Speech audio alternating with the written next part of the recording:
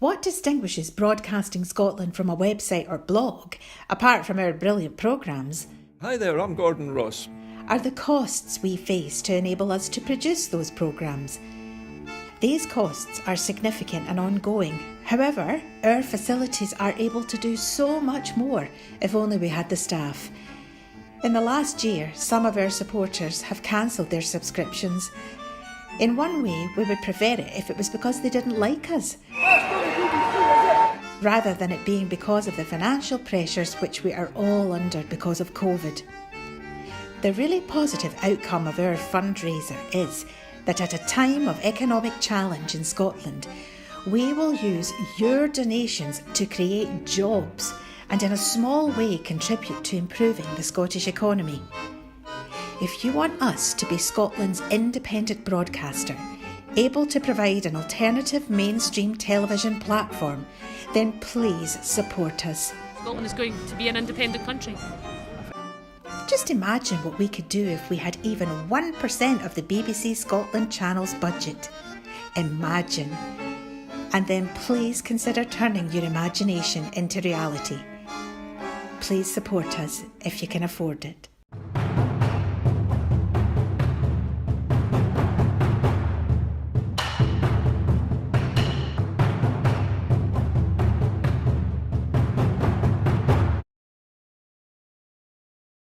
Science, innovation and technology.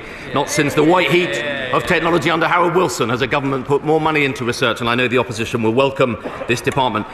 Can I say that no sector embodies the opportunity more than space, and that's why in the last 10 years we're proud to have doubled the size of the sector to £16 billion.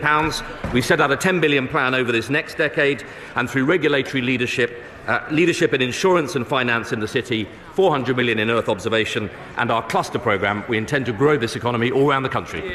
Vicky Ford. As a science geek, I love this new department. The Chelmsford-based company Teledyne E2V is the world leader in space imaging, and when the earthquake hit Turkey and Syria, their technology from way up there in space pinpointed the exact location of collapsed businesses, sent rescuers to the spot and saved lives. They also provide crucial monitoring of our planet's air, oceans and volcanoes via the Copernicus programme.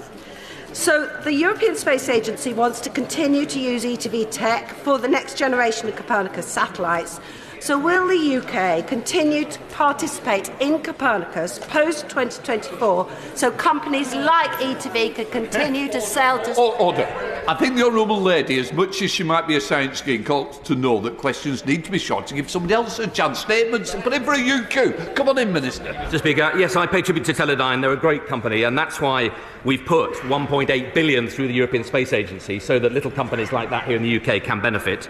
And on Friday I was visiting Space East, and we've supported the Space East cluster that they're part of. Following the Northern Ireland Protocol Agreement, the Windsor Framework, we're now actively discussing with the EU the membership of Horizon, Copernicus and Euratom, and funding Earth observation programmes in any case.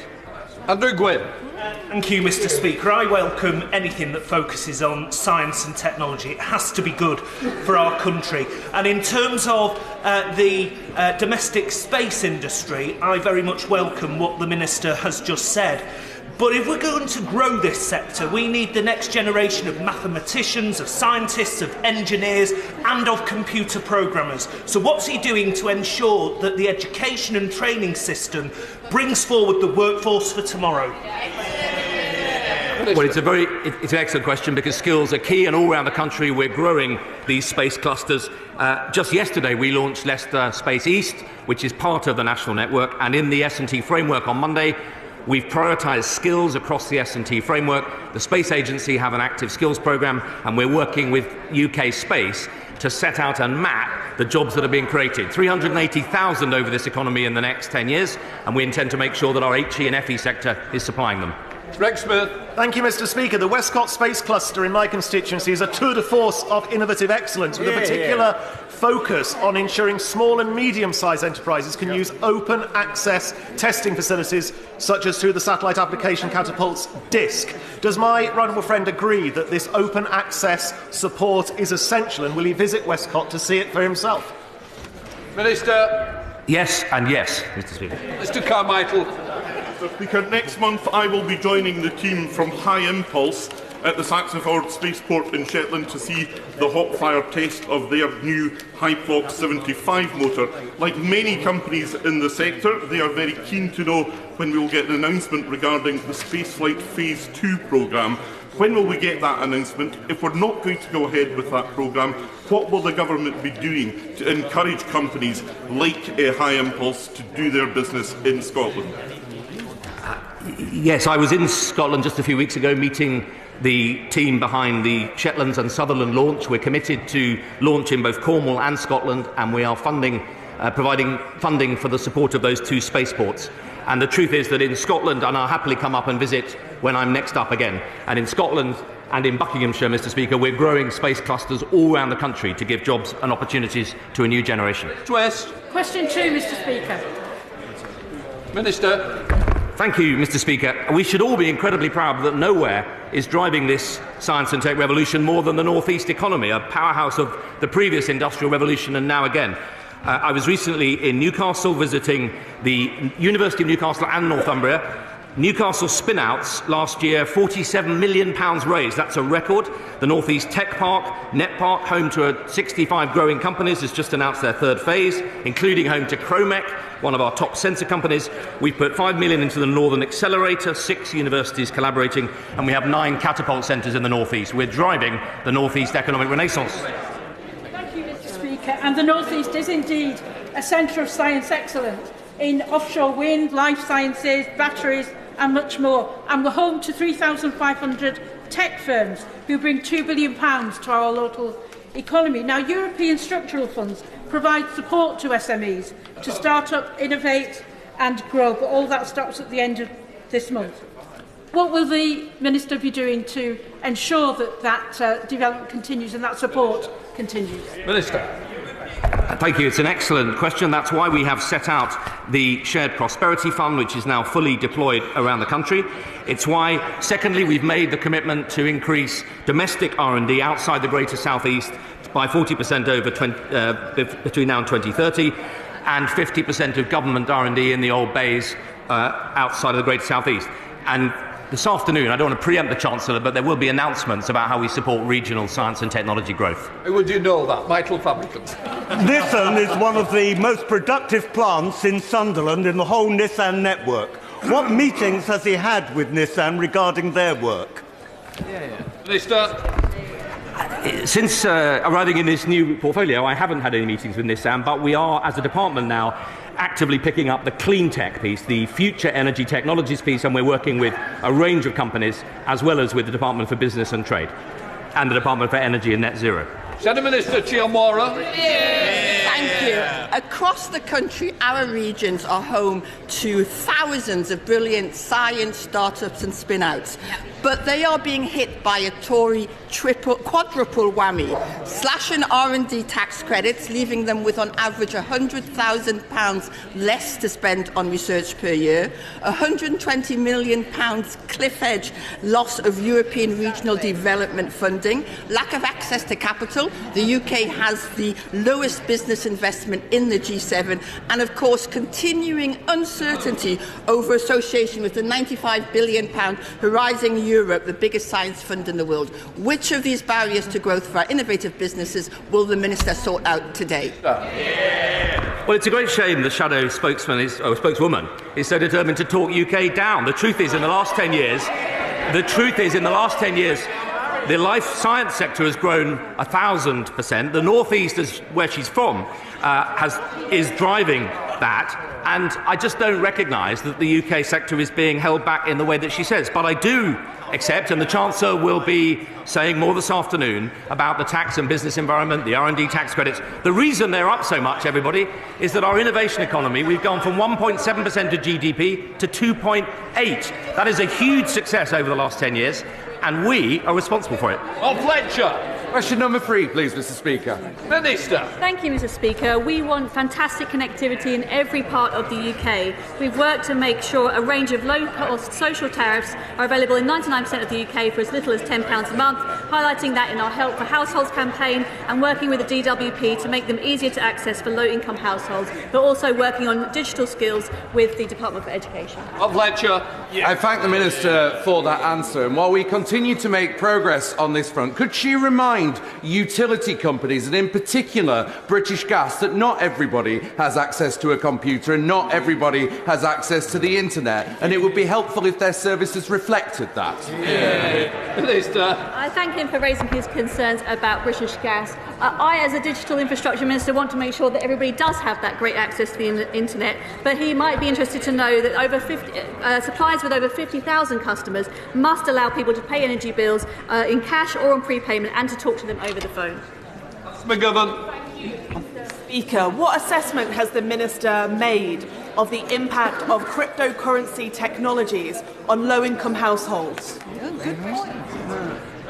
Thank you for her question. I confess that the cryptocurrency issue is not within my portfolio, but I should be happy to refer her to a minister who may be able to answer. Number 4, Mr. Speaker. Minister. Thank you, Mr. Speaker. With permission, Mr. Speaker, I will answer questions 4 and 9 together.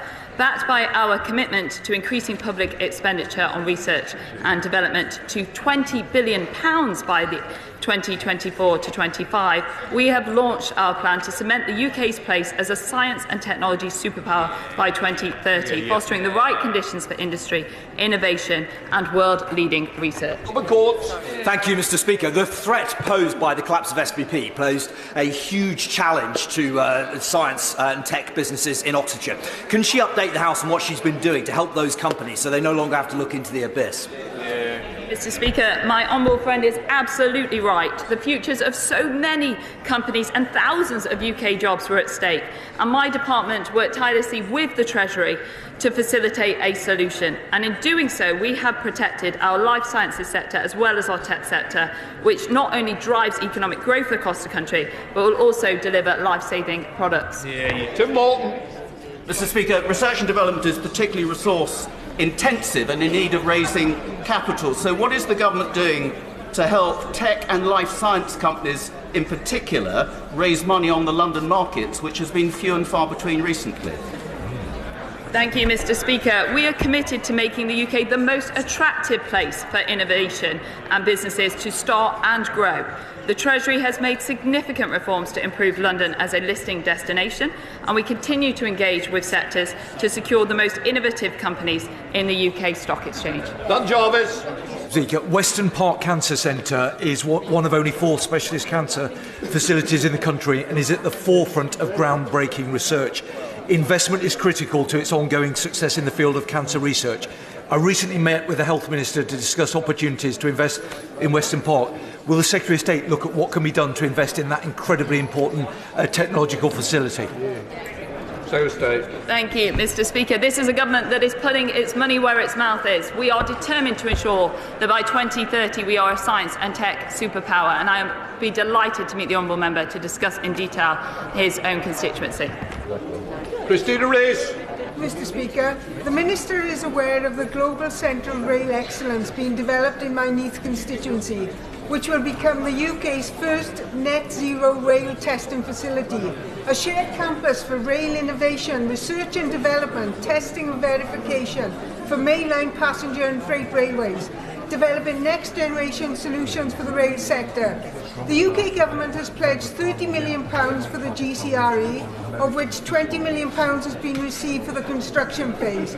Will the Minister reconfirm her Government's commitment to deliver the remaining £10 million for research and development? Secretary of State. Thank you, Mr. Speaker. I was unsure as that question, but this government is investing a great deal, £20 billion by 24-25. We are determined to ensure that we become a science and tech superpower. This department has already hit the ground running and produced the science and tech framework and announced £370 million of additional funding. I'm happy to meet with the honourable member to discuss in detail exactly the point that she was trying to raise. Carol Monaghan, the SNP spokesperson. Thank you, Mr. Speaker. Last week, Stephen Phipson, the head of Make UK, said Horizon had always been one of those areas of the EU budget, where the UK gets out more than it puts in. While the Secretary of State dithers about whether association is value for money, researchers are leaving the UK for better opportunities abroad, where they can develop rich collaborations and enjoy freedom of movement. This issue needs urgent action, so when will we have a decision on whether the UK will associate to Horizon? Thank you, Mr. Speaker. We have not changed our position regarding Horizon, and association was in the TCA, and we welcome the EU's recent openness to discussion after 2 years of delay, and this was a matter that I discussed directly with the EU Ambassador yesterday. Stephen Bonner. Number 5, Mr. Speaker. Secretary of State. Thank you, Mr. Speaker. My department's work will ensure that we are breaking down barriers and levelling the playing field so that more women can enter STEM jobs in research and innovation. This includes UKRI's funded STEM ambassadors in school, and just last week the government announced £150,000 funding to support women who have taken career breaks and need skills to get back into STEM careers. Stephen Bonner. Mr. Speaker, thanks to Brexit, universities in the UK have lost almost £1 billion in EU funds, with 115 cancelled grants last year alone. Unfortunately, many EU-based workers, like researchers, now feel unwelcome by the hostility of the United Kingdom and have followed the funding out of the UK. My constituent, Miss McCallum's long-term partner, is French. He is unable to secure a visa to work in our STEM sector. The complexities of the system and the cost attached are making it impossible for him to choose to reside in Scotland. What steps is she taking to reduce visa costs for skilled workers, incentivising them to come to the UK and set up home here with their families? Thank you, Mr. Speaker.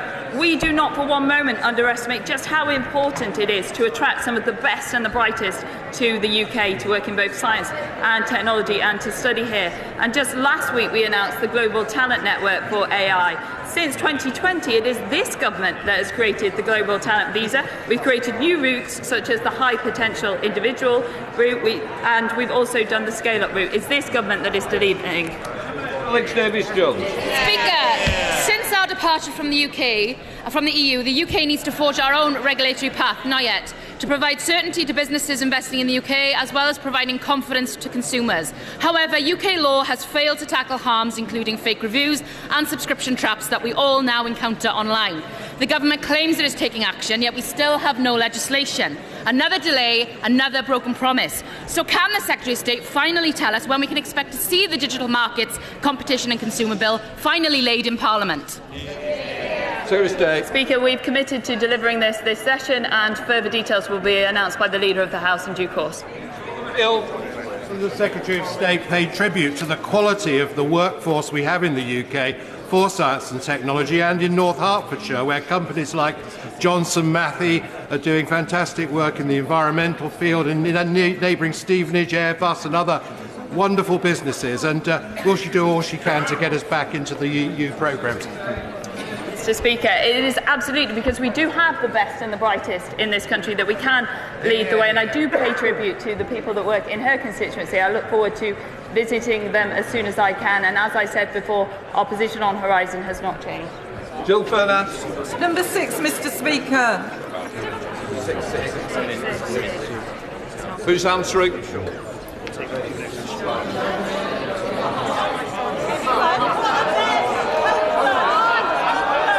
One of you, Secretary of State. Thank you, Mr. Speaker. Since 2016, Innovate UK's Women in Innovation programme has been empowering women in innovation, and since the launch of the campaign, the number of women leading applications for grants to Innovate UK has raised by 70%.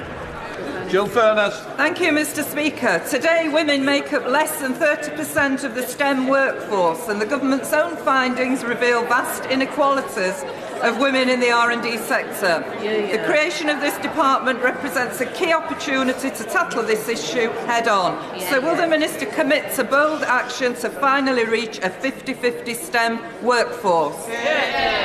Thursday. Yeah, we made this a key part of our science and technology framework because it is absolutely essential that we are empowering and enabling individuals and creating those skills from the off. UKRI have already funded STEM inspiration programmes such as the STEM Ambassadors. There's a lot of initiatives that I could take her through, but obviously we're short on time, but we are trying our very best to encourage women and level the playing field. Maria Miller. Mr. Speaker, a trade delegation of more than 40 women who run technology and science businesses in Canada were welcomed by the Trade Secretary at a business event in Lancaster House yesterday. Does my right honourable friend agree with me that support for women in tech across the globe should be an important part of all our international trade work?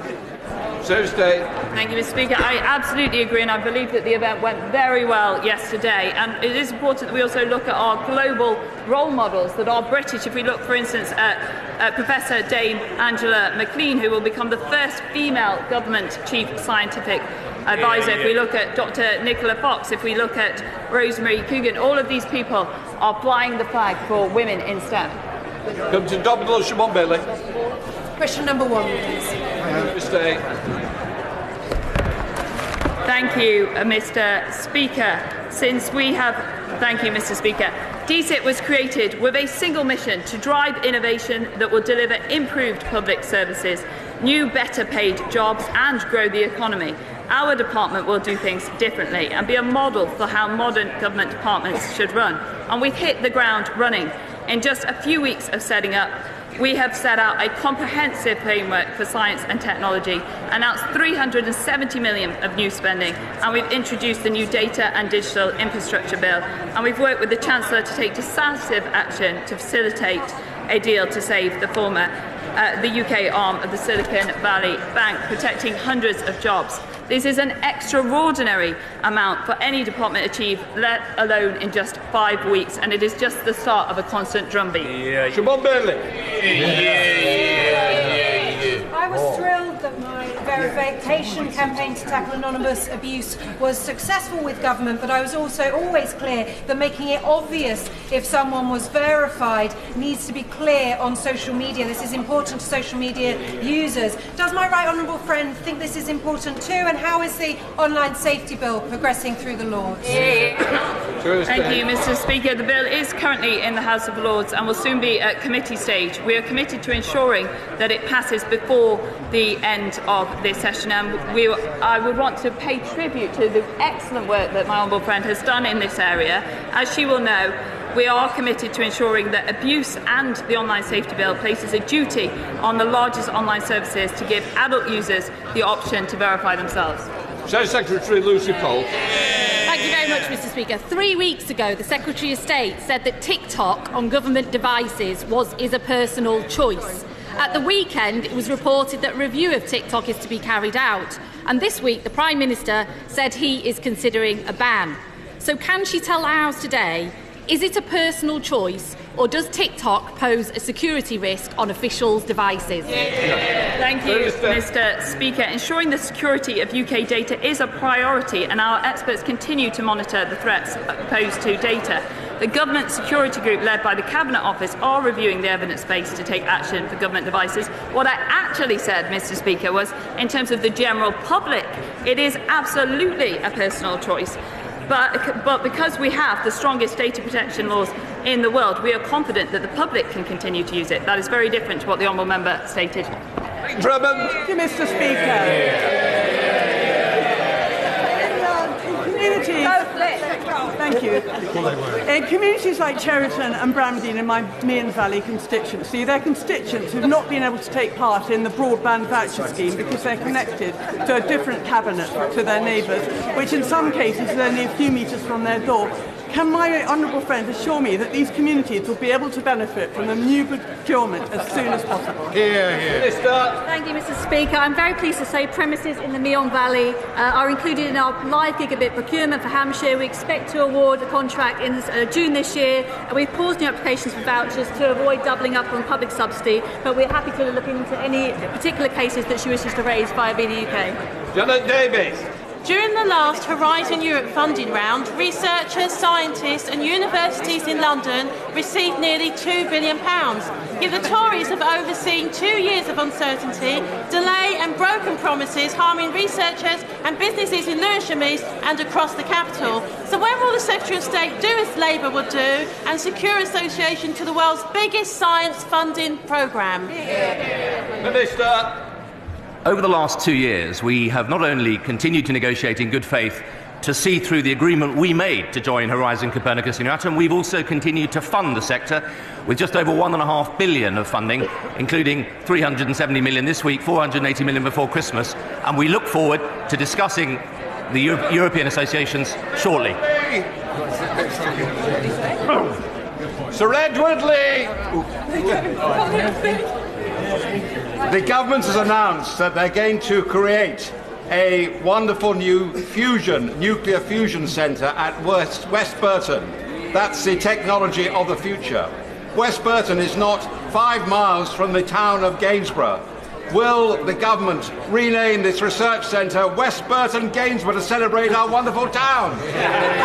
Minister. He makes an excellent point. It's a very exciting facility which will see this country lead in the industrial deployment of fusion connectivity to the grid.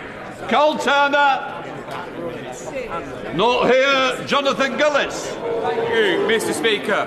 I would like to ask the Minister, will he join a meeting with Councillor Abby Brown and myself to see the power of Silicon Stoke ready to be unleashed alongside our fantastic gigabit broadband rollout, our world-class university, established university, and of course the digital T-levels that we already have on display, so we can truly create those fantastic new jobs for the future.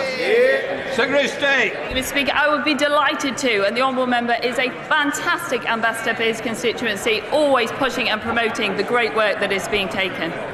Mr. Speaker, according to Tech Nation, Slough, the Silicon Valley of the UK, has experienced a 536% increase in the formation of digital startups since the last decade. So, Minister, given that artificial intelligence is a strategic importance to the UK, why has the government cut research and development tax credits for SMEs? Anybody, Minister? The honourable gentleman will know that there is a review going on about R&D tax credits. The Chancellor will be standing up later, but the Tech Nation and the work that's been done over the last decade means that we've got a great tech ecosystem to build on. William Cates. Thank you, Mr. Speaker. A year ago, the Department announced that Penistone had been chosen for a UK first trial to deliver high-speed broadband through water pipes. This Fibre in the Water project, in partnership with Yorkshire Water, is of huge interest to my constituents, as it promises the opportunity for rural areas to access high-speed broadband without the cost and inconvenience of major infrastructure works. So can the Department update me as to the progress of this project and how quickly my constituents might see the benefits? Minister.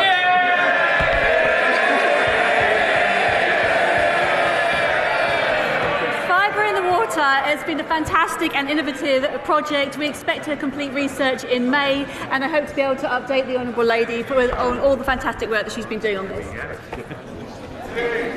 Before we come to Prime Minister's questions, I'd like to point out that live subtitles and the British Sign Language interpretation of proceedings are available to watch on ParliamentLive.tv. We start with questions to Prime Minister Jess Phillips.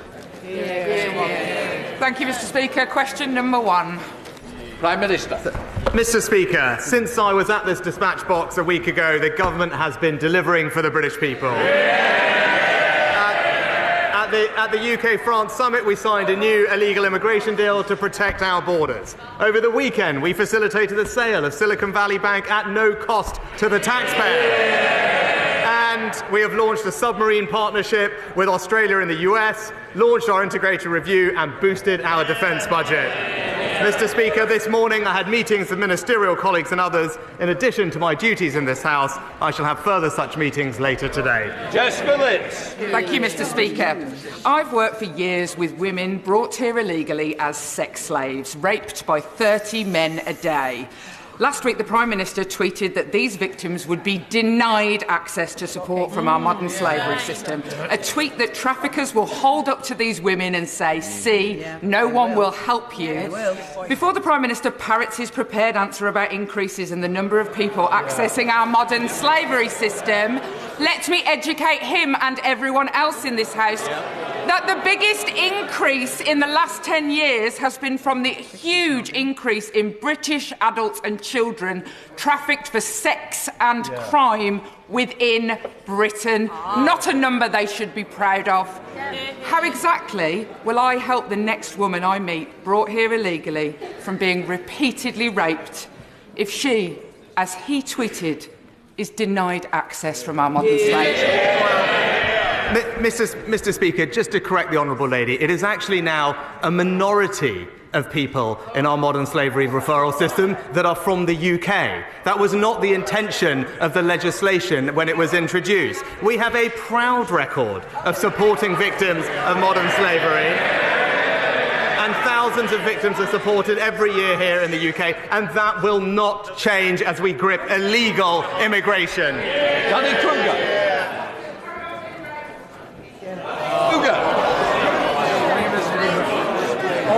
Mr. Speaker, on Monday, the Home Secretary said that in recent decades the immigration to this country has been too high, and all the benches opposite howled their disapproval. They want higher immigration, not lower.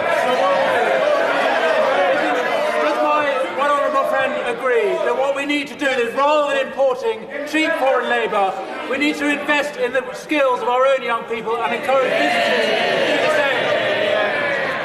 Well, Mr. Speaker, my honourable friend is right that we do need to encourage long-term investment in the domestic workforce. We'll hear more from this in the Chancellor later this afternoon, but the Department for Work and Pensions is directing support at sectors with labour shortages like construction and social care, and our new skills boot camps are part of a dramatic rebooting of our skills system to support workers to get the skills that they need. We now come to the Leader of the Opposition, Keir Starmer. Thank you, Mr. Speaker. Last summer, the Prime Minister claimed he wanted to protect free speech and put a stop to no platforming. So how concerned was he by last week's campaign by Tory MPs to cancel a broadcaster?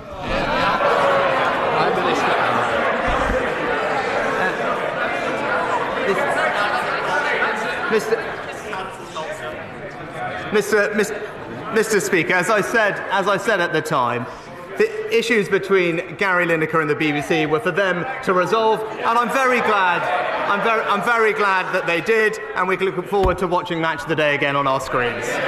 Keir Starmer. Mr. Speaker, the sight of them howling with rage over a tweet, signing greening letters in their dozens, desperately trying to cancel a football highlights show. That should have been laughable. Instead, it led to a farcical weekend, with the national broadcast being accused of dancing to the government's tune by its own employees. Rather than blame everyone else, why doesn't he take some responsibility, stand up to his snowflake MPs waging war on free speech?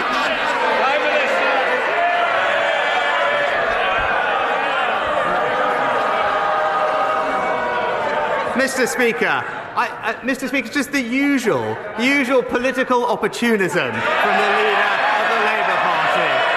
Because I don't know if he noticed. But actually, first the Shadow Attorney General and then the Shadow Home Secretary actually criticised the language that had been used in the tweet. But what a surprise! What a surprise. He saw the chance to jump on a political bandwagon and changed his mind. Keir Starmer. So, Mr. Speaker, I'm not being funny. I think our constituents want to get to the budget. The more that you shout, the more you progress questions. So please, my constituents interested if yours aren't. Keir Starmer. Mr. Speaker, they want more of a Prime Minister who doesn't understand. You can disagree with what somebody says, but still defend their right to say it. He doesn't understand that. We're in a real problem.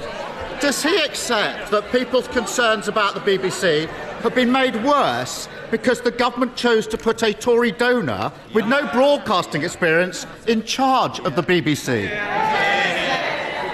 Prime Minister. Mr. Speaker, as he well knows, the BBC chairman was appointed before I became Prime Minister. He was appointed. He was appointed. And the same applies to this side. This budget matters to the people of this country. They want to hear it. Don't keep questions going longer than need be. Prime Minister. Mr. Speaker, there was a rigorous, independent and long-established process. That appointment was supported by expert panel members, as well as the cross-party DCMS Select Committee. Now, it's right. That process is being independently reviewed by the Office for Commissioner of Public Appointments, and we should allow that review to conclude. Keir Starmer. Mr. Speaker, the problem is the chair of the BBC isn't just any old Tory donor. He's so close to the Prime Minister. Order. Mr. Fabricant, I want you to be in for the budget. Cup of teas don't want to come that early. Mr. Speaker, he's no ordinary Tory donor. He's so close to the Prime Minister, he's been described as his mentor. He helped arrange an £800,000 credit line for the former Prime Minister, a minor detail he forgot to tell the Select Committee, which scrutinised his appointment. Does the Prime Minister think that his friend's position is still tenable? Prime Minister. Well, Mr. Speaker, as I've just said, the Independent Office for Commissioner of Public Appointments is reviewing what was a rigorous, independent process to appoint the chairman. Instead of prejudging and preempting that review, we should let it conclude and wait for the outcome. That is the right way to do things, and that's what the government will do. Keir Starmer. Mr. Speaker, when people with links to the Tory party somehow find themselves in senior positions at the BBC, it's important that their impartiality is seen to be beyond reproach. So has the Prime Minister received assurances that no one with links to the Tory party was lobbied by Tory MPs or involved in the decision that saw Match of the Day effectively cancelled? Prime Minister. Mr. Speaker, as I said, these are matters. These are matters for the BBC to resolve. And it's right. It's right that the BBC, as an important institution, takes its obligations to impartiality seriously.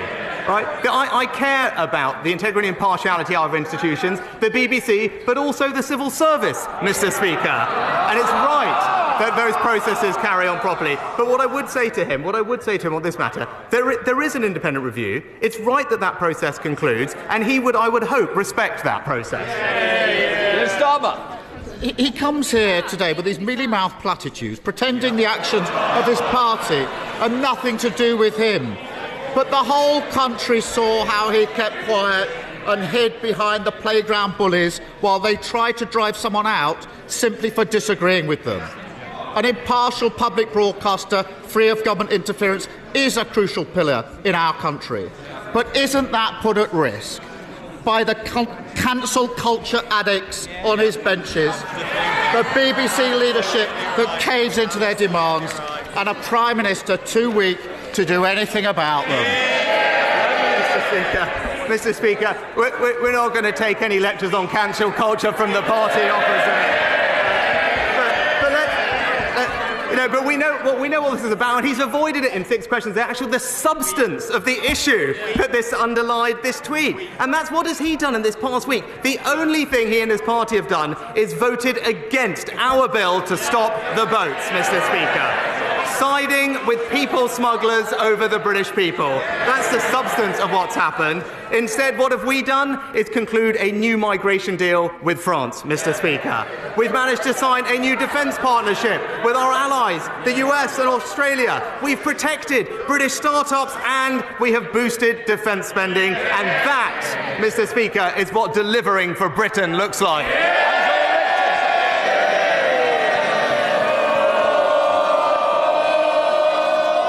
Can I just say to you, the biggest day in the House, and you want to carry on cheering? I'll tell you what, I'll be quiet. Because there is plenty of rumours I've mentioned in the tea room for all sides.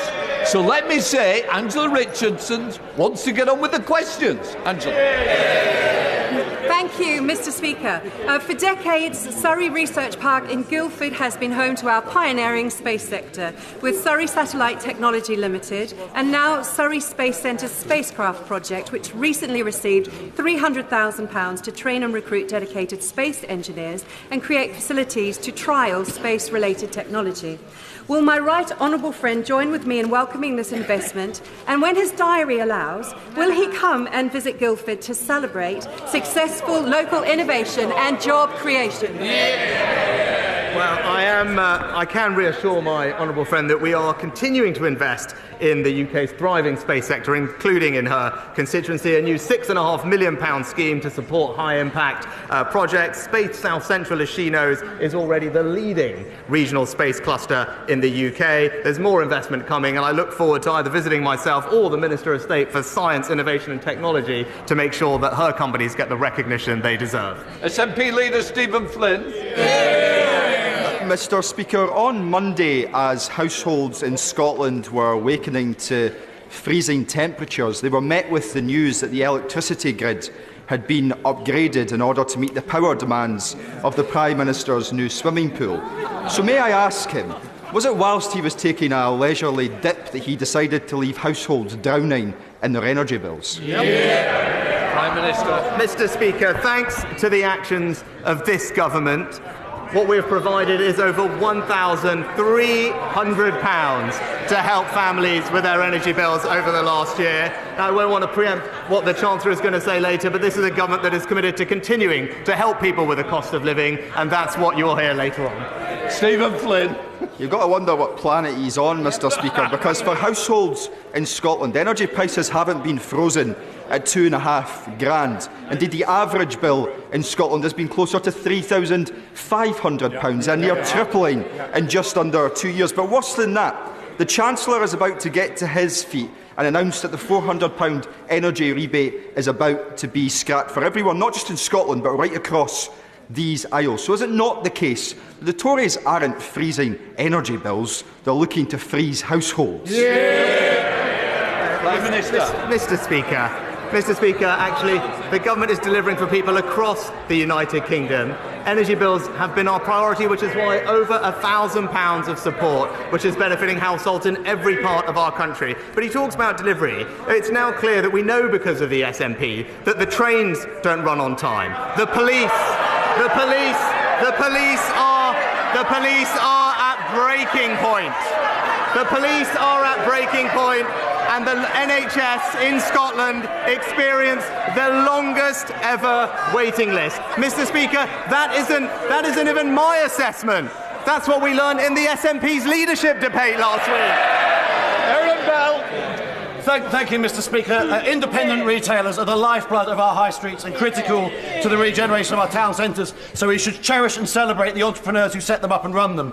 With that in mind, would the Prime Minister join me in congratulating the winners of my recent competition to find Newcastle's best-loved independent shops and market stalls, namely Tony Price Quality Butchers, Me Julie's, Cheeky Cheesecakes, and the overall winner, Anasma Greek Bakery, who only opened in January 2021 and are already expanding to a second site. Prime Minister. Well, I agree with my honourable friend about the incredible benefit that small businesses and independent retailers bring to our high streets and our economy. I congratulate the team at Anasma Greek Bakery for winning the competition, and I know that they will feel reassured by their government's investment in his constituency through the Towns deal that they have, and of course funding from the Future High Streets Fund. Stephen Furry. Thank you very much, Mr. Speaker. Just ahead of St Patrick's Day, can I thank the Prime Minister for his recent deep engagement with Northern Ireland, in particular the conclusion of the Windsor Framework, and hopefully we will see the Executive restored shortly. However, that Executive is facing a spiral of budget cuts, which will stop it from transforming public services on an invest-to-save basis and investing in a prosperity agenda. So will the Prime Minister and indeed the Chancellor work with the Northern Ireland parties on a financial package in order to transform Northern Ireland, accepting the need for strict conditions and a real focus on key areas such as health, education, skills and infrastructure?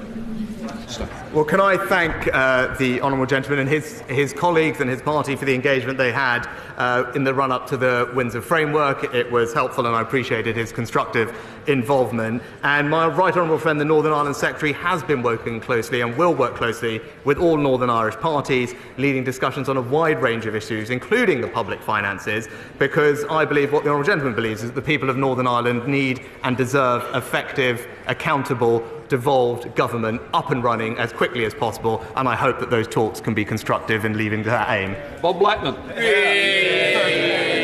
Thank you, Mr. Speaker. In 2016, the current Mayor of London promised 0 strikes on London Underground.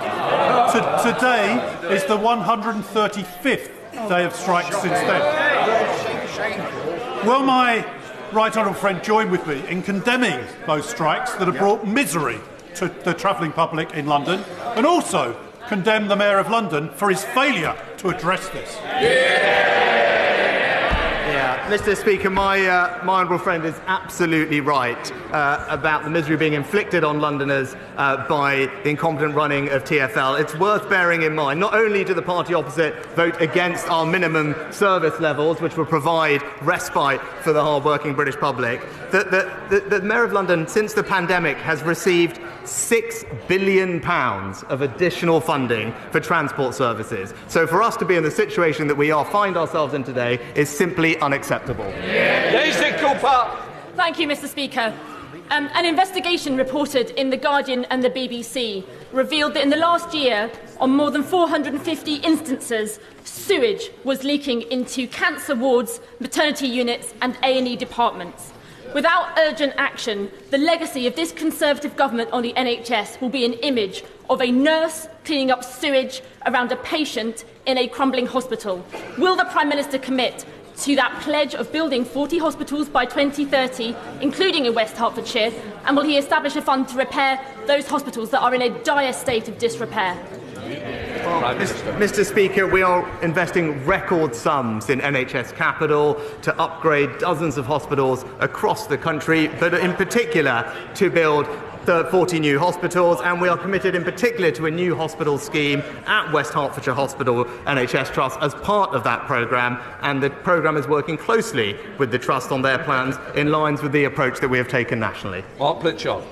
Speaker, does the Prime Minister agree with me that agri-tech is a vital part of the UK economy, and in particular the excellent work of the Crop and Environment Research Centre at Harper Adams University in Shropshire? I know he has a busy schedule, but could he dispatch the Secretary of State to come and look at that research centre, and in particular the women leading science and maths at Harper Adams, and indeed leading the world? Well, Mr. Speaker, I agree with my honourable friend, and in particular Harper Adams is a fantastic example of the type of innovation and skills provision that we need in our agri-tech sector, and that's why I'm pleased post-Brexit that we can introduce the gene editing bill, Mr. Speaker, which will help drive productivity and efficiency in our agricultural sector even further.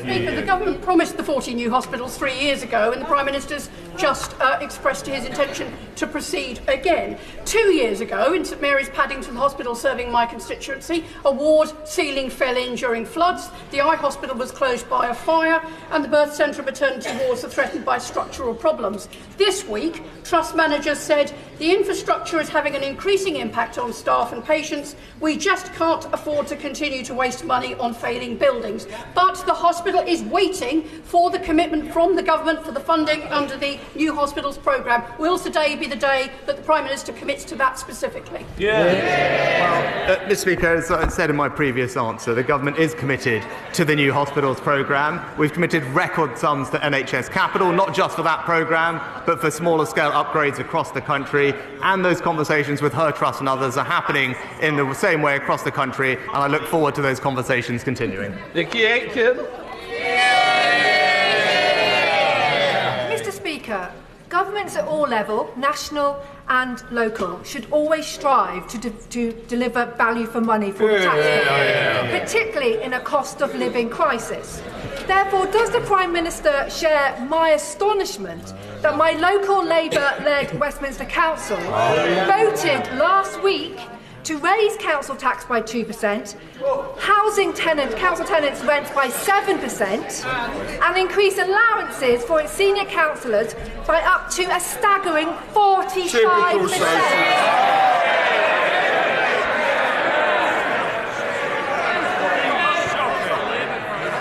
You've got to answer.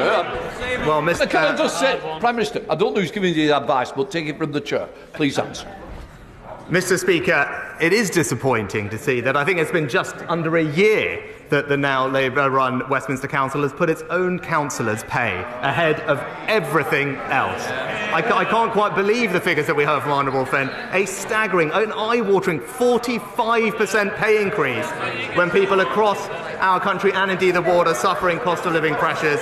It's clear, Mr. Speaker, that it's only Conservative-run councils that deliver for their residents. Thank you, Mr. Speaker. Mr. Speaker, every child in the UK is entitled to free NHS dental treatment, but with 80% of practices not accepting children as new patients, is the Prime Minister proud of his record on our children's dental health? Mr. Speaker, we're investing £3 billion in NHS dentistry, and because of the reforms to the contract, there will be about 10% more activity this year above contracted levels. There are 500 more dentists in the NHS today, but also, I think, almost a 45% increase in the amount of dental care being provided to children. Eric Thomas. Mr. Speaker, 5 years ago, £40 million of public funds were set aside for brain tumour research, but recent government figures suggest that a little as a quarter of that money has been deployed to researchers. The mechanism to distribute research funding effectively is broken. As a result, the brain tumour community has not seen the breakthroughs in treatment and survival rates that many of us believe they should have. Does my friend the Prime Minister agree with me that a unique, complex disease needs a unique response? And in what is Brain Tumour Awareness Month, will he make brain cancer a critical research priority across all cancers? Well, can I thank my honourable friend for his thoughtful and powerful question. He's absolutely right about the importance of medical research being expedited so we can deliver better care for the people who are affected. I'll make sure that he gets a meeting with the relevant minister so we can ensure that that funding gets out to the people who need it and we can bring relief to them as quickly as we can. Joanna Chung. Thank you, Mr. Speaker. With the encouragement of the British government, female prosecutors and female judges in Afghanistan stood up for the rule of law and for a more inclusive and equal nation. Those left behind are in mortal danger. Last year, I met with senior officials at the Foreign Office who were open to making a specific case for at least some of these women to be relocated to the United Kingdom, but nothing has happened since then. This dire situation requires a prime ministerial intervention. So I'm not asking to meet the Prime Minister's officials or his ministers. I'm asking him directly, will he meet with me to see what we can do for these women? Prime Minister. I'm very happy to meet with the Honourable Lady, and she will know that we take our obligations to those who helped and served in Afghanistan extremely seriously, both through the ARAP scheme and the ACRS scheme. We have already brought 20,000 refugees from Afghanistan to the UK. We've worked closely with the UNHCR and others on those legal routes, but I'd be happy to meet with her to ensure that we're targeting our compassion, our generosity on the people who most need it and not those who are coming here illegally. Caroline Ansell. Mr. Speaker, at the height of the pandemic, centre-assessed grades allowed our young people to move forward with their lives. Lara, my very brave young constituent, is now battling cancer and will not sit the GCSE exams she has worked so hard for and could be left with only a certificate of recognition. In exceptional circumstances such as these, why can't the same principle apply? Would my right honourable friend, the Prime Minister, look compassionately at this situation?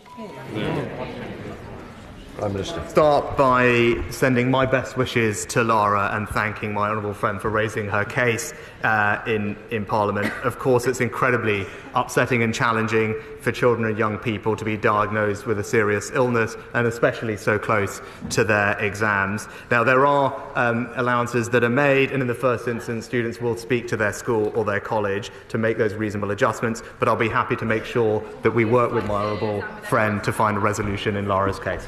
Dr. Rupahat. Mr. Speaker, I welcome the PM's numeracy drive, but did he know that some 7.1 million adults in England are functionally illiterate? It's often diagnosed late in life, like with TV's J Blades, if at all.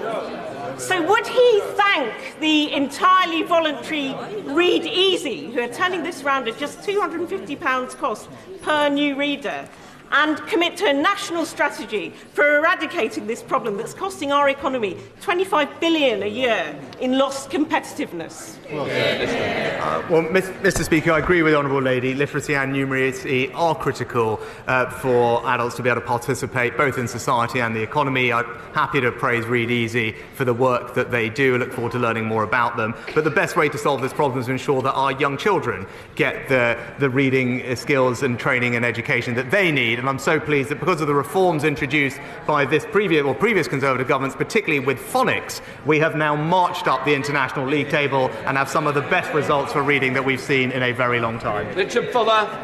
Thank you, Mr. Speaker. More than a quarter of the economic output of this country is in sectors overseen by some of our major regulators, such as Ofwat and Ofgem. But historically, there's been very little in the way of oversight to say whether they're doing a good job or a bad job, whether they're achieving international best practice or not. So can the Prime Minister look to see what he can do to address this historical oversight and enable regulators to play their part in ensuring economic growth? Well, Mr. Speaker, as always, my honourable friend makes a very thoughtful point, and he's absolutely right about the importance of our regulators in driving growth, competitive investment in our economy. I know the Chancellor will have something to say on this later on, but he should rest assured that we will keep at it to make sure that there is accountability and oversight of our regulators. We all want to see more growth in our economy, and they need to play their part in delivering it. Reb Stringer.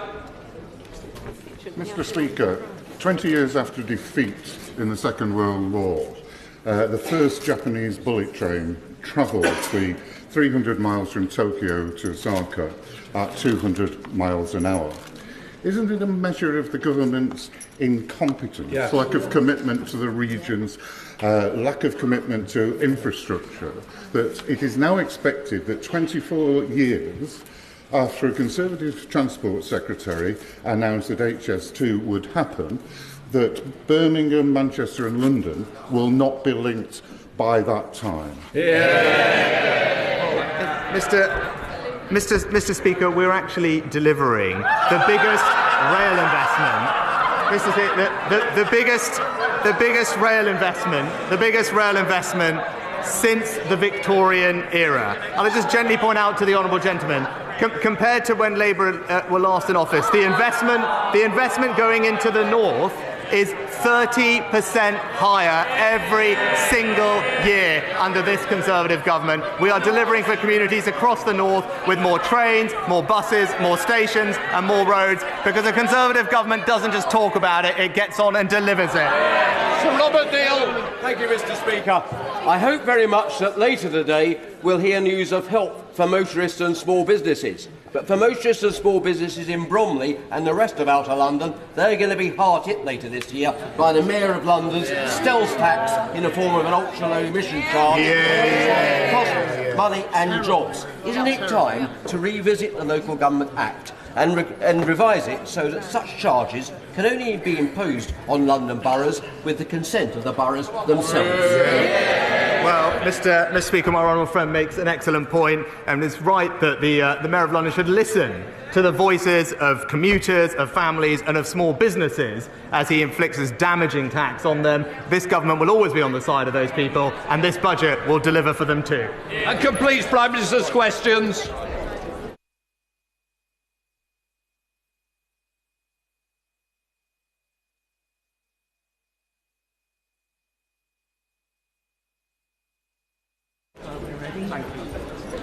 Order! Order! Before I call the Chancellor of the Exchequer, I have to remind honourable members that copies of the budget resolutions will be available to them from the vote office in Members' Lobby at the end of the Chancellor's statement and, of course, online. It might also be helpful for some people who are following our proceedings to know that British Sign Language interpretation of the statement, which will continue until the end of the speech of the spokesman for the Scottish National Party, is available to watch on parliamentlive.tv advert. Live subtitling will also be available for the Chancellor's speech and the remainder of today's debate. I hardly need remind honourable members, but I will do for good measure, that they may not make interventions during the Chancellor's statement, nor indeed during the replies of the Leader of the Opposition, or even of the spokesman for the Scottish National Party. Call the Chancellor of the Exchequer.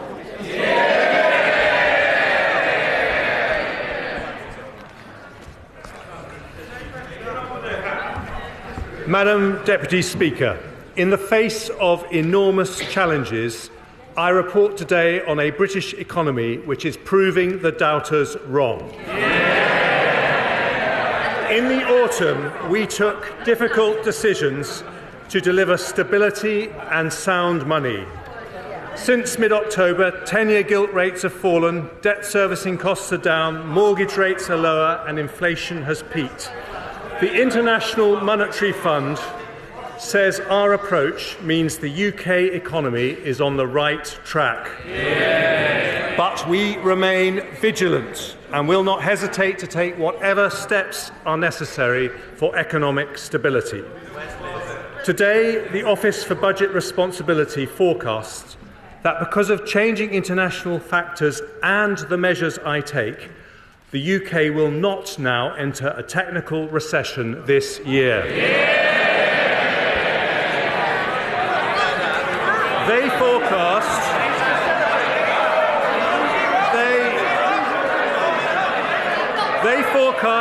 we will meet the Prime Minister's priorities to halve inflation, reduce debt and get the economy growing. We are following the plan and the plan is working. But that's not all we've done.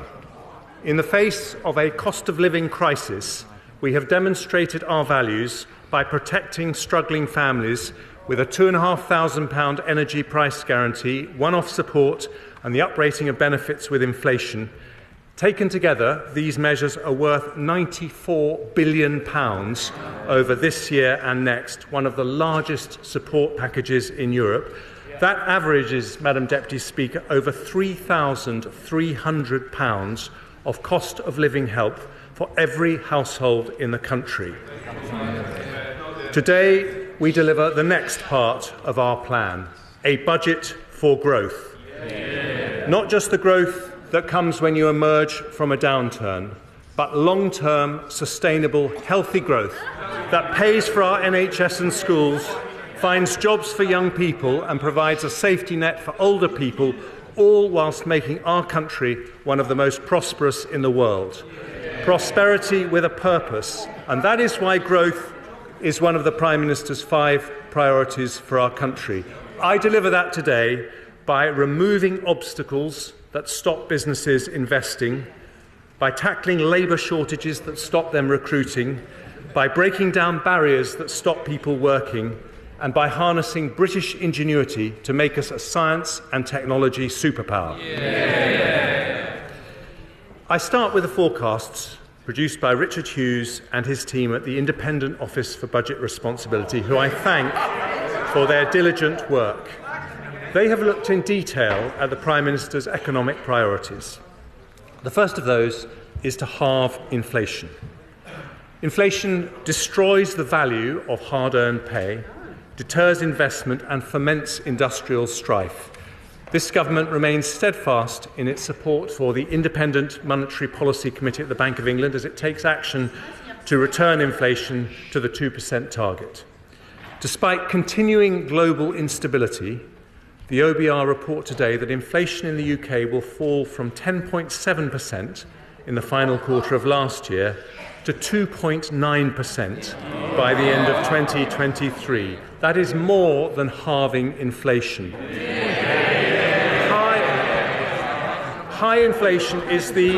High inflation, Madam Deputy Speaker, is the root cause of the strikes we've seen in recent months. We will continue to work hard to settle those disputes, but only in a way that does not fuel inflation. Part of the fall in inflation predicted by the OBR happens because of additional measures I take today. Firstly, I recognise that even though wholesale energy prices have been falling, there is still enormous pressure on family finances. Some people remain in real distress, and we should always stand ready to help when we can. So after listening to representations from Martin Lewis and other experts, I today confirm that the energy price guarantee will remain at £2,500 for the next 3 months. This means the £2,500 cap for the typical household will remain in place when energy prices remain high ahead of an expected fall in prices from July. This measure will save the average family a further £160 on top of the energy support measures already announced. The second measure concerns over 4 million households on prepayment meters. They're often the poorest households, but they currently pay more than comparable customers on direct debit. Ofgem has already agreed with suppliers a temporary suspension to forced installations of prepayment meters, but today I go further and confirm we will bring their charges in line with comparable direct debit charges. Under a Conservative government, the energy premium paid by our poorest customers, our poorest households, is coming to an end. Next, I have listened to representations from the honourable members for East Devon, North Cornwall, Colne Valley and Central Suffolk and North Ipswich about the risk to community facilities, especially swimming pools, caused by high costs. When times are tough, such facilities matter even more. So today I am providing a £63 million fund. Order!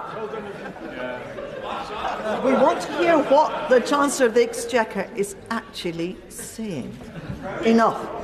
Chancellor. Today I am providing a £63 million fund to keep our public leisure centres and pools afloat. I have also heard from my right honourable friend, the Charities Minister, and his Secretary of State about the brilliant work third sector organisations are doing to help people struggling in tough times. They can often reach people in need that central or local government cannot. So I will give his department £100 million to support thousands of local charities and community organisations do their fantastic work. I also note the personal courage of one of my predecessors, my right honourable friend from Bromsgrove, in talking about the tragedy of suicide and the importance of preventing it. We already invest a lot in this area, but I will assign an extra £10 million over the next 2 years, nearly £1 million for every year that he's been in Parliament, to help the voluntary sector play an even bigger role in stopping families experiencing that intolerable heartache. My penultimate cost of living measure concerns one of our other most treasured community institutions, the Great British Pub. In December, I extended the alcohol duty freeze until the 1st of August, after which duties will go up in line with inflation in the usual way. But today I will do something that was not possible when we were in the EU and significantly increase the generosity of draft relief so that from the 1st of August the duty on draft products in pubs will be up to 11 pence lower than the duty in supermarkets. It's a differential a Conservative government will maintain as part of a new Brexit pubs guarantee. Madam Deputy Speaker, British ale is warm, but the duty on a pint is frozen. And even better, even better, thanks to the Windsor framework negotiated by my right honourable friend the Prime Minister, that change will now apply to every pub in Northern Ireland. And finally, Madam Deputy Speaker, I've heard the representations from the Honourable Member for Stoke-on-Trent North, my right honourable friend for Witham, and my right honourable friend from South Thanet and the Sun newspaper about the impact on motorists of the planned 11p rise in fuel duty. I noticed the party opposite called for a freeze on this duty. Somehow they forgot to tell the British people they have voted against every single fuel duty freeze for the last 12 years. Because inflation remains high, I have decided now is not the right time to uprate fuel duty with inflation or increase the duty. So here's what I'm going to do. For a further 12 months, I'm going to maintain the 5p cut, and I'm going to freeze fuel duty too. That saves the average driver £100 next year and around £200 since the 5p cut was introduced. Our energy price guarantee, fuel duty and duty on a pint all frozen in today's budget. That doesn't just help families, it helps the economy too, because their combined impact reduces CPI inflation by nearly 0.75% this year, lowering inflation when it is particularly high. I now turn to the Prime Minister's second priority, which is to reduce debt. Here too, our plan is on track. Underlying debt is forecast to be 92.4% of GDP next year, then 97.3%, 94.6%, 94.8%, before falling to 94.6% in 27-28. We are meeting the debt priority. And with a buffer of £6.5 billion, it means we are meeting our fiscal rule to have debt falling as a percentage of GDP by the fifth year of the forecast. As a proportion of GDP, our debt remains lower than the USA, Canada, France, Italy and Japan. And because of the decisions I take today and the improved outlook for public finances, underlying debt in 5 years' time is now forecast to be nearly 3 percentage points of GDP lower than it was in the autumn. That means more money for our public services and a lower burden for future generations, deeply held conservative values which we put into practice today. At the autumn statement, I also announced that public sector net borrowing must be below 3% of GDP over the same period. The OBR confirmed today that we're meeting that rule with a buffer of £39.2 billion. In fact, our deficit falls in every single year of the forecast, with borrowing falling from 5.1% of GDP in 23-24 to 3.2% to 2.8% to 2.2% and 1.7% in 27-28. Even better, in the final 2 years of the forecast, our current budget is in surplus, meaning we only borrow for investment and not for day-to-day spending.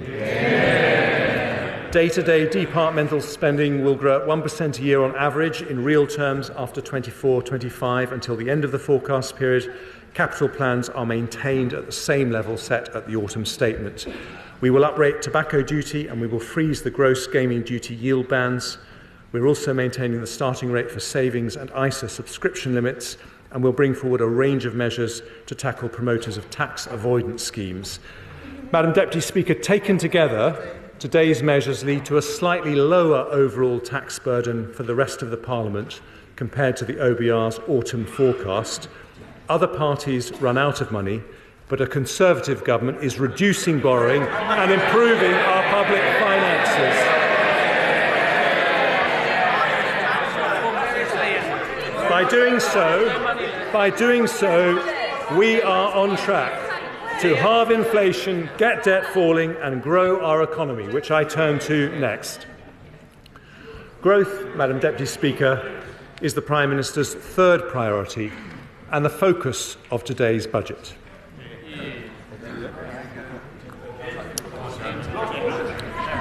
"13 years ago, we inherited an economy that had crashed.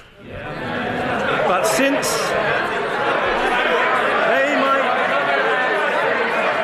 they might listen to this. They might want to listen to this.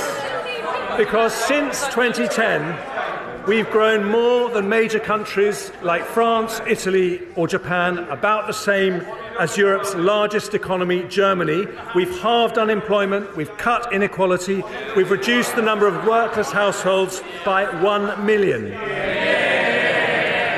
For the first time ever, because of rises in tax thresholds made by successive Conservative chancellors, people in our country can earn £1,000 a month without paying a penny of tax or national insurance. The party opposite opposed those tax reductions, but they have helped lift 2 million people out of absolute poverty after housing costs, including 400,000 pensioners and 500,000 children. That averages 80 pensioners and 100 children lifted out of poverty for every single day we've been in office. And today we face the future with extraordinary potential. The World Bank said that of all big European countries, we are the best place to do business. Global chief executives say that apart from America and China, we are the best country to invest in. We became the second country in the world to have a stock of foreign direct investment worth $2 trillion. And London has just pipped New York and 53 other global cities to be the best place in the world for female entrepreneurs.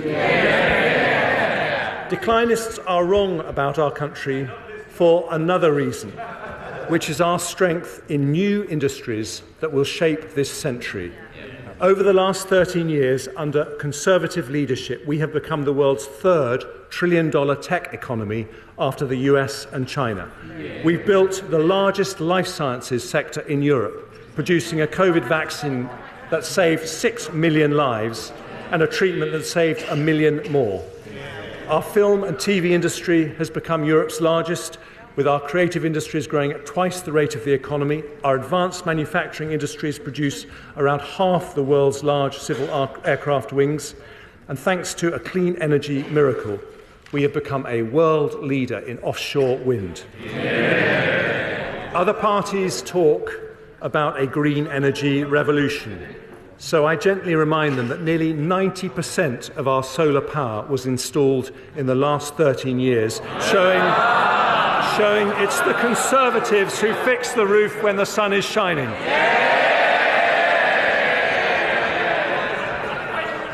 Now, let's turn to what the OBR say about our growth prospects. In November, they expected that the UK economy would enter recession in 2022 and contract by 1.4% in 23. That left many families feeling concerned about the future. But today, the OBR forecast we will not enter a recession at all this year, with a contraction of just 0.2%. And after this year, the UK economy will grow in every single year of the forecast period by 1.8% in 24, 2.5%, 2.1% and 1.9% in 27. They also expect the unemployment rate to rise by less than 1 percentage point to 4.4%, with 170,000 fewer people out of work compared to their autumn forecast. Madam Deputy Speaker, that return to growth has direct consequences for our role on the global stage. I am proud that we are giving the brave people of Ukraine more military support than anyone else in Europe. On Monday, we were able to go even further, with my right honourable friend announcing a £5 billion package of funding for the Ministry of Defence, an additional £2 billion next year and £3 billion the year after. Today, following representations from our persuasive Defence Secretary, I confirm that we will add a total of £11 billion to our defence budget over the next 5 years, and it will be nearly 2.25% of GDP by 2025. We were the first large European country to commit to 2% of GDP for defence, and we will now raise that to 2.5% as soon as fiscal and economic circumstances allow. And following representations from the equally persuasive Minister for Veterans Affairs, I am today also increasing support for our brave ex-servicemen and women. We will provide a package worth over £30 million to increase the capacity of the Office for Veterans Affairs, support veterans with injuries returning from their service, and increase the availability of veteran housing. But to be Europe's biggest defender of democracy, we must build Europe's most dynamic economy.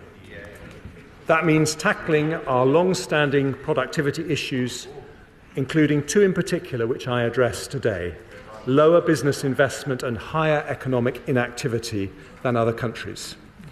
Too often, companies struggle to recruit, and even when they do, output per employee is lower. So today I set out the 4 pillars of our industrial strategy to address these issues. Colleagues will know from my Bloomberg speech they all conveniently start with the letter E: enterprise, employment, education and everywhere.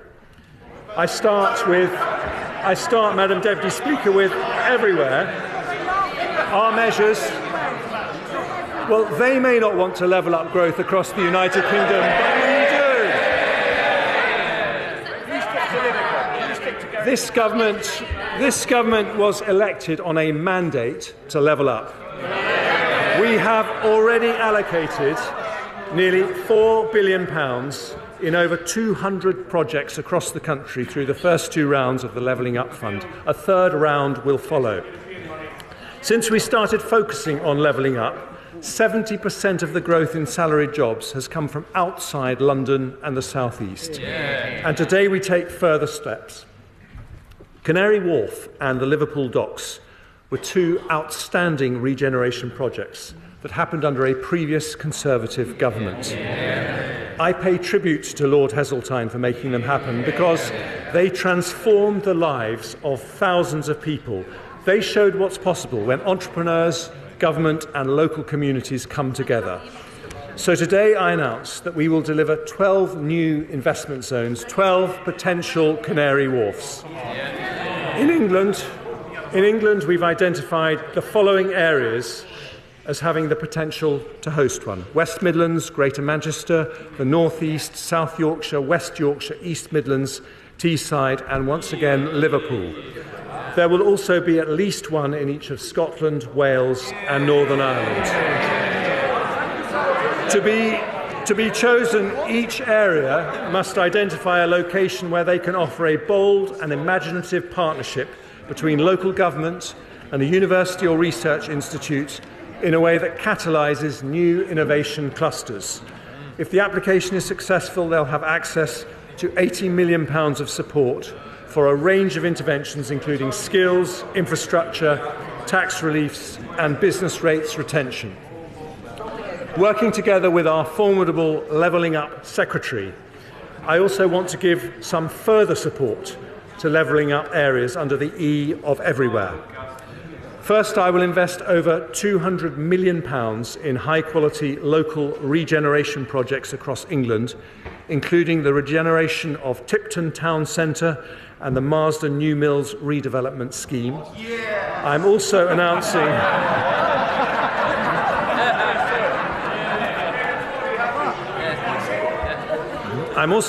a further £161 million for regeneration projects in mayoral combined authorities and the Greater London Authority, and I will make over £400 million available for new levelling up partnerships in areas that include Redcar and Cleveland, Blackburn, Oldham, Rochdale, Mansfield, South Tyneside and Bassetlaw.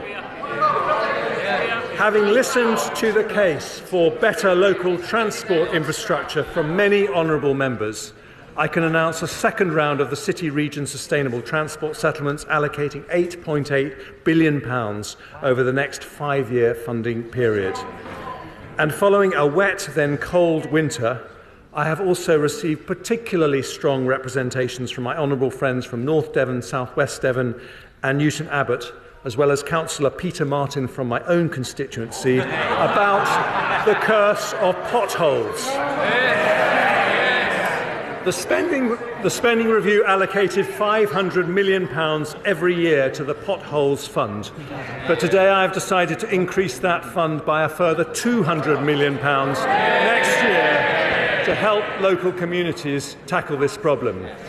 For Scotland, Wales and Northern Ireland, this budget delivers not only a new investment zone, but an additional £320 million for the Scottish Government, £180 million for the Welsh Government, and £130 million for the Northern Ireland Executive as a result of Barnett's consequentials. On top of which, in Scotland, I can announce up to £8.6 million of targeted funding for the Edinburgh Festivals, as well as £1.5 million funding to repair the Clodagh Bridge. I will provide £20 million of funding for the Welsh Government to restore the Holyhead breakwater, and in Northern Ireland I'm allocating up to £3 million to extend the Tackling Paramilitarism programme and up to £40 million to extend further and higher education participation. But, Madam Deputy Speaker, for levelling up to truly succeed, we need to unleash the civic entrepreneurship that's only possible when elected local leaders are able to fund and deliver solutions to their own challenges. That means giving them responsibility for local economic growth and the benefit from the upside when it happens. So this government will consult on transferring responsibilities for local economic development from local enterprise partnerships to local authorities from April 24. I will also boost mayors' financial autonomy by agreeing multi-year single settlements for the West Midlands and Greater Combined Manchester Authority in the next spending review, something I intend to roll out for all mayoral areas over time. I've also agreed a new long-term commitment so that they can retain 100% of their business rates, something I also hope to expand to other areas. Investment zones, regeneration projects, levelling up partnerships, local transport infrastructure and business rates retention, more control for local communities over their economic destiny, so we will level up wealth and opportunity everywhere. Today's priority is the Prime Minister's promise to grow the economy. We've talked about making that growth happen everywhere, so I now move on to my second E, enterprise. We need to be,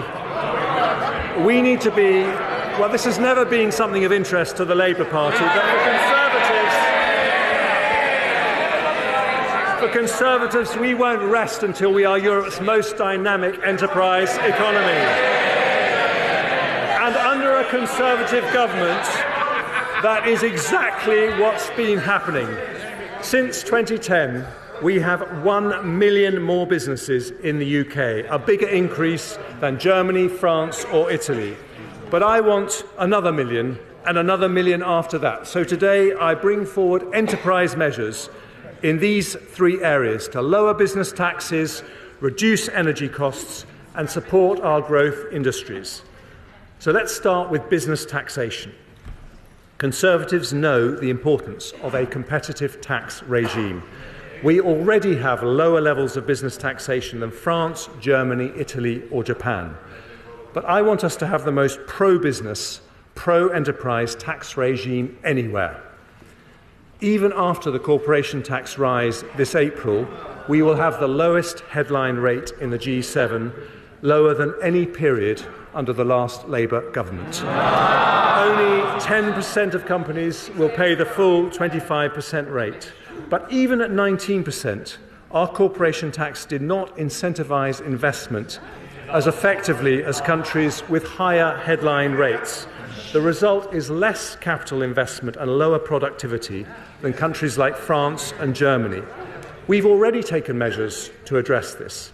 For larger business, we've had the super deduction, introduced by my right honourable friend, the Prime Minister, which ends this month. For smaller businesses, we've increased the annual investment allowance to £1 million, meaning 99% of all businesses can deduct the full value of all their investment from that year's taxable profits. If the super deduction was allowed to end without a replacement, we would have fallen down the international league tables on tax competitiveness and damaged growth. As a Conservative, I could not allow that to happen. So today I can announce we will introduce a new policy of full capital expensing for the next 3 years, with an intention to make it permanent as soon as we can responsibly do so. That means that every single pound a company invests in IT equipment, plant or machinery can be deducted in full and immediately from taxable profits. It is a corporation tax cut worth an average of £9 billion a year for every year that it's in place. And its impact on the economy will be huge. The OBR says it will increase in business investment by 3% for every year it's in place. This decision makes us the only major European country with full expensing and gives us the joint most generous capital allowance regime of any advanced economy. Madam Deputy Speaker, I understand the party opposite is reviewing business taxes. Let me save them the bother. They put them up, we cut them.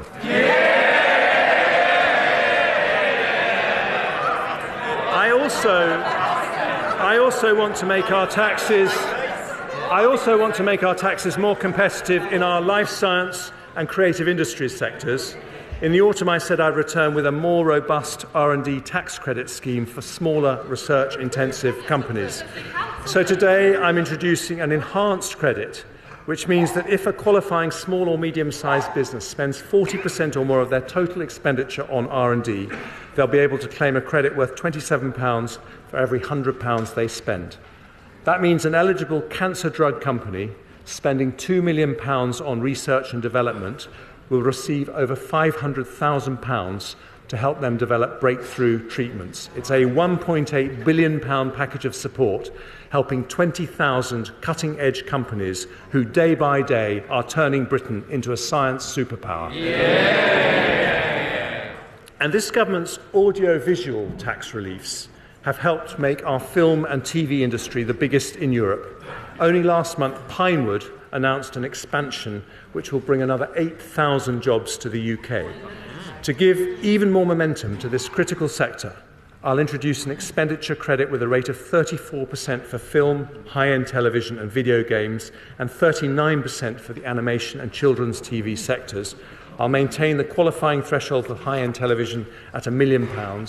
And because our theatres, orchestras and museums do such a brilliant job at attracting tourists to London and the UK, I'll extend for another 2 years their current 45% and 50% reliefs. Madam Deputy Speaker, an enterprise economy needs low taxes, but it also needs cheap and reliable energy.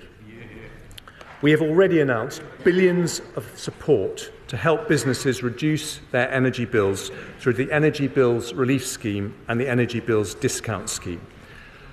We've appointed Dame Alison Rose, Chief Executive of NatWest, to co-chair our National Energy Efficiency Task Force and help deliver our national ambition to reduce energy use by 15%.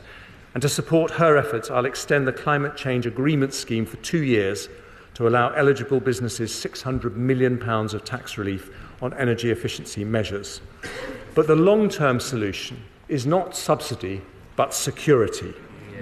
That means investing in domestic sources of energy that fall outside Putin or any autocrat's control. We are world leaders in renewable energy, so today I want to develop another plank of our green economy, carbon capture, usage and storage. I'm allocating up to £20 billion of support for the early development of CCUS, starting with projects from our East Coast to Merseyside to North Wales, paving the way for CCUS everywhere across the UK as we approach 2050. That will support up to 50,000 jobs, attract private sector investment, and help capture 20 to 30 million tonnes of CO2 per year by 2030. We have increased the proportion of electricity generated from renewables from under 10% when we came into office to nearly 40%. But because the wind doesn't always blow and the sun doesn't always shine, even under the Conservatives, Madam Deputy Speaker, we will need another critical source of cheap and reliable energy, and that is nuclear. Now, there have been no more powerful advocates for this than the Honourable Member for Innismon, Copeland, Hartlepool and Workington. They rightly say that increasing nuclear capacity is vital to meet our net zero obligations. So, to encourage private sector investment into our nuclear programme, I today confirm that, subject to consultation, nuclear power will be classed as environmentally sustainable in our green taxonomy.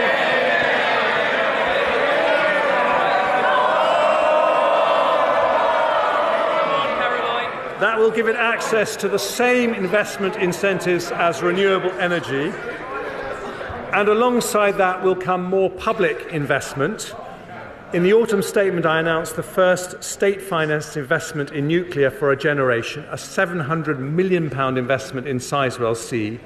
Today, I can announce two further commitments to deliver our nuclear ambitions. Firstly, following representations from our energetic Energy Security Secretary, I am announcing the launch of Great British Nuclear, which will bring down costs and provide opportunities across the nuclear supply chain to help provide 1/4 of our electricity by 2050. And secondly, it's so good to hear Labour in favour of nuclear energy.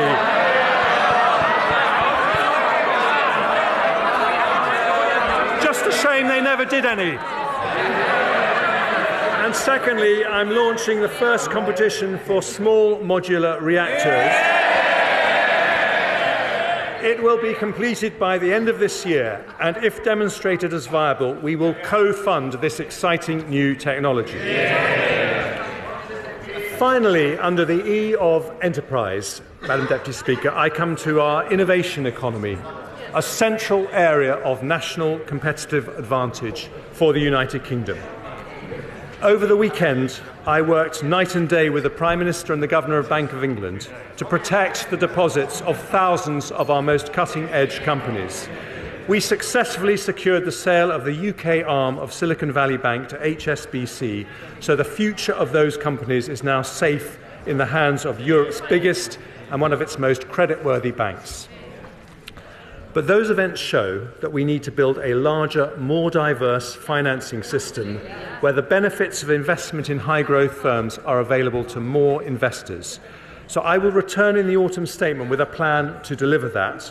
It will include measures to unlock productive investment from defined contribution pension funds and other sources, make the London Stock Exchange a more attractive place to list, and complete our response to the challenges created by the US Inflation Reduction Act. However, when it comes to our innovation industries, there are two areas I want to make progress on today. Nigel Lawson made the City of London one of the world's top financial centres by competitive deregulation. With our Brexit autonomy, we can do the same for our high-growth sectors. So today I want to reform the regulations around medicines and medical technologies. We are lucky with the MHRA to have one of the most respected drugs regulators in the world, indeed the very first anywhere to license a COVID vaccine.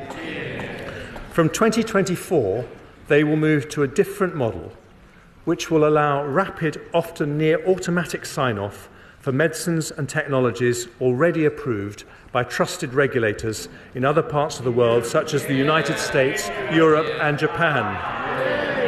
At the same time, they will set up a swift new approval process for the most cutting-edge medicines and devices to ensure the UK becomes a global centre for their development. And with an extra £10 million of funding over the next 2 years, they will put in place the quickest, simplest regulatory approval in the world for companies seeking rapid market access.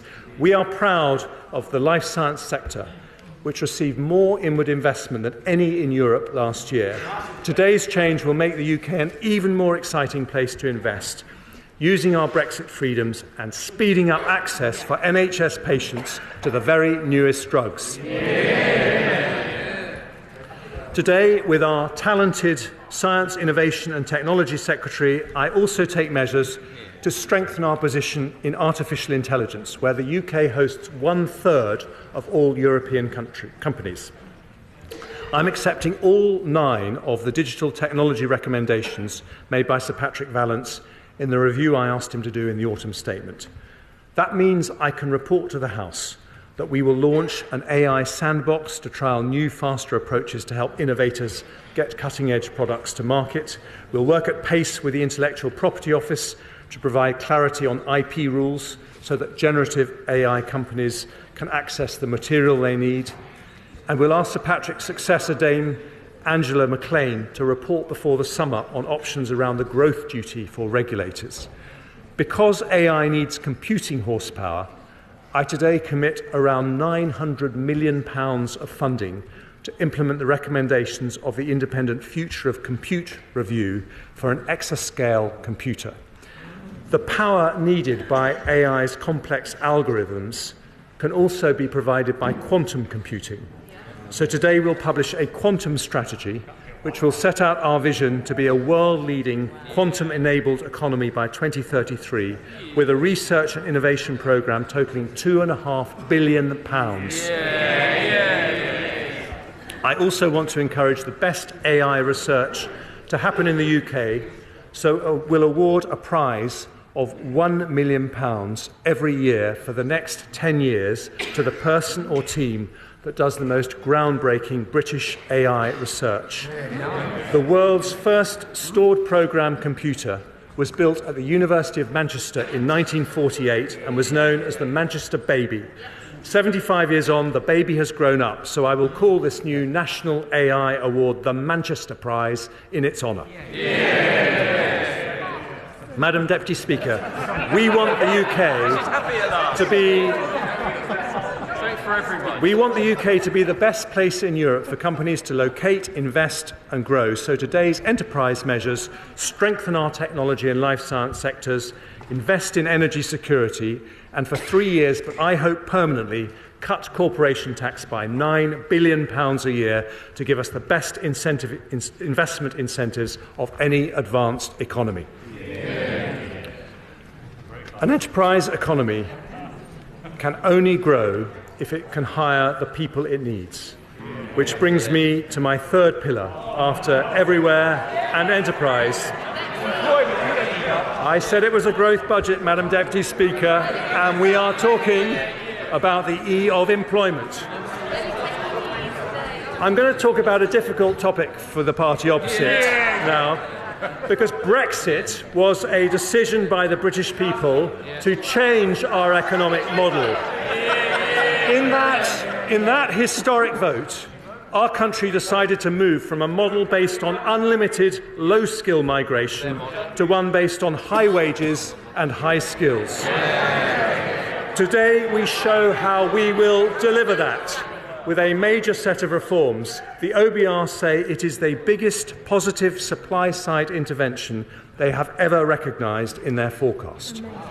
We have around 1 million vacancies in the economy, but excluding students, there are over 7 million adults of working age who are not in work. That's a potential pool of 7 people for every vacancy. Conservatives believe work is a virtue. We agree with the road haulage king Eddie Stobart, who said the only place success comes before work is the dictionary. So today I bring forward reforms to remove the barriers that stop people who want to from working. And I start with over 2 million people who are inactive due to a disability or long-term sickness. Thanks to the reforms courageously introduced by the Right Honourable Member for Chingford and Woodford Green, the number of disabled people in work has risen by 2 million since 2013. But even after that, we could fill half the vacancies in the economy with people who say they would like to work despite being inactive due to sickness or disability, with Zoom, Teams and new working models that make it easier to work from home. This is possible now more than ever. So for that reason, the ever-diligent Work and Pensions Secretary today takes the next step in his groundbreaking work on tackling economic inactivity. I thank him for that, and today we publish a white paper on disability benefits reform. It is the biggest change to our welfare system in a decade, His plans will abolish the work capability assessment in Great Britain and separate benefit entitlement from an individual's ability to work.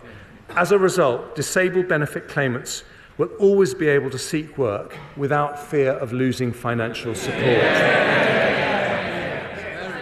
Today, I'm going further by announcing that in England and Wales, after listening to representations from the Centre for Social Justice and others, we will fund a new programme called Universal Support.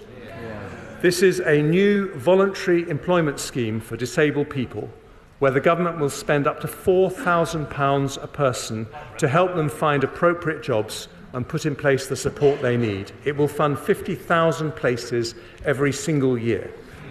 We also want to help those who are forced to leave work because of a health condition such as a back pain or a mental health issue. We should give them support before they end up leaving their job. So working with our Health Secretary, I'm announcing a £400 million plan to increase the availability of mental health and musculoskeletal resources and expand the individual placement and support scheme.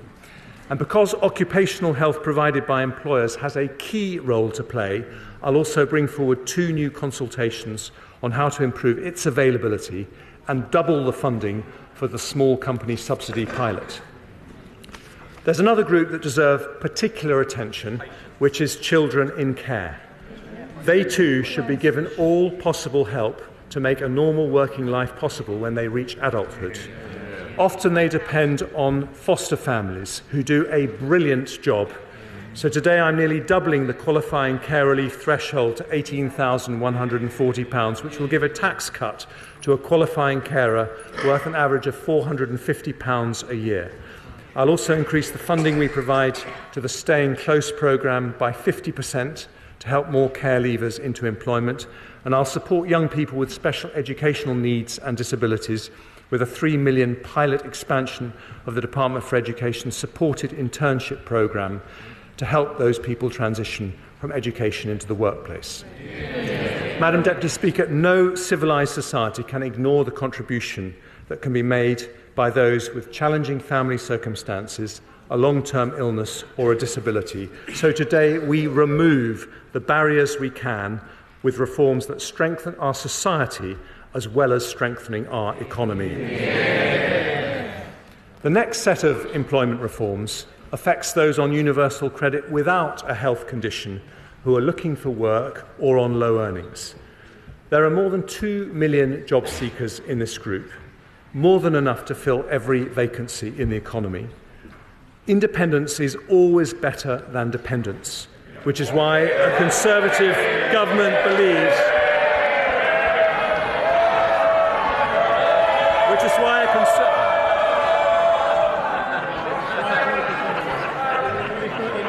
with some exceptions, Madam Deputy Speaker, independence is always better than dependence, which is why a Conservative government believes those who can work should. So sanctions will be applied more rigorously to those who fail to meet strict work search requirements or choose not to take up a reasonable job offer. And for those working low hours, we will increase the administrative earnings threshold from the equivalent of 15 hours to 18 hours at national living wage for an individual claimant, meaning that anyone working below this level will receive more work coach support alongside a more intensive conditionality regime. The next group of workers I want to support are those aged over 50. My younger officials have termed these people older workers, although as a 56-year-old myself, I prefer the term experienced. Fully 3.5 million people of pre-retirement age over 50 are not part of the labour force, an increase of 320,000 since before the pandemic. We now have the 23rd highest inactivity rate for over 55s in the OECD. If we match the rate of Sweden, we would add more than 1 million people to our national labour force. Madam Deputy Speaker, I say this not to flatter you, but older people are the most skilled and experienced people we have.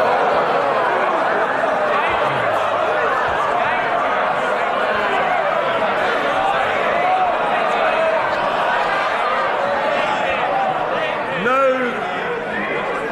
country can thrive. No country can thrive if it turns its back on such a wealth of talent and ability. But for too many, turning 50 is a moment of anxiety about the cliff edge of retirement, rather than a moment of anticipation about another 2 decades of fulfilment. I know this, Madam Deputy Speaker, myself. After I turned 50, I was relegated to the backbenches and planned for a quiet life, but instead I decided to set an example by embarking on a new career in finance. So today I take 3 steps to make it easier for those who wish to. It's going well, thank you. And today I take 3 steps to make it easier for those who wish to work longer. First, we will increase the number of people who get the best possible financial, health and career guidance ahead of retirement by enhancing the DWP's excellent midlife MOT strategy. They will also increase by 5-fold the number of 50-plus universal credits who receive midlife MOTs from 8,000 to 40,000 a year. Second, with my right honourable friend, the Education Secretary, who has a deep personal commitment to this area, will introduce a new kind of apprenticeship targeted at the over 50s who want to return to work. They will be called returnerships and operate alongside skills boot camps and sector-based work academies. They'll bring together our existing skills programmes to make them more appealing for older workers, focusing on flexibility and previous experience to reduce training length. Finally, I have listened to the concerns of many senior NHS clinicians who say unpredictable pension tax charges are making them leave the NHS just when they are needed the most. The NHS is our biggest employer, and we will shortly publish a long-term workforce plan that I promised in the autumn statement. But ahead of that, I don't want any doctor to retire early because of the way pension taxes work. It's an issue I've discussed not just with the current Health Secretary, but a former Health Secretary who kindly took a break from WhatsApping his colleagues to consider it.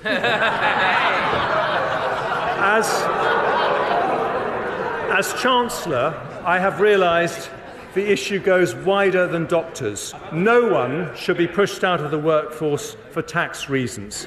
So today I will increase the pension's annual tax-free allowance by 50%, from 40,000 to 60,000. Some have also asked me to increase the lifetime allowance from its £1 million limit.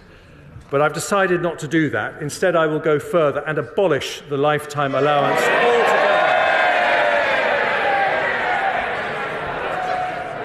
It is a pension tax reform that will stop over 80% of NHS doctors from receiving a tax charge, incentivise our most experienced and productive workers to stay in work for longer, and simplify our tax system, taking thousands of people out of the complexity. Order. Just because the Chancellor of the Exchequer is either unpopular or popular, we still have to keep the noise down because we still have to hear what he has to say. He has more to say. Chancellor of the Exchequer. Thank you, Madam Deputy Speaker. This is a comprehensive plan to remove the barriers to work facing those on benefits, those with health conditions and older workers. That is the E of the employment pillar of today's growth budget. Which brings me to the final pillar of our growth plan. After employment, enterprise and everywhere, I turn to the E of education. Over more than a decade, this Conservative government has driven improvement in our education system. We've risen by nearly 10 places in the international league tables for English and maths since 2015 alone. In the autumn statement, I built on this programme with an extra £2.3 billion annual investment to our schools. We're reviewing our approach to skills with Sir Michael Barber. We set out our plans to transform lifelong learning with a new lifelong loan entitlement. And my right honourable friend, the Prime Minister, announced plans to make maths compulsory till 18. But today I want to address an issue in our education system that is bad for children and damaging for the economy. It's an issue that starts even before a child enters the gates of a school, Today I want to reform our childcare system. We have one of the most expensive systems in the world. Almost half of non-working mothers say they would prefer to work if they could arrange suitable childcare. For many women, a career break becomes a career end. Our female participation rate is higher than average for OECD economies, but we trail top performers like Denmark and the Netherlands. If we match Dutch levels of participation, there would be more than 1 million additional women working. And we can do that. So today I announce a series of reforms that start that journey. I begin with the supply of childcare. We've seen a significant decline in childminders over recent years, down 9% in England in just 1 year. But childminders are a vital way to deliver affordable and flexible care, and we need more of them. So I've listened to representations from my honourable friend from Stroud and decided to address this by piloting incentive payments of £600 for childminders who sign up to the profession, rising to £1,200 for those who join through an agency. I've also heard many concerns about cost pressures facing the sector. We know this is making it hard to hire staff and raising prices for parents, with around 2/3 of childcare providers increasing fees last year alone. So we'll increase the funding paid to nurseries providing free childcare under the Hours offer by £204 million from this September, rising to £288 million next year. That's an average of a 30% increase in the 2-year-old rate this year, just as the sector has requested. I will also offer providers more flexibility in how they operate in line with other parts of the UK. So alongside that additional funding, we will change minimum staff-to-child ratios from 1:4 to 1:5 for 2-year-olds in England, as happens in Scotland, although the new ratios will remain optional with no obligation on either childminders or parents to adopt them. I want to help the 700,000 parents on universal credit who, until the reforms I announced today, had limited requirements to look for work. Many remain out of work because they cannot afford the upfront payment necessary to access subsidised childcare. So for any parents who are moving into work or want to increase their hours, we will pay the childcare costs up front. And we will increase the maximum they can claim to £951 for one child and £1,630 for 2 children, an increase of almost 50%. I turn now to parents of school-age children who often face barriers to working because of the limited availability of wraparound care. 1/3 of primary schools do not offer childcare at both ends of the school day, even though for many people a job requires it to be available before and after school. To address this, we'll fund schools and local authorities to increase the supply of wraparound care so all school-age parents can drop their children off between 8 a.m. and 6 p.m. And our ambition is that all schools will start to offer a full wraparound offer, either on their own or in partnership with other schools, by September 2026. Madam Deputy Speaker, today's childcare reforms will increase the availability of childcare, reduce costs and increase the number of parents able to use it. Taken together with earlier Conservative reforms, they amount to the most significant improvements to childcare provision in a decade. But if we really want to remove the barriers to work, we need to go further for parents who have a child under 3. For them, childcare remains just too expensive. In 2010, there was barely any free childcare for under 5s.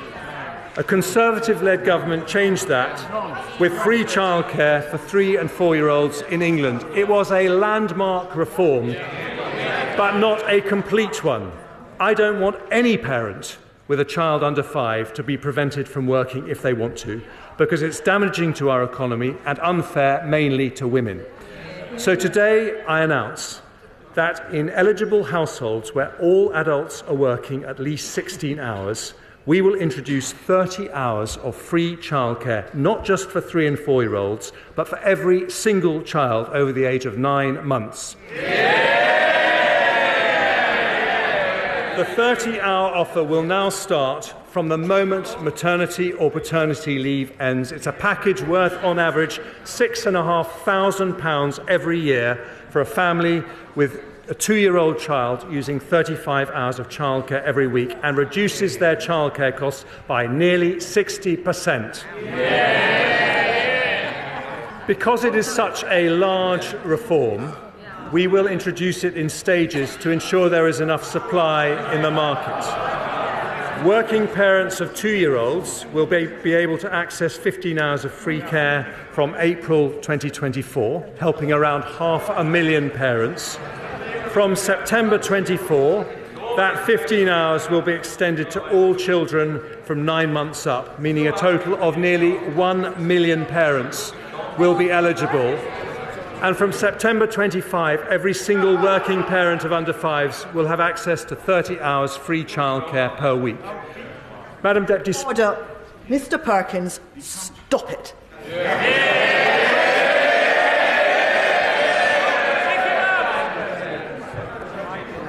Madam Deputy Speaker, today we complete a landmark Conservative reform. We help the economy, transform the lives of thousands of women and build a childcare system comparable to the best. A major early years reform for our education system, the E of education, alongside the 3 other pillars of our growth plan: enterprise, employment and everywhere. So, Madam Deputy Speaker, in November we delivered stability. Today it's growth. We tackle the 2 biggest barriers that stop businesses growing: investment incentives and labour supply. The best investment incentives in Europe, the biggest ever employment package, for disabled people more help, for older people barriers removed, for families feeling the pinch, fuel duty frozen, beer duty cut, energy bills capped, and for parents 30 hours of free childcare for all under 5s. Today we build for the future, with inflation down, debt falling and growth up. The declinists are wrong and the optimists are right. We stick to the plan because the plan is working, and I commend this statement to the House.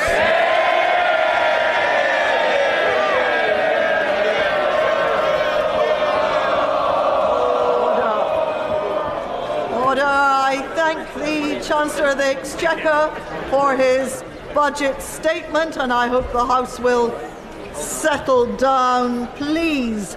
Under Standing Order number 51, the first motion entitled, certainly the bad behaviours now on this side of the House.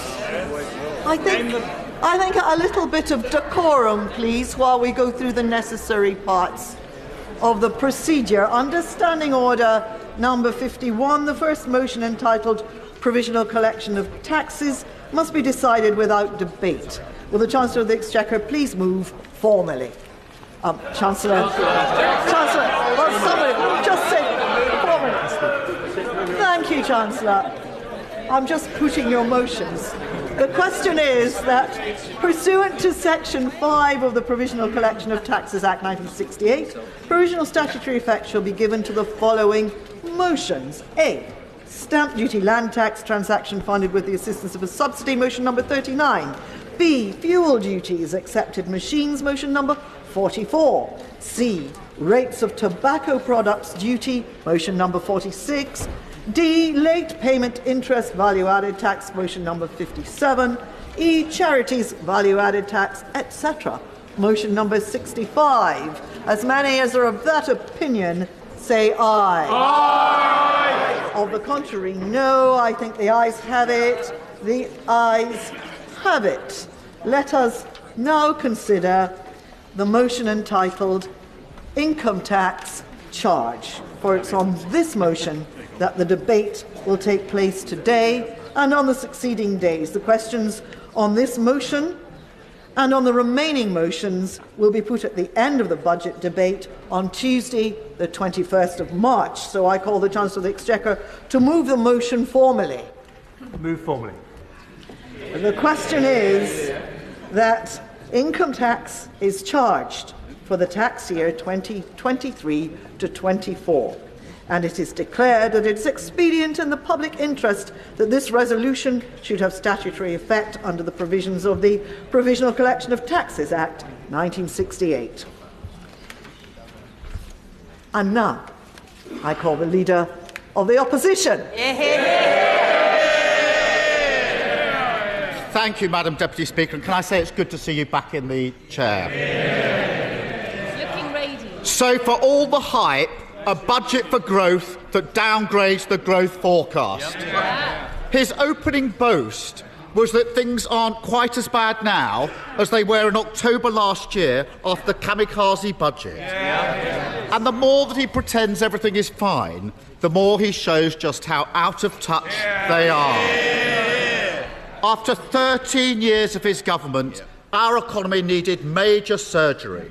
But like millions across our country, this budget leaves us stuck in the waiting room with only a sticking plaster to hand. A country set on a path of managed decline, falling behind our competitors, the sick man of Europe once again. This was a day for ambition, for bringing us together with purpose and intent, for unlocking the pride that is in every community, matching their belief in the possibilities of the future. But, Madam Deputy Speaker, after today, we know the Tory cupboard is as bare as the salad aisle in our supermarket. The lettuces may be out, but the turnips are in. A hopelessly divided party caught between a rock of decline and a hard place of their own economic recklessness, dressing up stagnation as stability as their expiry date looms ever closer. And the figures published today spell it out.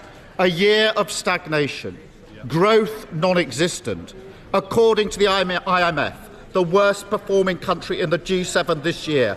A prediction today confirmed by the OBR, and growth downgraded in years to come. This is a failure you can measure not just in the figures, but in the empty pockets of working people right across the country. 13 years without wage growth. 13 years no better off. 13 years stuck in a doom loop of lower growth, higher taxes and broken public services.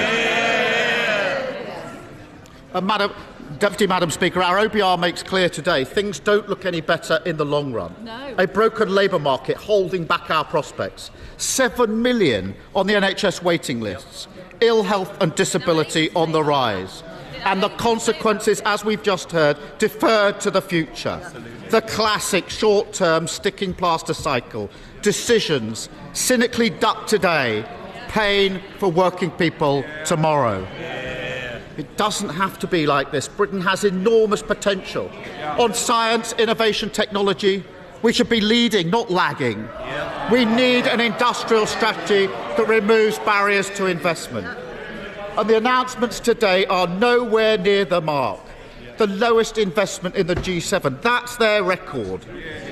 All our competitors know this. They're gearing up for an almighty race for the opportunities of tomorrow.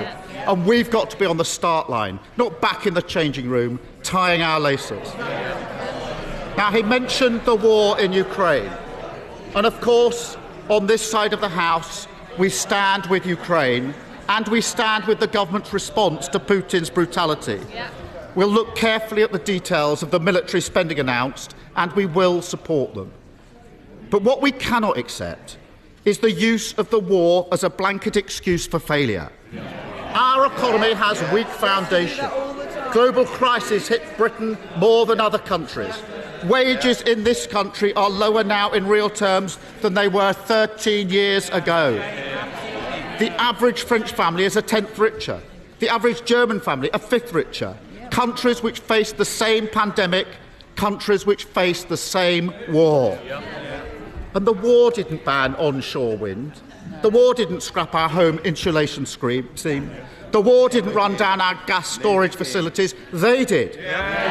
Decisions which hurt working people battling the cost of living crisis right now. It's been the same story for the whole 13 years. Always the sticking plaster, never the cure, and today's budget does nothing to change that. Again, we see a failure to grip the long-term challenges. No. Order.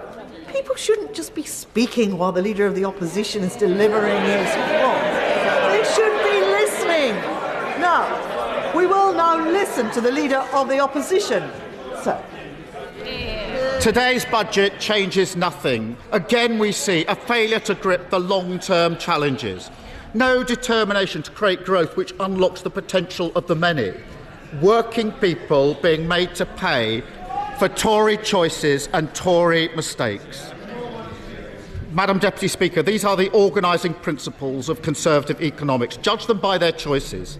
The running down of our public services, paid for by working people. The disaster of the Tory mortgage premium, paid for by working people. The opportunities still missed for a proper windfall tax, paid for by working people. That's what makes the Chancellor's boast about lower inflation so ridiculous. The idea that it's a tax cut. British people can see through that. They see their tax burden at its highest level for 70 years. And they know it's not the government that's lowering inflation, it's working people, earning less, enjoying less. It's their sacrifice that is helping to bring inflation down. And they deserve better than another cheap trick from the government of gimmicks, making them pay whilst trying to claim the credit. And even with the price guarantee, the average energy bill has doubled in 18 months. Because of their recklessness, the average mortgage payment is up £2,000 a year. A massive hit to living standards, however they cook the books. And yet, still, no real ambition on industrial strategy. No real ambition on the clean energy that will give us cheaper bills. No real ambition on house building. The same old Tory choices. Sticking plaster politics, no growth for the many, working people pay. And let's turn to his policies on the cost of living. Madam Deputy Speaker, I say his policies because there's a history to this, a pattern. Over the course of the whole cost of living crisis, time and again, it's Labour who bring the government not just to its senses, but to our position. Who first pushed for the energy price guarantee? Labour. Who first called for a proper windfall tax? Labour. Who first stood by people on prepayment meters? Labour. And who first said we should freeze the price guarantee this April? Labour. And we can go on, because it's also Labour that first committed to extending the fuel duty cut, a policy that in January he dismissed as part of a dossier that he published.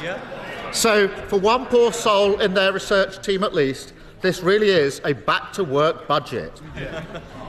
And a word of advice for the Chancellor as he promotes this policy in coming days. Use your own car, and for heaven's sake, make sure you know how to use a debit card. And I look forward to the Prime Minister promoting the swimming pools policy. Unlike the car, he won't have to borrow one of those. But, Madam Deputy Speaker, the cost of living crisis is not over. And once again, they've left money on the table when it comes to oil and gas companies. Money that could have been better spent on working people. Politics is about whose side you're on. There are loopholes that urgently need closing. Even the former CEO of Shell admitted that they should be paying more. And the long-term plan just isn't there. The same old Tory choices, the same three principles, sticking plaster politics, no growth for the many, working people pay. And you see those principles at play in our broken labour market. Much of what the Chancellor said today focused on that, as well it might. The figures announced in this budget show how damaging the current situation is to growth, a long-term drag on our ability to create more wealth. Our inactivity levels are particularly shocking, up 500,000 since the pandemic, the worst jobs recovery since the G7, people unable to work because of ill health more than ever before. Now, we will look at what the Chancellor's announced today, because on these benches, we've long called for reform of the work capability assessment, for a welfare system that supports people with disabilities and long-term health conditions to thrive at work.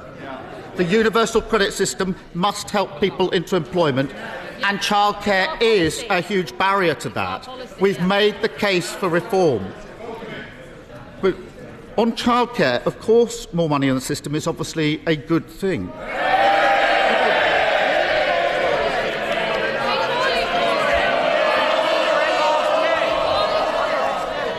They obviously didn't listen to when he said he's actually going to do it. They won't be here. And we've seen the Tories expand so-called free hours before. And as parents up and down the country know, it's no use having more free hours if you can't access them. And it pushes the cost for parents outside the offer. That's what we've seen before. And on pensions, he made a big spending commitment, which will benefit those with the broadest shoulders, where many people are struggling to save into their pension. We needed a fix for doctors, but the announcement today is a huge giveaway to some of the very wealthiest. The only permanent tax cut in the budget is for the richest 1%. How can that possibly be a priority for this government? The truth is, our labour market is the cast iron example of an economy with weak foundations. Our crisis in participation simply hasn't happened elsewhere, not to this extent. It's a feature of Tory Britain, and global excuses won't wash. We need a wider reform agenda. Instead of making working people pay, we need to make work pay. Move on from growth that's based on insecure, low-paid jobs to growth which comes from good work, from strong employment rights that can deliver higher productivity, growth from the many, for the many, that makes people better off in all parts of our country. I welcome his announcement on devolution deals. The principle that we should push power out of Westminster is fully supported on this side of the House. In fact, we want him to go further. Communities beyond Birmingham and Manchester deserve the right powers and the same powers to drive growth as well. But, Madam Deputy Speaker, the Chancellor is a former Health Secretary, a published author on health, no less. He gave me a signed copy of his book. He knows that growth needs an NHS fit for the future. And no country can be fit for work when there are 7 million people on hospital waiting lists. Nothing to say about that. So I was waiting for him to match Labour's ambition. Waiting for him to match our plan to train more doctors and nurses, to tackle the capacity crisis. A policy he publicly praised just 15 days before he became Chancellor. And yet it never came. And Madam Deputy Speaker, if there was ever a symbol of the poverty of ambition, that is it.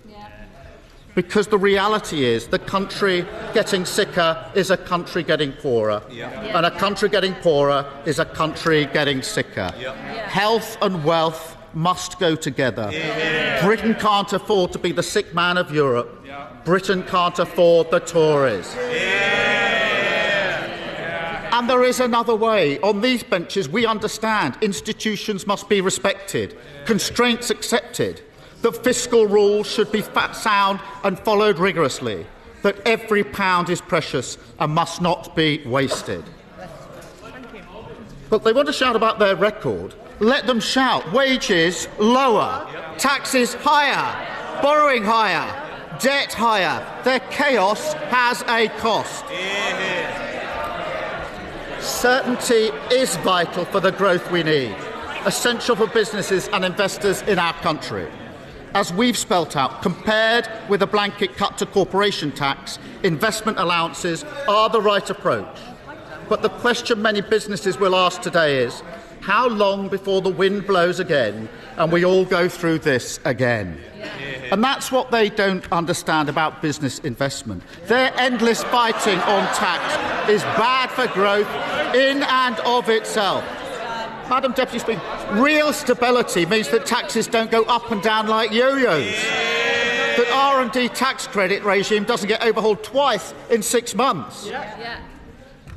Order. OK, that's enough. I now can't hear the right honourable gentleman at all. Exactly. And it's nothing to do with being old. No. Quiet. Sir Keir Starmer. Thank you. Let me give an example of that instability. It's a bit of a fraught subject at the moment, but when he was Culture Secretary, the Chancellor apparently took some lessons on the rules of football. So let me provide a refresher. The amount of times his government has broken their fiscal rules, 11. That's one football team. The amount of times they've changed corporation tax policy, 22. That's 2 teams. You've got a game. But if he wants the post-max analysis, he'll have to consult the experts. Back on his screens and ours this weekend, I know the whole House will want to applaud that. But, Madam Deputy Speaker, a budget is not just about the choices made, but the choices ignored. Britain needs more than certainty for growth. That's the least we should expect. We need change, stability and success. Anyone listening to this and worried about NHS waiting lists, it's about crime going unpunished. They don't want to hear about the waiting list. They don't want to hear about the crime going unpunished. House building rates falling. Don't want to hear about that either, I suppose, do you? They will have heard very little that makes them feel hopeful about our future. They could have used sensible taxation policies on non-DOMs or oil and gas companies and made the money work for working people, tackled the vested interests that gum up our planning system and shown real ambition on the investment we need to turn us into a green growth superpower. And that was the test today. Can we move beyond the usual sticking plaster solutions, set a new direction for growth that serves the interests of working people? But I'm afraid the verdict on this budget is clear. They won't offer change because they can't. And so our course is set. Managed decline, Britain going backwards, the sick man of Europe once again. That's the Britain they've created, and they should look it in the eye. Because today's figures on growth put their failures up in lights. After 13 years of Tory sticking plaster politics, 13 years of no growth for the many, 13 years of being asked to pay, working people are entitled to ask, am I any better off than I was before? And after 13 years, with no excuses left, nobody left to blame, no ambition or answers, the resounding answer is no, and they know it.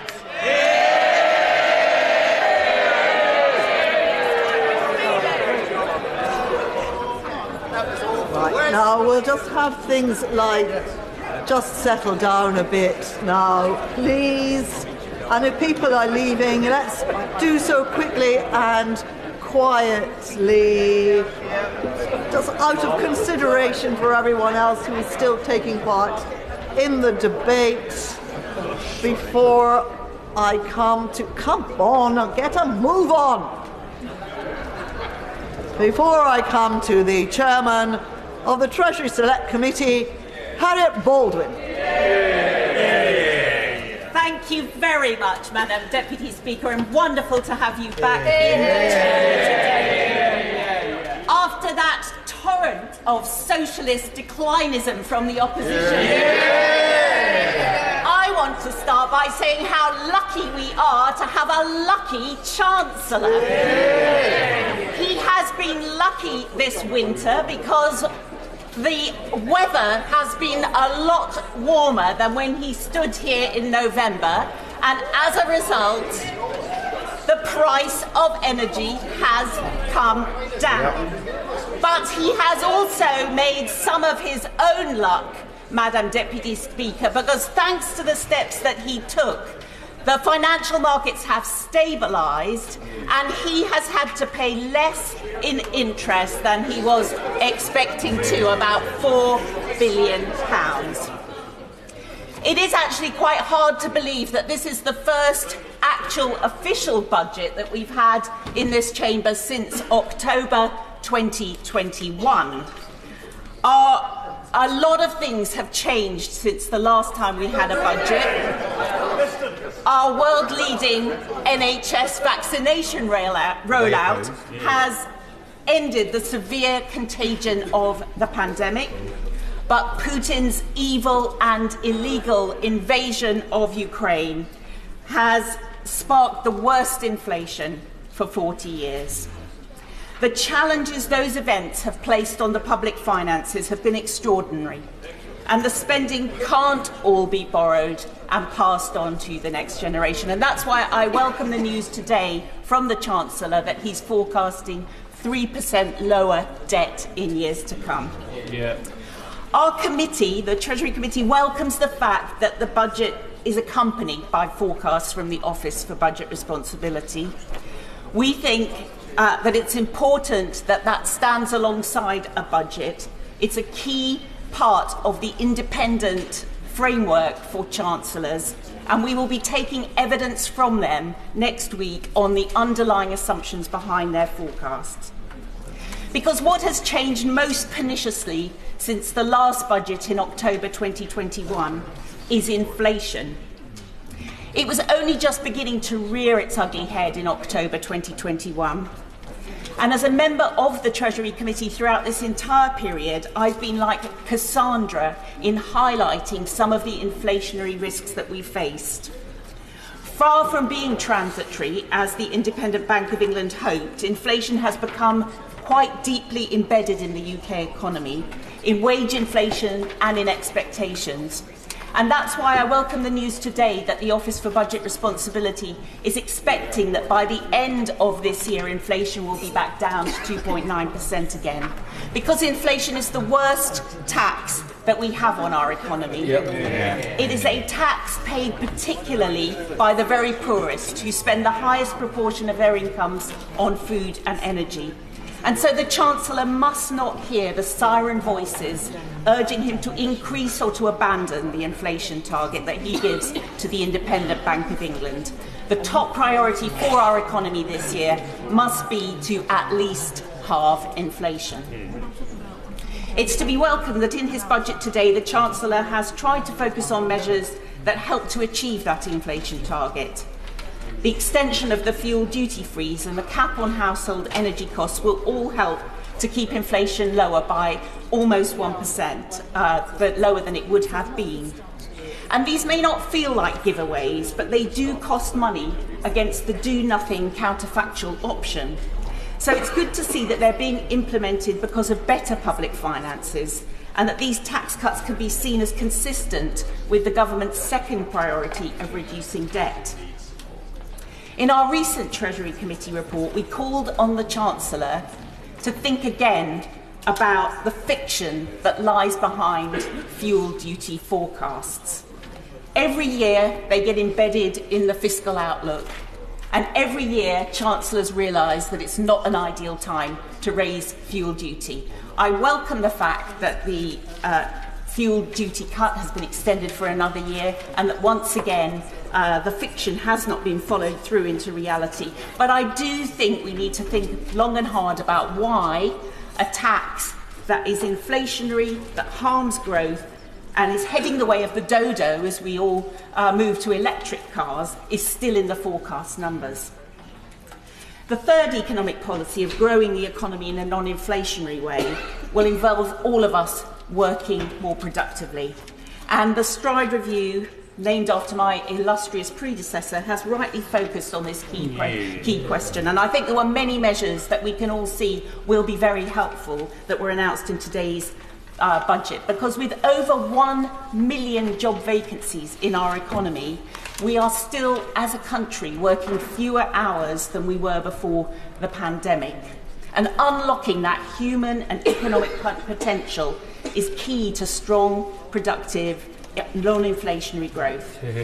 So the steps that have been announced today on childcare and on pensions will help to ease the labour shortages that are pushing up wage demands, and they will help counter those inflationary pressures. And so the Treasury Committee looks forward to exploring all of these issues in detail with both our expert witnesses and with the Chancellor himself in our next evidence sessions, because the details really matter. The Treasury Committee has highlighted the new benefit cliff edges that my right honourable friend introduced last November when he announced that next winter only low-paid households will receive the £900 help with their cost of living. We asked for it to be spread into 6 instalments to reduce the risk of cliff edges. And we're sorry to hear that a somewhat clunky computer system means that there will be 3 instalments instead, because we worry that if you lose your job one day just after the qualifying date, you will miss out on a lot of help. And there are still cliff edges, taper rates and disincentives to work galore in our benefit and tax system, whether it's around free school meals, help with the childcare limits, child benefit tapers, tax-free childcare cliff edges, the withdrawal of the tax-free allowance, and the very welcome measures today announced on all those fronts, and with the pension cap abolition, will all be studied in detail by the committee. We're planning to work closely with our colleagues on the Work and Pensions Committee to find recommendations to smooth some of these cliff edges and distortions. And the Chancellor can see how these work as disincentives to adding more hours, and every hour of work should pay. I think that we've made huge progress towards that today. I think at any stage in life and at any age, you should be rewarded more the more you work. Speaking briefly as a constituency MP, Madam Deputy Speaker, I just want to welcome the help for swimming pools, for our pubs, for levelling up with Malvern theatres, and for our childcare providers and our nurseries. I think there's a lot of very good news for them today. The Chancellor's had some luck since November, Madam Deputy Speaker. He's shared that luck with UK households today. He has a clear intention to bring down inflation, to grow the economy and to reduce debt. May good luck continue to follow him, and may the extra billions of pounds of expense that he's scoring for the defence budget help our Ukrainian friends have good luck and to beat back the Russian invader. Slava Ukraini. Spokesman for the Scottish National Party, Stuart Hosey. Thank you very much, Madam Deputy Speaker. I thought the chair of the Select Committee was about to launch a ship with that peroration at the end. If I may make a couple of small observations before I start. The Chancellor mentioned Nigel Lawson and his deregulation budgets in the past, and he spoke about the resolution of Silicon Valley Bank. I hope this government learned the right lessons from those episodes, and indeed from the 2008-9 crash. Do not weaken regulation. Do not weaken Tier 1 capital. Do not return the banking system into risk. Can I also say I was intrigued by many of the things he said about reducing economic inactivity. I'm sure some of the measures may well work. I think to add more and brutal sanctions to universal credit claimants was probably rather unconscionable given everything else which is going on. He did seem to give the impression of broad, sunlit uplands, and there were lots of cheering and waving of order papers at the end. What the Chancellor actually described, though, it was a UK economy which has gone from the most robust in the G7 to one of the weakest. A UK economy where Brexit slammed the brake on UK investment. A UK whose performance deteriorated after the Brexit referendum, both in absolute and relative terms. A country which unilaterally imposed trade barriers with its nearest neighbours. And a country, the only one in the G7, where the economy has not returned to its pre-pandemic level. Now, one could make a case to say that was not all the fault of the government, but many of the difficulties were, and many were caused by the disastrous fiscal loosening by his predecessor, the Right Honourable Member for Spelthorne. And we can see the problem the economy faces through the prism of debt interest. He's right in terms of what he said compared to last November, 4 months ago. But year on year, the debt interest payments are 30, 40, 50, 60 billion pounds higher than they were a year ago. And for ordinary people, working people.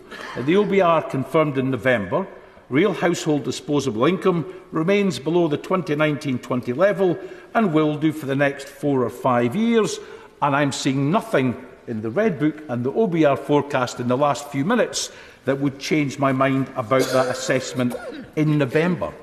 So I think we had every right today to expect this budget would begin to address more of the long-term issues the economy faces and action to tackle some of the cost burdens on ordinary people. And these long-term issues were addressed by both the CBI and the TUC in their submissions to this budget. On growth, the CBI said the UK economy continues to face global and domestic headwinds with the prospect of several more years of low growth. The TUC said the government is arguing once more that the state of the public finances is a reason to restrict economic growth, flying in the face of evidence to the contrary. On productivity, the CBI noted Britain has experienced 15 years of low growth and flatlining productivity. The TUC called to get productivity rising by rebooting the skills system. On exports and trade, both said broadly the same things, the CBI saying the government should work with businesses across the UK's nations and regions to kick-start an exporting boom. On the supply of labour, the CBI said acute labour and skills shortages are an albatross hampering UK growth, and the TUC said there's a recruitment and retention crisis in public services. And on green energy, on the green economy, the CBI said going green is essential both for our international competitiveness and our energy resilience, and the TUC demanded that the government institute the Green Jobs Task Force with a long-term remit and regulatory capacity to plan to decarbonise the economy. I'll come to many of these things, and there will be some measures in the budget, there always are, to be welcomed. The changes he announced on prepayment meters, it will help. More support for local charities, it will help. The replacement for the corporation tax super deduction, absolutely essential. That could not be allowed to simply fall off the table. The problem is that when one even has a cursory glance at the Red Book and the OBR forecast, there's little to indicate they've really understood or are taking seriously tackling the issues raised. On growth, the OBR forecast makes clear the impact of government investment. It's negative in 2025, 26 and 27, a drag on growth for most of the forecast period. On productivity, even on the government's favoured productivity per hour metric, it does not reach 1.5 in any year in the forecast period, below the 2% historic rate. And the much vaunted £20 billion of R&D spend by 24-25, announced 3 or 4 times before today, not mentioned today, but I'm assuming it's still on the table, as is the £1 million a year permanent annual investment allowance. I welcome those things. The problem is with inflation the way we've had it and inflation forecast, those figures, that allowance, will not buy the £1 million a year or the £20 billion of R&D spend that it was originally anticipated to do. On exports, trade and the balance of payments, the current account balance remains negative for the entire forecast period, and being outside the EU single market remains a drag on the ability of firms to trade easily with our nearest neighbours. On the supply of labour, and the Chancellor, to be fair, did speak a lot about this, employment is forecast to rise, but that will barely dent the labour and skills shortages throughout the economy. My view, and my party's view, is only reversing Brexit and ensuring free movement of people will do that. But even within the framework which we have, it's instructive, isn't it, that with 16+ unemployment rate at 3.1%, unemployment rate at 3.1%, an employment rate of 76.5%, and an economic inactivity rate down to 21%, Scotland has the best employment, best unemployment, and best economic inactivity rate of any of the nations of the UK. It demonstrates rather clearly that a competent and compassionate SNP government can deliver on employment where the UK government is failing. And on going green, again, the Chancellor made great merit of this. There were some interesting things said. The £1 billion a year investment or so in carbon capture and storage, to be welcomed, but we will look very carefully to see where it's spent. There was no mention, for example, of the Acorn project in Peterhead, a project, of course, that had £1 billion of funding pooled almost a decade ago. But he did mention small modular reactors, nuclear power, which, of course, is at the heart of the government's energy policy. I think it's useful, given this is now back on the agenda, that we look at the economics of this. The primary, and on SMR, before I moved on, remember, this is pipe dream stuff. There's not a single small modular reactor design which has even been licensed for use. But the primary mechanism to drive investment in nuclear is either the regulated asset-based model or a guaranteed price for electricity with a strike price, almost double that of real renewable energy, linked to CPI for 35 years. There are loan guarantees to transfer project risk, including that of cost overruns, to the government and then the taxpayer. There's a waste disposal service for spent fuel and other waste, and the price of those contracts is set according to the government's methodology, but if the price go above a cap, they too will be passed to the government and the taxpayer. And then, of course, there's a commitment by government to manage decommissioning cost overruns, even though it is impossible to know what they'll be because they do not become apparent until the decommissioning takes place. Massive costs to the consumer and a near unlimited contingent risk placed on the taxpayer. But here's the rub when they call it green or renewable. Allowing 1 or 2 generations to buy expensive, overpriced nuclear energy, nuclear electricity, and then forcing the next 50 generations to decommission, store and guard toxic nuclear waste is not green. Now, you will recall, I'm sure, Madam Deputy Speaker, that the government introduced their new fiscal charter last year. Net debt to fall as a share of GDP in the 5th year of a rolling programme, and public sector net borrowing not to exceed 3% of GDP in the same year. Now, when the OBR reported in the autumn, those targets were due to be met in 27-28. 0.3%, 0.6%, 9.5 billion and 18.6 billion, if my memory serves. Now, they're forecast today still to be met. Interestingly, the net debt measure is now showing a margin of only 0.2%. What this does tell us, though, because the debt figure is different, is that there's probably a little more headroom than anticipated only 4 months ago. So the expectation should have been that the Treasury did more to tackle domestic and business energy costs, particularly for SMEs, that it continued to act to squeeze inflation down where it had the power to do so, and that it ensures things within its control, public sector pay, the minimum wage, the state pension, social security rises, as they did in November, do not leave people any worse off. Because if they do not do that into the future, then energy price hikes, inflation, weak pay rises will continue to erode people's standard of living. And we certainly know from the November OBR forecast, inflation was set to peak at a 40-year high, and that wages and living standards were still set to be squeezed by around 7%, wiping out all of the growth from the past 8 years. What do we know today that we didn't know then? Telecoms prices due to rise. BT are putting their costs up 15% at the end of this month. Grocery prices continue to rise if you can get fresh produce at all. Grocery inflation rose in February to a record high of 17.1%.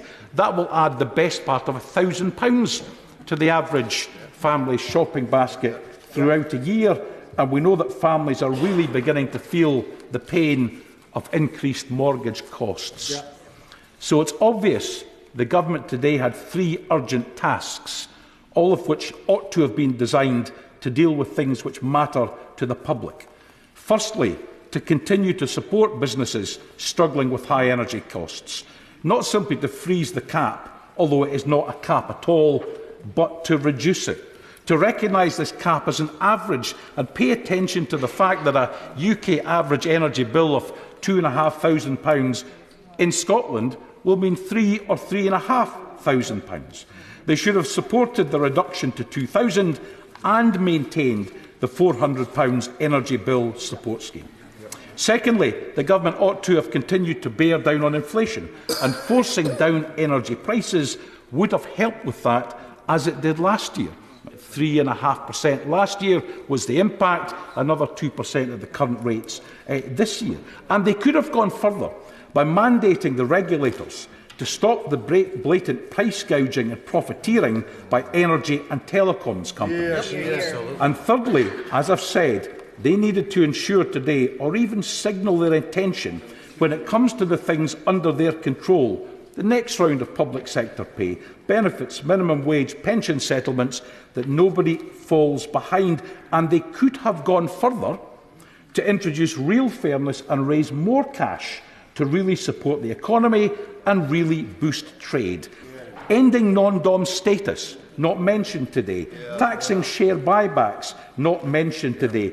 Not doing, but scrapping costly vanity nuclear power projects and investing in real green renewables. And fundamentally, Madam Deputy Speaker, rejoining the EU single market to give our exporters and our economy a fighting chance to recover. Before I call the next honourable member, it will be obvious that a great many people wish to speak this afternoon. I would prefer not to have to put a time limit on, and we'll manage without a time limit if everybody sticks to around 7 minutes. You can say a lot in 7 minutes, but if we can't manage to have a self-imposed rule, then we will put on a time limit. Priti Patel. Thank you, Madam Deputy Speaker. May I open my remarks, Madam Deputy Speaker, by welcoming you back to the chair and say how wonderful it is to hear you as well as see you today in robust form. Now, Madam Deputy Speaker, as a former Treasury Minister, I understand the challenges that my right honourable friend, the Chancellor, and his Treasury colleagues and all the officials have been confronted with and faced with, and the lobbying, the relentless lobbying from the backbenches as well, that they have faced in putting this important budget together. And I do actually want to pay tribute to them all, and to my right honourable friend, the Chancellor in particular. That work and the work that takes place in balancing the different and contrasting interests and representations received is difficult and it is challenging.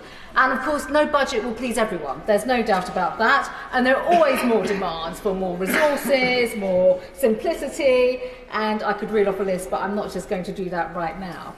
But importantly, the key tests for any budget are whether it ensures that there's a robust framework in place for sound money. And of course, that is exactly what this party and government stands for.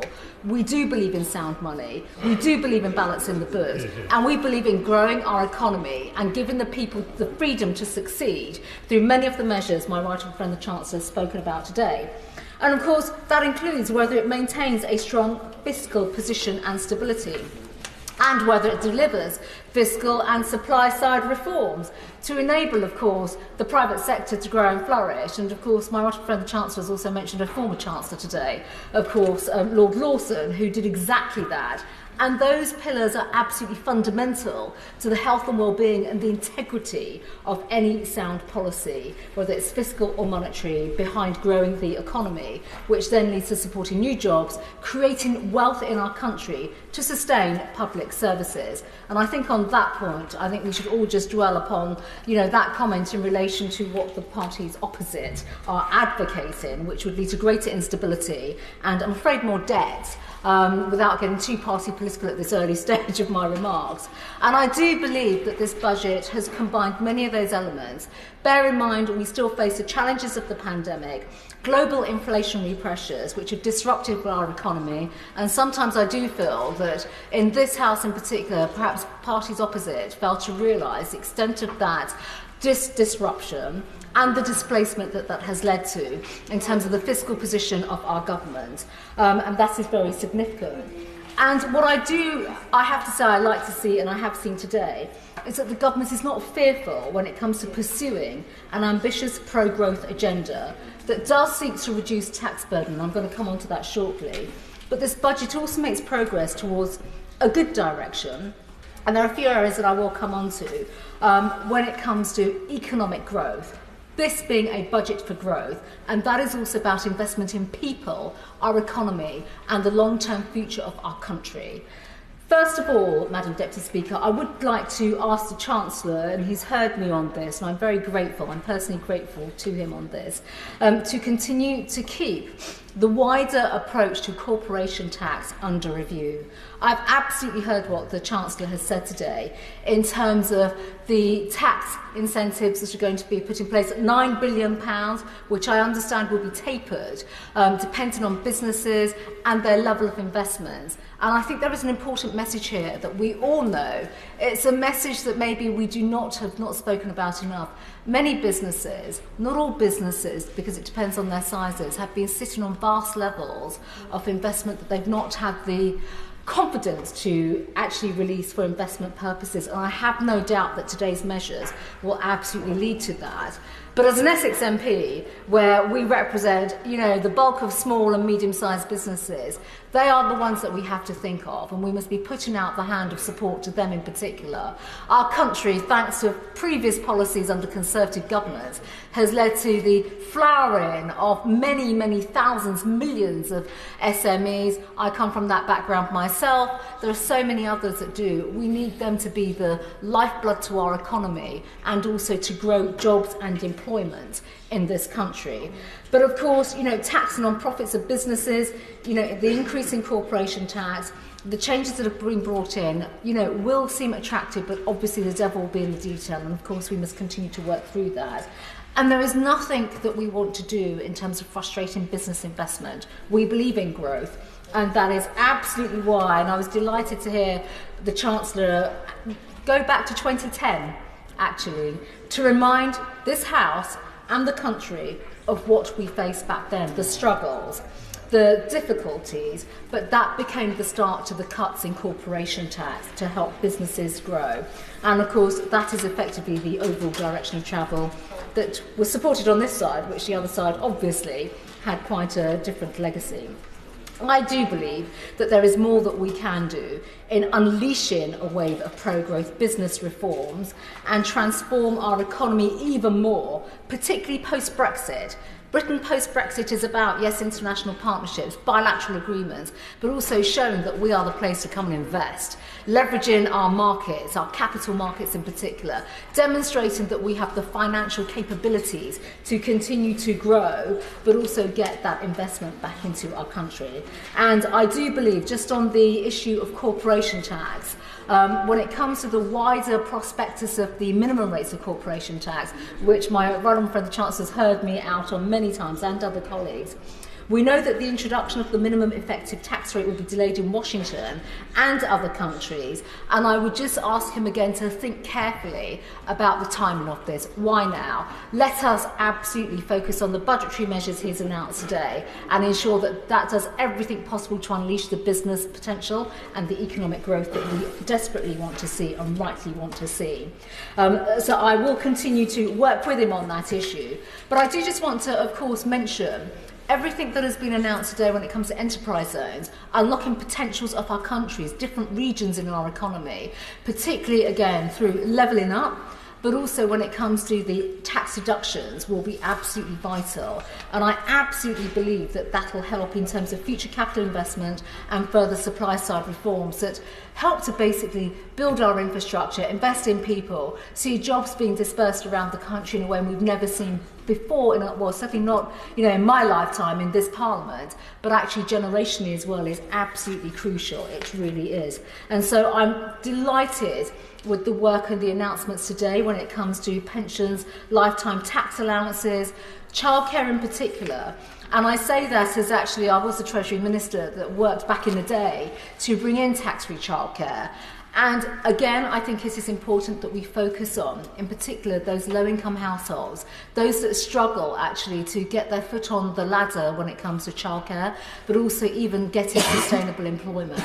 And having been the former employment minister, and I did work obviously with the Right Honourable gentleman, our Right Honourable friend for Chingford and Woodford Green at the time, DWP, we saw so many challenges with the introduction of universal credit. We wanted to make reforms to work capability assessments. These are going to be vital labour market reforms that will help to get more people back into work. And I absolutely endorse the Chancellor's work on that and colleagues across government as well.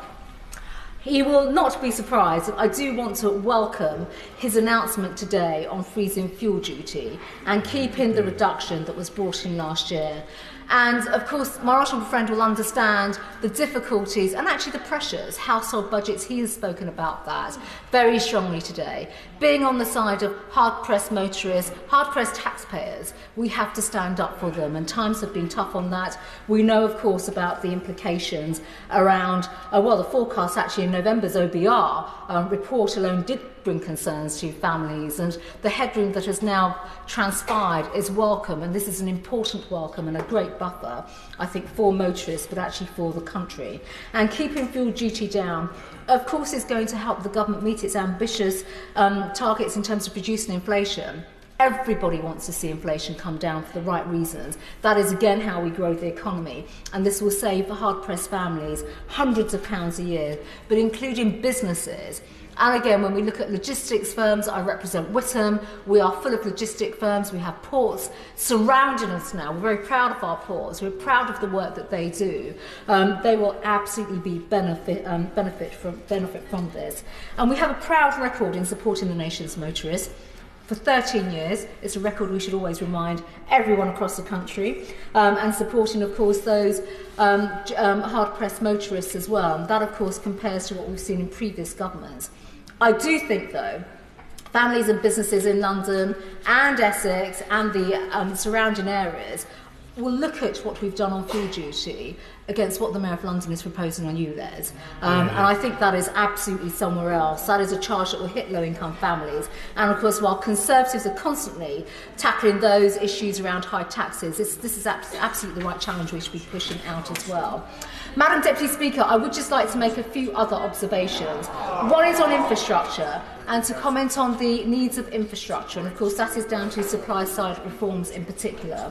Essex is a county of entrepreneurs, and of course our road network is absolutely vital. My right honourable friend has heard me speak about the A120, the A12, all those fantastic roads that I'm afraid are gridlocked. We need the wider investment because that's the only way we keep our haulages moving, our motorists travelling, but in particular making sure that our transport is fit for the future. And that does come from Treasury investment as well. I'm going to conclude my remarks, Madam Deputy Speaker, in the interest of time, but I do commend my right honourable friend, the Chancellor, for the way in which he has approached this budget. He said to me last year, we will have a budget for growth. He is true to his word. There'll be areas where I would like to follow up with him and ministers, but I do want to thank him for the way in which he's engaged very constructively. Listen to commuters, listen to motorists, listen to the voice of Essex as well, but others around the country. Dame Mag Hillier. Thank you, Madam Deputy Speaker. Madam Deputy Speaker, you'd think from the noises on the other side of the House that this was a triumph, but let's not forget who is responsible for this state of the economy that we have today.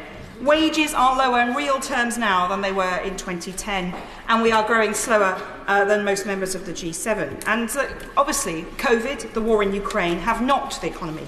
But it was this government that allowed the fraud and error under COVID schemes to hit the billions of pounds, much of which, as the Public Accounts Committee has repeatedly highlighted, will never be recovered. Billions that could have been invested in public services and in many of the measures that the Chancellor announced today. And it was this Conservative government, a Conservative Prime Minister and Chancellor, that crashed the economy last autumn and have left havoc for many people's lives. A reminder, every time someone goes grocery shopping, every time the mortgage bill and statement arrives, and every time a rent statement arrives, people are reminded that it is the Conservative government that has crashed this country, and it is Labour that will deliver a better solution.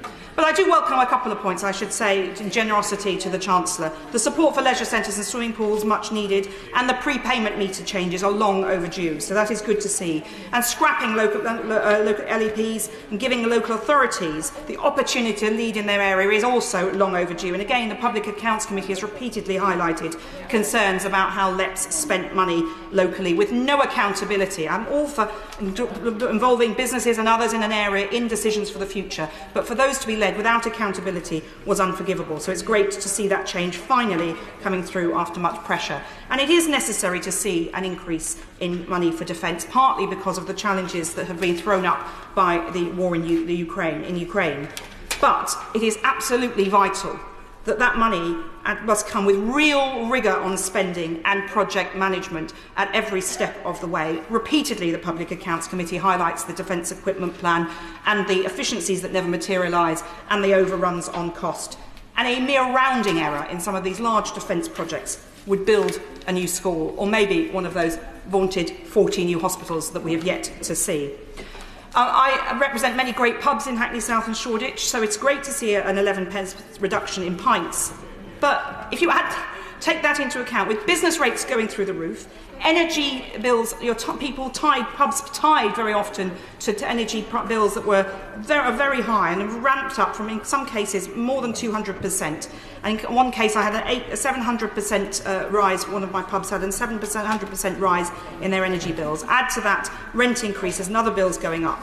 If 11p a pint is not going to make the difference, when some of my pubs have told me that they would need to charge £15 a pint or even £18 a pint in just to break even. And Madam Deputy Speaker, even in Shoreditch, that would be an extraordinarily and unachievable amount for people to spend. So I can see where the prance is coming from, trying to get the footfall into pubs. I applaud the idea, but he needs to get into the real world and maybe come and meet some of the publicans in Hackney South and Shoreditch. I'll buy him a pint, Madam Deputy Speaker, if he looks them in the eye and tells them that this is a success. Madam Deputy Speaker, the childcare changes are something I've been campaigning on for a long time, and are welcome in principle. And it's heartening to see, I have to say, the Chancellor taking a leaf out of Hackney Labour's playbook, where Hackney Council led a successful programme to give grants to childminders to encourage them to take up the work. Actually, grants so that those places could be provided for working parents. But quality is as vital as cost for parents. And I speak as a working mother here of 3, having had a baby while in the house, knowing that all those fantastic child carers were good, and it was the quality of that childcare that made me able to come and do my job. They are often not recognised enough, so it's good that we're talking about it today. But the Chancellor is borrowing from the Right Honourable Member for Norfolk, the former Prime Minister's playbook. She was the Minister who proposed that we would this pile them high and teach them cheap approach to childcare, and I worry about the change in ratios. Heartened that it's only voluntary, but these voluntary changes creep in, and the money proposed will take a long time to deliver the people and the places and the certainty for childcare businesses and individuals to invest. And if we don't get that right, and those ratios, those payments are not uprated, we will see that ratio increase creep in as a norm, and that will be a deterrent, I think, for many working parents. I speak very much for myself. I would not have been able to come to work and do the job I do if I hadn't been confident in the quality as well as the cost of childcare. And of course, I'm a privileged Member of Parliament who could afford a quality childcare, and we need to make sure that's available to everybody. But this budget does nothing to solve the fundamental problem in my constituency, which is the housing situation. We have 8,500 people on the wait list for council housing, and that's not just there are many more who want it, but they're the ones who qualify under the rules, which are now quite stringent. On average, it's a 9-year wait for a 3-bedroom property, a 3-year wait for a 1-bedroom property, but these are notional waits. Every week I visit people on their doorstep, go into their homes and see the overcrowding. And on Monday at my surgery, someone came to see me. He's living in the private sector, renting a 1-bedroom flat. His 2 children and his wife live there. He works. He works hard, he wants to save up to buy his own home, but he can't do that while he's renting privately. He can't get a council property because he can't qualify for that, even with that level of overcrowding. And that's not the worst overcrowding I've seen. The week before I was visiting a woman and she has 4 daughters in a 2-bedroom flat and a small, tiny kitchen, 1 living space, and the tiniest bathroom. You see, cubicles in this place, Madam Deputy Speaker, would be bigger than their entire bathroom. So this is a real challenge for people. And without fundamentally, without a secure roof over your head, you cannot operate. And this doesn't even go into the issues for generation rent in the private rented sector. But let's be clear, it is this government that has absolutely ripped up the opportunity for people to have a safe and stable home. This is the government that has, or the party, that has lived off the back of right to buy, giving people a roof over their head, which I'm not going to go into right to buy, but they have nothing to offer. Generation rent, people desperate for council housing who can't afford to rent privately, and they've done nothing on that, and I'm very concerned. I just want to touch on pensions. The problems of lifetime allowance was first flagged by the Public Accounts Committee in 2012. We're here in 2023 and it's been reversed. But I think, Madam Deputy Speaker, no Chancellor should ever be allowed near pensions.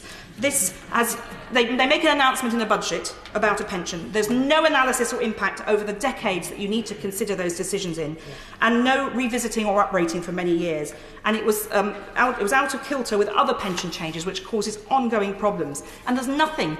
The lifetime allowance is being abolished. That helps the richest 1%, but nothing for the poorer workers who are in auto-enrolment, which is a good first step, but nowhere near enough to stop the ticking time bomb that will be poorer pensioners in the future, that will cost the Exchequer in terms of benefits in years to come.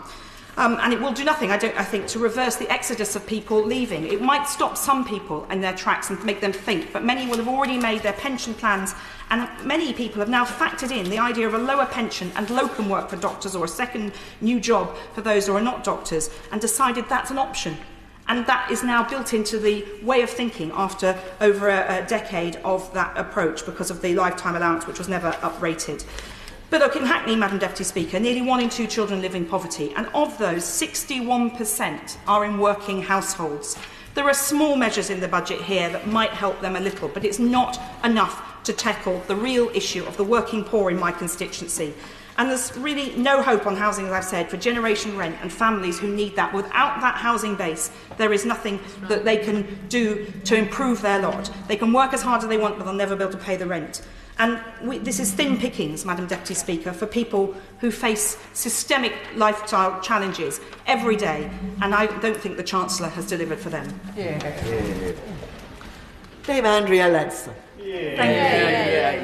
Thank you, Madam Deputy Speaker. Well, I take a different view to the Honourable Lady, for whom I have great respect. But I actually personally feel that this is an excellent budget, and I'd like to set out some reasons why, but also some questions for the Chancellor and for his team. So to start with, cost of living. That is obviously the single biggest issue for all of our constituents and has been for some time. I think that the fuel duty freeze is an excellent and absolutely essential decision. But again, like my honourable friend, the Treasury Select Committee Chair, I do wonder why we continue to have that automatic fuel duty rise, which was introduced by the last Labour government and which is always costed in to every OBR forecast and gives people concern. I think it needs to be something that is perhaps scrapped altogether. Secondly, with energy bills, fantastic to be giving people that extra bit of support until the spring when it gets warmer, people are not using fuel so much, and it is widely anticipated that bills will come down anyway. But again, I would like to see the Chancellor giving thought to encouraging energy suppliers to offer fixed rates, term fixed rates, like you have with a mortgage, so that you can have a fixed rate for your energy bills for the next 1 or 2 years. I'm very happy to. I'm grateful to her for giving way, but I do just want to come back to this fuel duty issue, because I know that she has been concerned about climate change, at least in the past, and the cuts in fuel duty, or indeed the freezes in the fuel duty, has meant that emissions have gone up 5%. At the same time, the Treasury has lost out on billions of funding. So if she really wants to help hard-pressed drivers and others, then why won't she look at something like a wealth tax, for example? A wealth tax on the 1% richest people could raise up to £70 billion.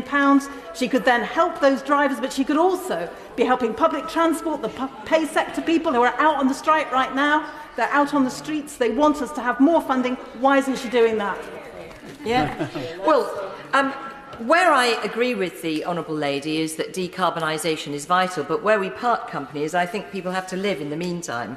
And I think some of the ideas that she puts forward are utterly unworkable and unpractical. So coming on to childcare costs, fantastic news. Something that I think is going to be transformational for so many families. And I know there are lots of honourable colleagues across the House who've been campaigning for that for a long time. I would, however, like to ask the Treasury team to consider going further, and that is to looking at an attendance allowance for grandparents who are looking after their grandchildren. It's something that so many families would like to take advantage of, and too many grandparents simply can't afford it because it means they have to give up their income, and in fact it'll cost them money to do it. I also think we need to look further at childminder regulation, and particularly one of the regulations is having to have fire doors across your house at huge expense to a childminder who's wanting to start up. Of course, it's a huge obstacle for people wanting to offer that flexible choice for families.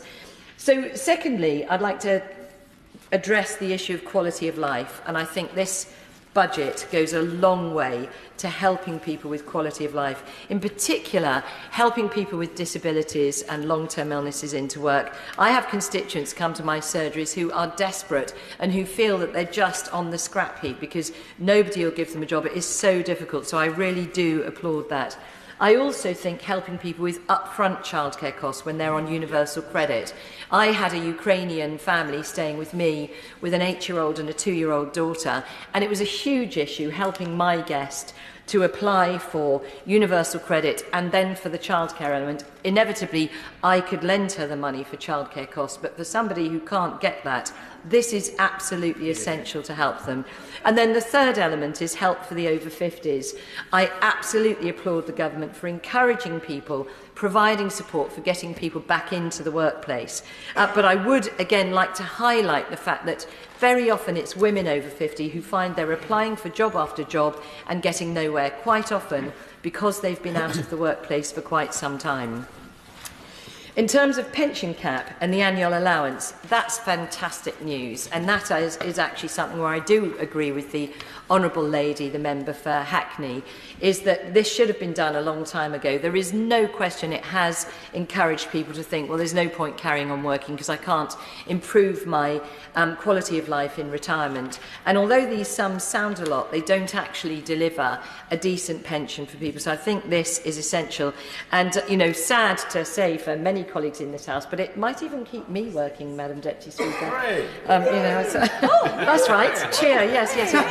Booze from over there. Cheers, thank you. From over here, thank you. But again, it is very important that we continue to look at the issues for those who already fixed their maximum pension cap back over recent years, because some people fixed it at 1.2 million or 1.4 million. What are we going to do about them? I think that will be an issue for some people. Beer draft duty, that's fantastic. That's really going to help pubs. A great quality of life move. But in my constituency of South Northamptonshire, with 92 villages, we really need buses so that we can get to those pubs. And there wasn't anything for buses, so that's another pitch. The pothole news, fantastic. But let's see some innovative ways of fixing them. Too often, potholes get fixed, and a couple of weeks later, there's a pothole again where it was. So we need to think about that, and also clearing litter from roads. You know, some of these quality of life issues that have just badgered us in our constituencies for so long, we could do a lot more about. So quality of life, great, more to do. The third area I wanted to cover is business, and I think the tax incentive to invest in new plant and machinery will be a massive boost for business. The Chancellor is absolutely right in his focus on GDP per capita by improving investment and reducing the lower quality jobs. We've got to move to more automation, more use of technology, better quality, higher paid jobs. That is absolutely right to be doing that. And secondly, the Chancellor is absolutely right to be focused on R&D and science. The Chancellor gave very impressive statistics regarding our performance in the UK in a globally competitive environment. And certainly our progress is very strong. As a former BEIS secretary myself, I met amazing businesses in space technology and in cutting-edge life science, and also in nuclear, visiting the brilliant fusion project in Cullen and working with the Rolls-Royce-led consortium in small modular reactors. I absolutely applaud the Chancellor's commitment to nuclear, as well as to carbon capture usage and storage. The big challenge of our age is keeping the lights on, keeping the cost of bills down, and decarbonising. You can't do any one of those on their own. You've got to keep that energy trilemma in balance. It is the critical challenge of our age. I do think that there is much more the government could and should be doing to build more electricity infrastructure, to promote more renewables with much better local payback, and also to make homes and businesses far more energy efficient.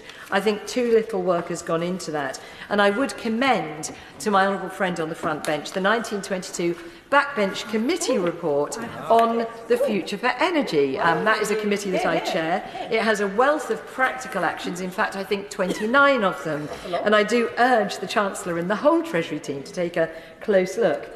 Finally, I want to cover the issue of finance. Like many, I was heartily relieved by the OBR's revised forecasts today.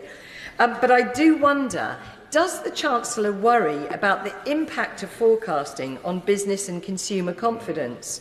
I personally do worry that some of the incredibly negative forecasting that we've seen recently can become a self-fulfilling prophecy. Seeing the astonishment on some of the faces opposite at the great achievements of the UK since 2010, from halving unemployment to reducing poverty to the huge growth in female entrepreneurship and the success in levelling up right across the UK, there is so much to be proud of. But also, as many of my constituents ask me, what more can we do to get the positive messages across? And the same is true of Brexit. From new trade deals to freedom on taxes, on subsidies, to improved financial regulation and our influence in the world. How can the Chancellor make sure we're getting the positive messages about Brexit across to our constituents? Finally, a plea from an ex-City Minister and someone who was on the Treasury Committee in 2010 when the last Labour government wrecked our economy.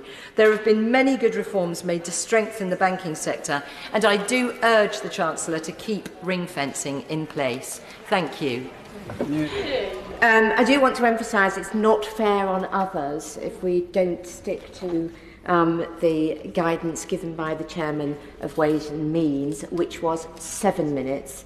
That may well have to go down, but I do urge colleagues to be mindful of that advice. Sir George Howarth. Thank you, Madam Deputy Speaker, and it was a pleasure to see the the Chair of Ways and Means in the chair, who's still here. Madam Deputy Speaker, as with most budgets, the next few days will show the extent to which the Chancellor's rhetoric and the measures he's announced stand up to scrutiny.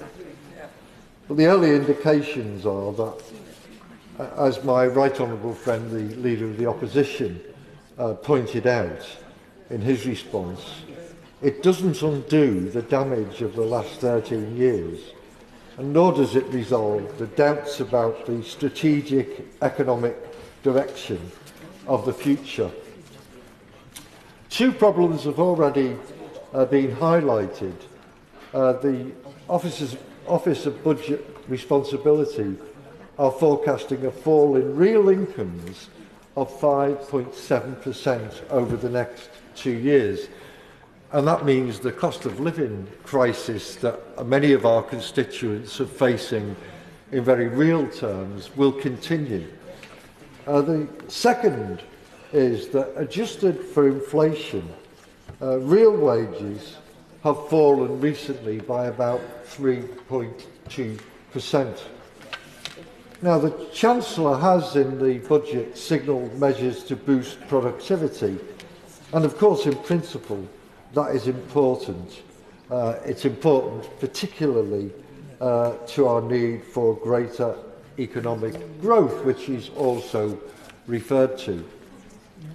The Honourable Lady for Horncastle and Louth, who I'm pleased to see is in her place, is aware that, along with the Honourable Member for Altrincham and Sale and others from various parties across all of the House, I have tabled last year, a 10-minute rule bill which was aimed at reforming employee share ownership schemes. And so I welcome the reference in the Red Book to the research that the Department has commissioned into these schemes, how they're doing and how they can be improved. And I welcome the engagement we've had with the Honourable Lady, which is much appreciated. But I want to use this opportunity to, Madam Deputy Speaker, to give notice that the Honourable Gentleman for Altrincham and Sale, subject to the provisions of the Finance Bill, hoped to table an amendment which would create a new employee share ownership scheme for the benefit of low-paid workers. This proposal would, in addition to helping those vulnerable to the still acute cost of living problems that I've already referred to achieve greater financial stability, it would also boost productivity in those companies that take such a scheme on board. I believe, moreover, that, Madam Deputy Speaker, that the Honourable Lady for Horncastle and Louth is favourably disposed to such a scheme. Whether or not she accepts our amendment will remain to be seen, at least in principle. And I would be grateful if she could give some indication of her willingness to continue to work with the Honourable Gentleman for Altrincham and Sale and others from all corners of the House to bring about the sort of changes that we hope to achieve in employee share ownership. Sir John Redwood. I've declared my business interest in the register. I strongly welcome all the measures in the budget to try and help more people into work. The government is absolutely right that we want to move away from the model of always inviting in many hundreds of thousands of people from abroad to take low-paid jobs here. We need to work away at having more worthwhile and better paid jobs here with the right supporting investment and training. And I look forward to seeing the benefits in my Wokingham constituency of more and cheaper childcare of a decent standard, of better help for the disabled, of improvements in the tax and benefit system so that it is even more worthwhile to go into work, and any supporting training packages or confidence-building activities that may be needed so that those people can get into jobs. It is very welcome, and it will make an important contribution not just to our economy and its prospects, but also to our wider society. Where I would like to take issue with the Chancellor and the Government is over their correctly specified need to boost investment and to get a lot more company activity in growing what we do here in Britain. I welcome the aim, and I, of course, appreciate that 100% first-year allowance will be helpful. But we need to remember that it's a replacement for an even more generous allowance, and it's coming in at the same time that they are proposing a 31% increase in the rate of business taxation on profits. Now, on a couple of occasions in the past, I did lead industrial international companies. And as I have no more interest in those areas, I can draw some conclusions from my experiences. And when we were making those decisions about where you put the new product or the new investment, where you expanded the workforce, where you might need a new factory, of course the headline rate of taxation in any country concerned that might be on your long list was a relevant consideration. It's also true that when you got down to a short list, and countries with high rates didn't tend to get onto the short list unless you're already there, you then did detailed analyses of the project, and any first-year allowance or initial allowance would make a positive difference. But if over a 20, 25-year life of a factory or project that you're looking at, you're going to be paying 31% more profits tax on it, it's clearly not going to look nearly as good as it does this year in the United Kingdom with one of the lower tax rates in the world. The government needs to understand that at exactly the time where it's putting the rate up, our competitors are going the other way, particularly the United States of America, where although the government says their headline rate is slightly higher than ours, the details of the Inflation Reduction Act make it very clear that there will be all sorts of tax breaks, incentives and subsidies for a wide range of industries, including some of the industries the government wishes to target here, like digital and green, and that will be a very important counter-magnet to the investments that we could otherwise get. Like us, an English-speaking country with common law principles and so forth, they have many advantages and we need to have a better offer to counter them. Even closer to home, and proof that lower corporation tax rates work for the businesses and for the society that uses them, is of course the Republic of Ireland. And the Republic of Ireland has the lowest tax rate of the main advanced countries competing for investment. A relatively small country, it has achieved giant steps with attracting large amounts of investment, much of which would otherwise, I think, have come to the United Kingdom, by having that much, much better rate of corporation tax. And so the proof that lower rates produce more revenue and help more growth is in the way in which Irish GDP per head is so much higher than the United Kingdom's, and the way in which business tax per head raised is so much higher, I think it's 4 times higher in the Republic of Ireland than it is here at home in the United Kingdom. So I would ask the government to look again. The final point that I can fit in is that I do think the government needs to look at this on a sector-by-sector basis as well. The energy sector is capital intensive. It's one of the areas where you could get a lot of big investment quite quickly with a lot of very well-paid jobs, improve your national energy security, cut the import bill, and gain an awful lot of future tax revenue because we do tax energy so much higher than other things. But because now we have this incredibly complicated system with price controls on domestic energy, with windfall taxes, with carbon taxes, and then with subsidies to the industry itself, as we realise the difficulties that the high tax rates are causing, we are causing complication. But more importantly, we are putting off many big potential investors who would otherwise get out more oil and gas from our own reserves and would produce more deliverable renewable power and help expand the grid, which will need to happen if you're going to carry on with those developments. If you take heavy industry, ceramics and steel and so forth, big energy users, I think we have the highest carbon taxes of any of the major countries.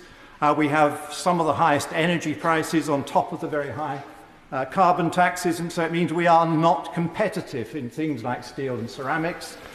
Government then has to provide taxpayers money, giving back some of the tax revenues in the form of subsidies, but it's often too little too late, and then we end up losing capacity. So I would say to the government, stop this subsidy, windfall tax, high tax model.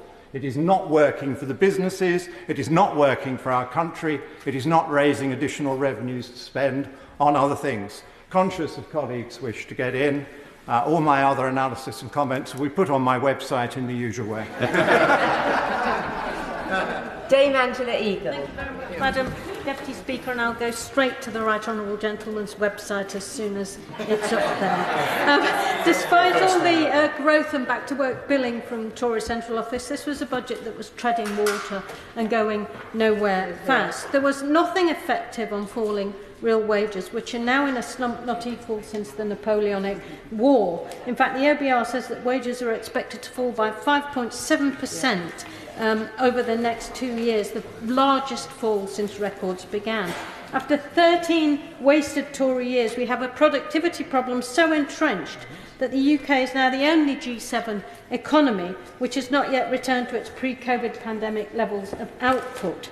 And the Bank of England does not expect this milestone to be reached until 2026 at the earliest.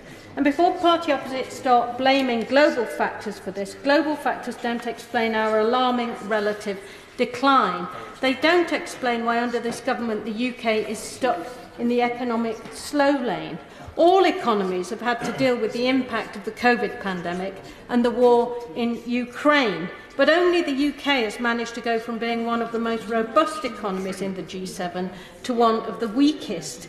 The decade of austerity that followed the banking crisis left us unprepared for future challenges, and Brexit has had a further dismal effect on our economic prospects. Both were deliberate Tory choices. I'm happy to give way. And I do, however, think it is important to recognise that countries like Ireland, for example, have now the highest rates of debt in all of the EU. The United Kingdom doesn't have that. And does the member not recognise that the issues that have been raised today with regards to fuel will help vast rural constituencies like mine and get mobility of people who are poor addressed in a way which hasn't been the case heretofore? I'm coming to some individual issues later, but obviously the fuel issue is very important to those in constituencies like the honourable gentleman's. The self-harm of unilaterally deciding to impose trade barriers on our closest trading partnerships was unique to the UK. This generated huge regulatory uncertainty for business and hindered the recruitment of workers and has done immeasurable and senseless damage to our economic prospects. The OBR forecast said that Brexit would cost up to 4% of GDP, twice the losses inflicted by the COVID-19 pandemic, and it has. And in fact, today's OBR document shows that trade is down an alarming 15%. That is the record that this Chancellor and the Tory party opposite must take responsibility for. After 13 years in office, the Tories have given us 5 Prime Ministers, 3 in the last 6 months, 7 Chancellors, 4 of them in just 3 months. The catastrophe of last September's mini-budget and the meltdown in the bond markets that it caused, unremarked upon, I think, by the party opposite in today's proceedings. They shredded the UK's reputation abroad and they were the opposite of fiscally responsible. Little wonder then that during this incoherent chaos, they've delivered us the worst of all possible worlds. The highest tax burden for 70 years, up again as a percentage of GDP in the OBR documents today to 37.7%, alongside a crumbling infrastructure and overstretched public services.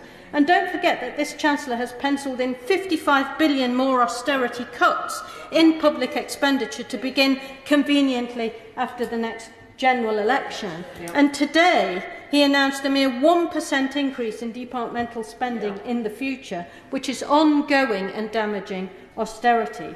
We see our NHS teetering on the brink with 7.2 million people on waiting lists and record job vacancies. Our transport system isn't fit for purpose, and the privatised water industry pollutes our waterways with sewage, while shareholders and executives pocket massive profits and put consumer prices up. And we see a brutal cost of living crisis juxtaposed with soaring levels of private wealth for the few and the pension tax cut for the top 1% that will make that worse. Madam Deputy Speaker, the last proper budget was delivered in this House in October 2021, not by the Chancellor's predecessor or even his predecessor's predecessor, but by the current Prime Minister, who was the Chancellor's predecessor's predecessor's predecessor. This farcical string of irresponsible Tory administrations has delivered only uncertainty, turmoil and chaos. What they have not delivered, Madam Deputy Speaker, is the business certainty or political stability upon which economic prosperity can and must be built. And we have all paid the price. There is only one answer to dysfunction and incompetence on this scale, and that is a wholesale change of the entire management. And I don't mean the pretend change that this Chancellor and the unelected Prime Minister represent. All of them are culpable for the bleak economic performance. Those who caused the problems are incapable of fixing them. The Bank of England forecasts that growth will be virtually non-existent this year and anaemic next year. The OBR reveals that the economy will shrink by 0.2% this year, and it's downgraded the UK's long-term forecast in all years afterwards. You didn't discern that from what the Chancellor had to say in his budget today. This contrasts with 2.7% annual average growth rates achieved between 1998 and 2007 by the last Labour government. If that had been replicated since 2010, GDP would now be £800 billion higher. Had that happened, we would have been able to collect $300 billion in tax revenues to prepare our economy properly to face the future.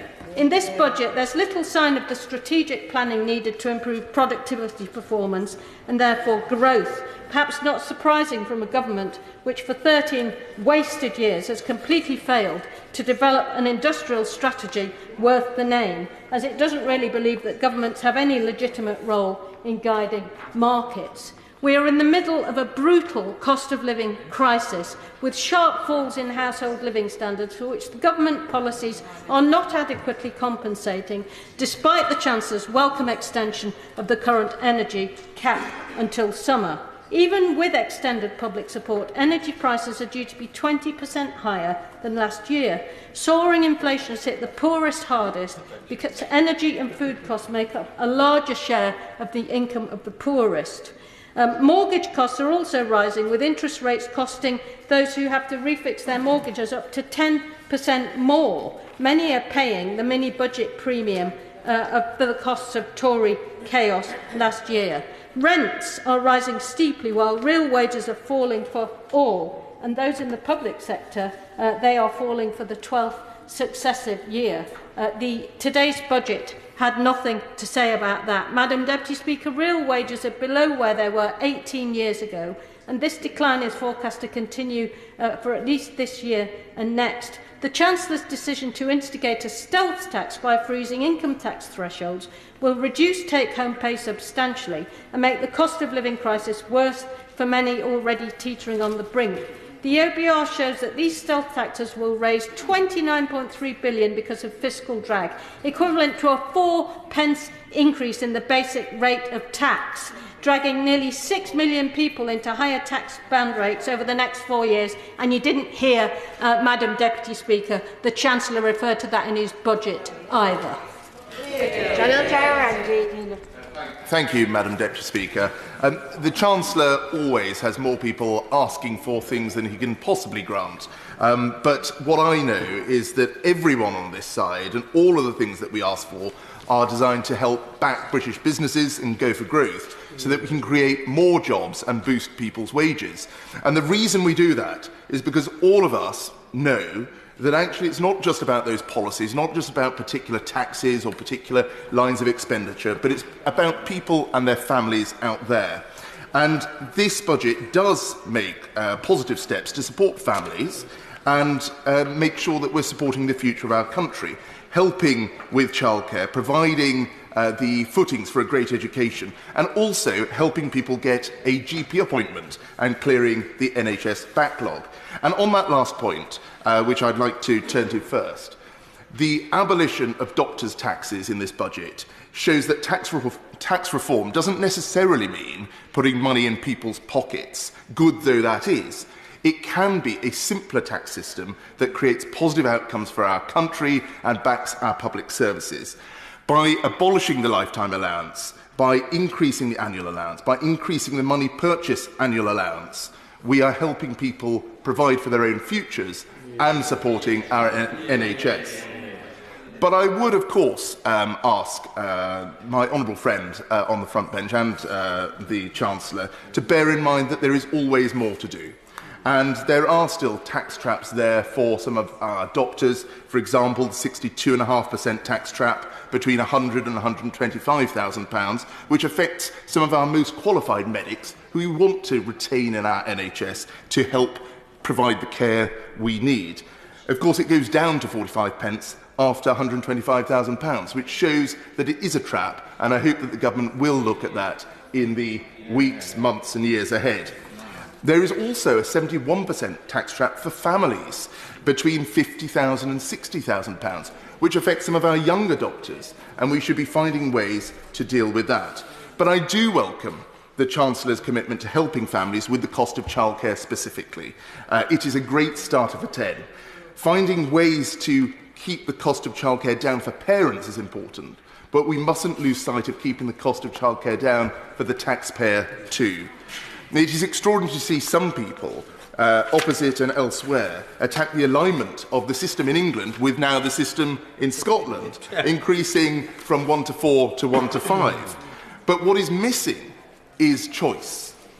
Now, for 25 years, the consensus has been that everyone should go to work and the state will provide ever more free childcare, except that it isn't free. Taxes are at a 70-year high, and I would contend that choice is missing from the equation. Instead of a one-size-fits-all system from Whitehall, families should be able to decide what works for them. Instead of government dictating how many hours of free childcare and who from in the years ahead, what about moving to a system of tax reliefs so that parents can pay for the childcare they want from who they want? Or indeed, even a radical thought, one parent could choose to stay at home, allowing the other to work extra hours if that's what they want to do. And so I would urge the Treasury and my honourable friend to consider reigniting the review into family taxation. Things may have changed since 2019, but I recall that single people in 2019 without a family paid 8% lower tax than the OECD average, but single earners who in a couple have 2 children pay 26% more. There is an injustice in this that I hope the government will address in the not-too-distant future by commissioning a family tax review. And that tax review should actually reflect the fact that familial support, not only for childcare, but also for elderly relatives, provides something like £1 trillion of unpaid care in this country, which people could decide to pass to the state. I do not believe that's desirable, and I believe that the state should, in turn, provide the environment that allows people to take responsibility for themselves. On wraparound childcare, I believe this is an excellent step to help working parents and not have to worry about what happens after school time. But I would urge the government to make sure that we are giving that money direct to schools and to academies to do what is right, providing a co-curricular offer that is suitable for that particular community and the children that they know best, rather than any government department or indeed any local authority. And if I can turn then to business, because we can't pay for any of this without strong British businesses. I do welcome the full expensing of the business investment. This is a good step to ensure that businesses can take decisions today. But as my right honourable friend, the member for Wokingham, mentioned a moment ago, we should still seek to revisit corporation tax in the months and years ahead, because any increase in corporation tax will make us less competitive, reduce investment in the long run, stifle job creation, all of which are required for growth. And we've seen that with AstraZeneca decide to move what would have been a £300 million investment in the northwest of England to Ireland, which not only means a lack of business taxes being paid in this country, but also the personal taxes that would have been paid by the hard-working people who would have worked at that plant. And you don't have to believe me, Madam Deputy Speaker. Even the IFS says that this won't raise the expected revenue. The increase in corporation tax won't raise the expected revenue that is currently suggested by some. And Europe Economics has said it will muffle our growth potential, £30 billion less over 10 years. One final idea, Madam Deputy Speaker. I'd urge the Chancellor and my honourable friend to look at the VAT threshold for small businesses into the future. Today it is at £85,000. It's been like that since 2017. It's planned to remain like that till at least 2026.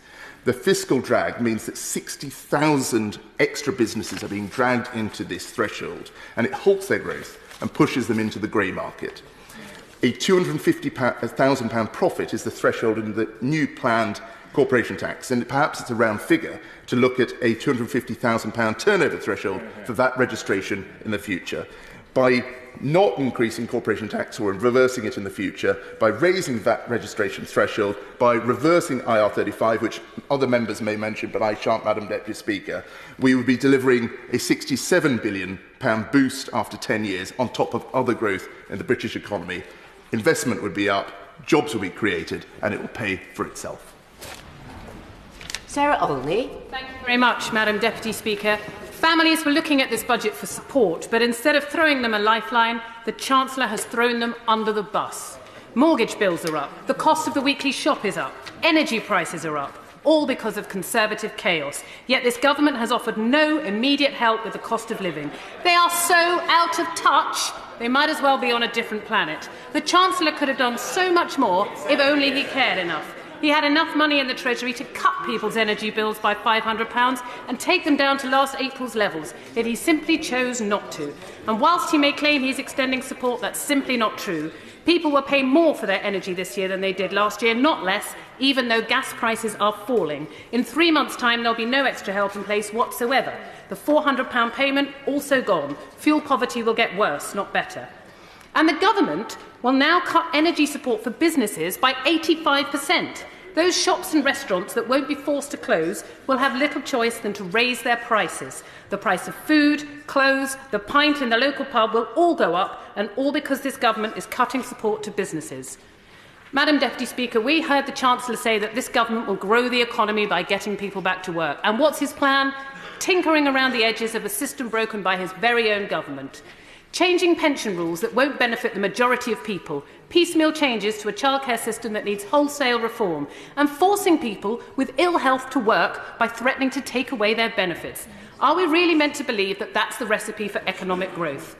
Under this government's watch, more than 7 million people are waiting for treatment on the NHS, and thousands can't get discharged from hospital when they're ready because there's no one there to look after them. So I've got some news for the Chancellor. People aren't off work because they're on the golf course. They're off work because they're stuck on a hospital waiting list. You can't fix the economy if you don't fix the workforce, and you can't fix the workforce if you don't fix the NHS and social care. Giving care workers a pay boost of £2 an hour would be a good way to start.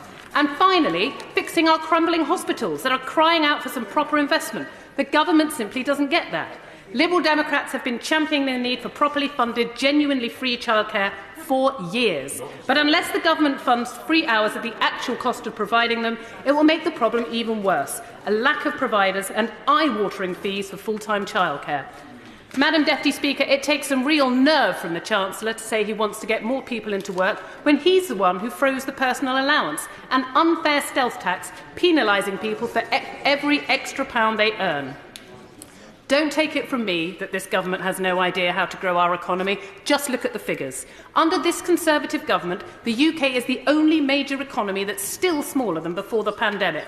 The IMF expects Britain to see the lowest growth of any other G7 country. And whilst, thankfully, it looks like a recession could be avoided, this government seems content with growth moving at a snail's pace. If the Bank of England is right, the government's economic policy could keep long-term growth stuck at 1%. And what does the OBR make of the announcements we've just heard? By 2028, they will add no more than 0.2% to our GDP. What a waste that would be of all the talent and ambition I see across every part of the UK. But there's no greater indictment of this government's economic policy than their track record on living standards. The OBR today warning of the largest two-year fall in living standards in almost 70 years. According to the Resolution Foundation, the typical household income saw a hit of £700 this year, and it's about to fall by another £1,100 over the next year. And what's more, over half of that, £650, is due to Conservative tax rises. That's an eye-watering £1,800 over 2 years, taken away by Conservative chaos and tax rises. No, you've spoken. Madam Deputy Speaker, this government is letting people down all across the UK. In very tough times, the British people have shown remarkable decency and strength, but they are finding it harder and harder to make ends meet. Nearly 3 million people are expected to fall into poverty over the next 2 years, and in 4 years' time, over a third of children could be growing up in poverty, the highest point this century. That's the true cost of the cost of living crisis under the Conservatives. And that's why Liberal Democrats are calling for more help with energy bills, more help with mortgages and investment in our public services. Many of these people will either be carers or be receiving care from a loved one. So the one thing the government could do to help right now is finally raise the carers allowance. That would go a huge way towards helping some of the most vulnerable among us. All it takes is a government that really cares, rather than a government that makes people pay for its own mistakes. Thank you. Kevin Foster. Thank you, Madam Deputy Speaker. I think it's certainly interesting to follow what we've just heard and just reflect on where we'd be with our energy supply if we'd had new nuclear reactors coming online last year. because that was a claim from the then Deputy Prime Minister about 10 years ago that it wasn't worth doing them, and also where motorists and where household bills would be if we'd listened to the resolution at a Liberal Democrat conference for reintroducing indexation of fuel duty. So I do find some of the comments we've just heard rather interesting. But the budget we've heard today comes at a challenging time globally and within the rest of Europe, and it's therefore welcome to see much of the package that's been announced today. And the Chancellor's rightly focused on the fact that cutting inflation is one of the best tax cuts he could deliver, particularly helping to ease the pressure on family budgets. And there is a lot to like in this regard. And first, starting with the energy price guarantee extension until July. We are now starting to see prices coming down on the wholesale markets around energy. That's encouraging, and it's certainly encouraging to see the additional 3 months of support that will now be provided. And I particularly welcome the change around prepayment meters, because it always struck me as, in some ways, rather odd that those who are already struggling to pay their bills, who are then put onto a prepayment meter because of the danger of non-payment, then actually have to pay the highest rates of the lot. And the era when someone had to go round and collect money out of a meter are long gone. You know, the systems that manage this are now more digital and automatic, and therefore there's really no reason to have this differential and this premium charge to some of the poorest in both Torbay and across the country. And therefore it's very welcome to hear the move today to abolish that. There's certainly the fuel duty freeze for the 12th year and keeping the 5p reduction will be welcome, not just by those motorists who have to fill up a tank, but of course we have to remember that this is one of the things that affects the cost of virtually everything in the shop, because of the fact that things have to be delivered and for the vast majority of products, that will be via road transport. So it is very welcome to see that being done. And certainly, I do very much welcome the extension of free childcare to 1- and 2-year-olds. It really will get more into work. And I also welcome the fact the Chancellor recognises it's not just about increasing the hours that parents have, but also making sure there's appropriate funding package for providers. This is not something that can be done easily, and I welcome the fact that he clearly listened to the representations made by the sector. Now, coming on to what a lot of people call the doctor's tax, the changes to the pension allowances and the abolition of the lifetime allowance, it is absolutely clear that there are doctors and skilled professionals who would be working in our NHS today, but for the fact that they'd hit the lifetime allowances and then were penalised in a tax sense for carrying on working. It is extremely welcome to see that change being made. Obviously, the annual allowance prevents this being a way of large-scale tax avoidance, but it means that those who are wanting to carry on working are not being penalised for it, and it is extremely welcome to see. Now, there are areas I'd, of course, like to have seen the Chancellor go slightly further on. I think virtually all of us would say there are things we may want to look at. I note, for example, the 12 investment zone. It is disappointing that there isn't one in the southwest region. But I would also like to see us perhaps build on the particularly arguments around planning reform in areas where local authorities are signed up to doing so.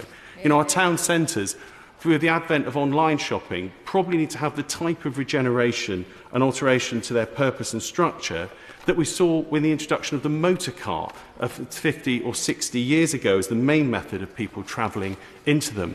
The idea that we can go on as we are is different. And it's actually, for me, it made eminent sense to allow some flexibilities in places like Torquay and Paignton town centres, where the local authority had supported that move. And again, perhaps that may be something we'll see more development on in the future. And similarly, particularly like the Honourable Member for Woking isn't in his place at the moment, I am sceptical about just how much raising the corporation tax rate will actually produce in terms of actual income into the government. But I do note some of the changes that have been made today, which will be interesting to see and the impact they have around investment. Now, in terms of the last 8 years, we've seen a welcome change from the time when Torbay rarely featured in lists of government funding announcement. So we've seen the town deal, we've seen the Future High Streets Fund, we've seen the New Stations Fund, and of course the Building a Brighter Future project for Torbay Hospital, which could be the largest single investment in Torbay's health services since the creation of the NHS back in 1948. And we could cover at length the lack of delivery of some of these funded schemes by the Lib Dem Independent Coalition at Torbay Council. But I hope today's news is the start of getting on with the job of delivering in our Bay, particularly the news around being one of the levelling up partnership areas that's in the main budget documents. You know, I've seen how some of that working together in government, focusing particularly in areas like Blackpool, can start driving projects forward, and I really hope that that is something that we can look forward to in our Bay. And I also welcome the fact that there'll be a third round of the Levelling Up Fund. It's obviously absolutely vital at this time Tor Bay has a strong bid which can get the funding needed to level up our community. But, you know, Madam Deputy Speaker, I accept a budget is a difficult job. That as will always be more demands than there are resources to meet them. There's aspects that, of course, I welcome more generally, such as the increased defence spending, particularly given the defence interests within South Devon and across the South West more generally. But overall, this is a good package. This is a package that will deliver for people, and it's a package that I genuinely believe shows the Chancellor has taken on a difficult job and is doing it well. And so whilst I'll continue to speak up on some of the areas that I believe we could do a little bit more, and I hope we could go further on, particularly in relation to Tor Bay, overall, this is a package that I think would be broadly welcomed. And of what we've seen so far in this debate is there's no serious alternative being presented from the benches opposite. Seema Malhotra. Thank you, Madam Deputy Speaker. The first test for this budget was whether people are going to be better off or worse off as a result of it. The Chancellor has failed in his first test because the OBR forecast and analysis delivers a damning verdict. In the executive summary, it talks of how real household income is due to fall by 5.7% in the next 2 years, the largest two-year fall since records began in 1956-57, with living standards lower than pre-pandemic levels, even up to 2027-28. There was no mention of support for mortgage prisoners in this, and the Chancellor missed a chance to end non-dom tax status, which could have helped fund an expansion of the workforce in the NHS. His pledge for potholes, Madam Deputy Speaker, all very well, except that the issue is that the highways maintenance budget that was cut in 2021 by 400 million would have been enough to fill 8 million potholes. And there's good progress on childcare, on prepayment meters, on supporting over 50s back to work, but all of that has been playing catch-up with where Labour has been. Now, my starting point is optimism and ambition for what Britain can become, and how we can rebuild our economy and restore our reputation for trust around the world after the devastating damage, particularly done by the mini-budget last September. But this needs a serious plan for stability and growth that commands confidence and makes Britain the best place to invest and to start or grow a business. We know that government working in partnership with industry is what will help British businesses to be thriving, growing and investing if we are to ever achieve any of our goals. Whether that's making all parts of the country better off or getting on track for net zero, the investment that businesses undertake to develop products and services, increase productivity, create jobs, that investment is the most crucial ingredient. But the challenge we have here in the UK is that business investment has been lagging for years, caused by 13 years of Tory failure. This was a problem before the pandemic, before the war in Ukraine, and it's making it much harder for us to recover from those shocks today. A consequence of the low growth, low productivity and high tax economy that this government has created. And the continual chopping and changing of government policies and priorities have made our economy less stable and contributed to falling living standards, falling business confidence and falling consumer confidence. In this context, let me speak to the budget, Madam Deputy Speaker, that's in front of us today, and what a missed opportunity. We needed to see a strong, serious industrial policy framework for the long term that businesses can trust and that can bring clarity, consistency, stability and certainty, even more so in the uncertain world that we face. But today's budget did not even come close, which is not surprising, as the government has spent the last few years watering down its industrial strategy and hoping nobody will notice. Well, the only E here today, Madam Deputy Speaker, was everything but a serious plan. And what a contrast with Labour's clear strategic missions and priorities for the British economy and our goal of securing the highest sustained growth in the G7. Now, what we have seen today is little more than tinkering around the edges, more sticking plaster politics and more attempts at short-term fixes, with a handout for the richest 1% slipped in. This budget falls way short of the wider plan for green growth that our businesses and communities have also been calling for. The Chancellor announced a £20 billion investment over 2 decades to create carbon capture technologies, but as ever, this is yet another poor imitation of Labour policy. But there wasn't nearly enough. Last September, over 200 leading businesses and financial institutions wrote to the Prime Minister then, saying they were committed to protecting and restoring nature and delivering a net zero economy in support of the UK's targets, with delivery mechanisms strengthened across the whole of government. The steps announced today are yet again a poor imitation of where Labour has been, and it has taken the SSMT to also say that there is little that enables the UK to compete with the massive packages of support to power a green transition that are available elsewhere. Now, small businesses should also be part of this transition to a green economy. Roundtables I'm doing with small businesses across the country have shown how much they need to be central to our plans for growth. But all we seem to see from the government is a record of failure and a lack of ambition. And the FSB said today that the distinct lack of new support in core areas proves that small business and small firms are overlooked and undervalued. The latest ONS data available on business desks shows that business desks have outweighed business bursts for 7 consecutive quarters running. And even schemes set up by the government to help small businesses grow are falling short. The government's Help to Grow Digital was billed as the government's flagship small business productivity policy, but a year after it running, the government pulled the plug in February because of low take-up.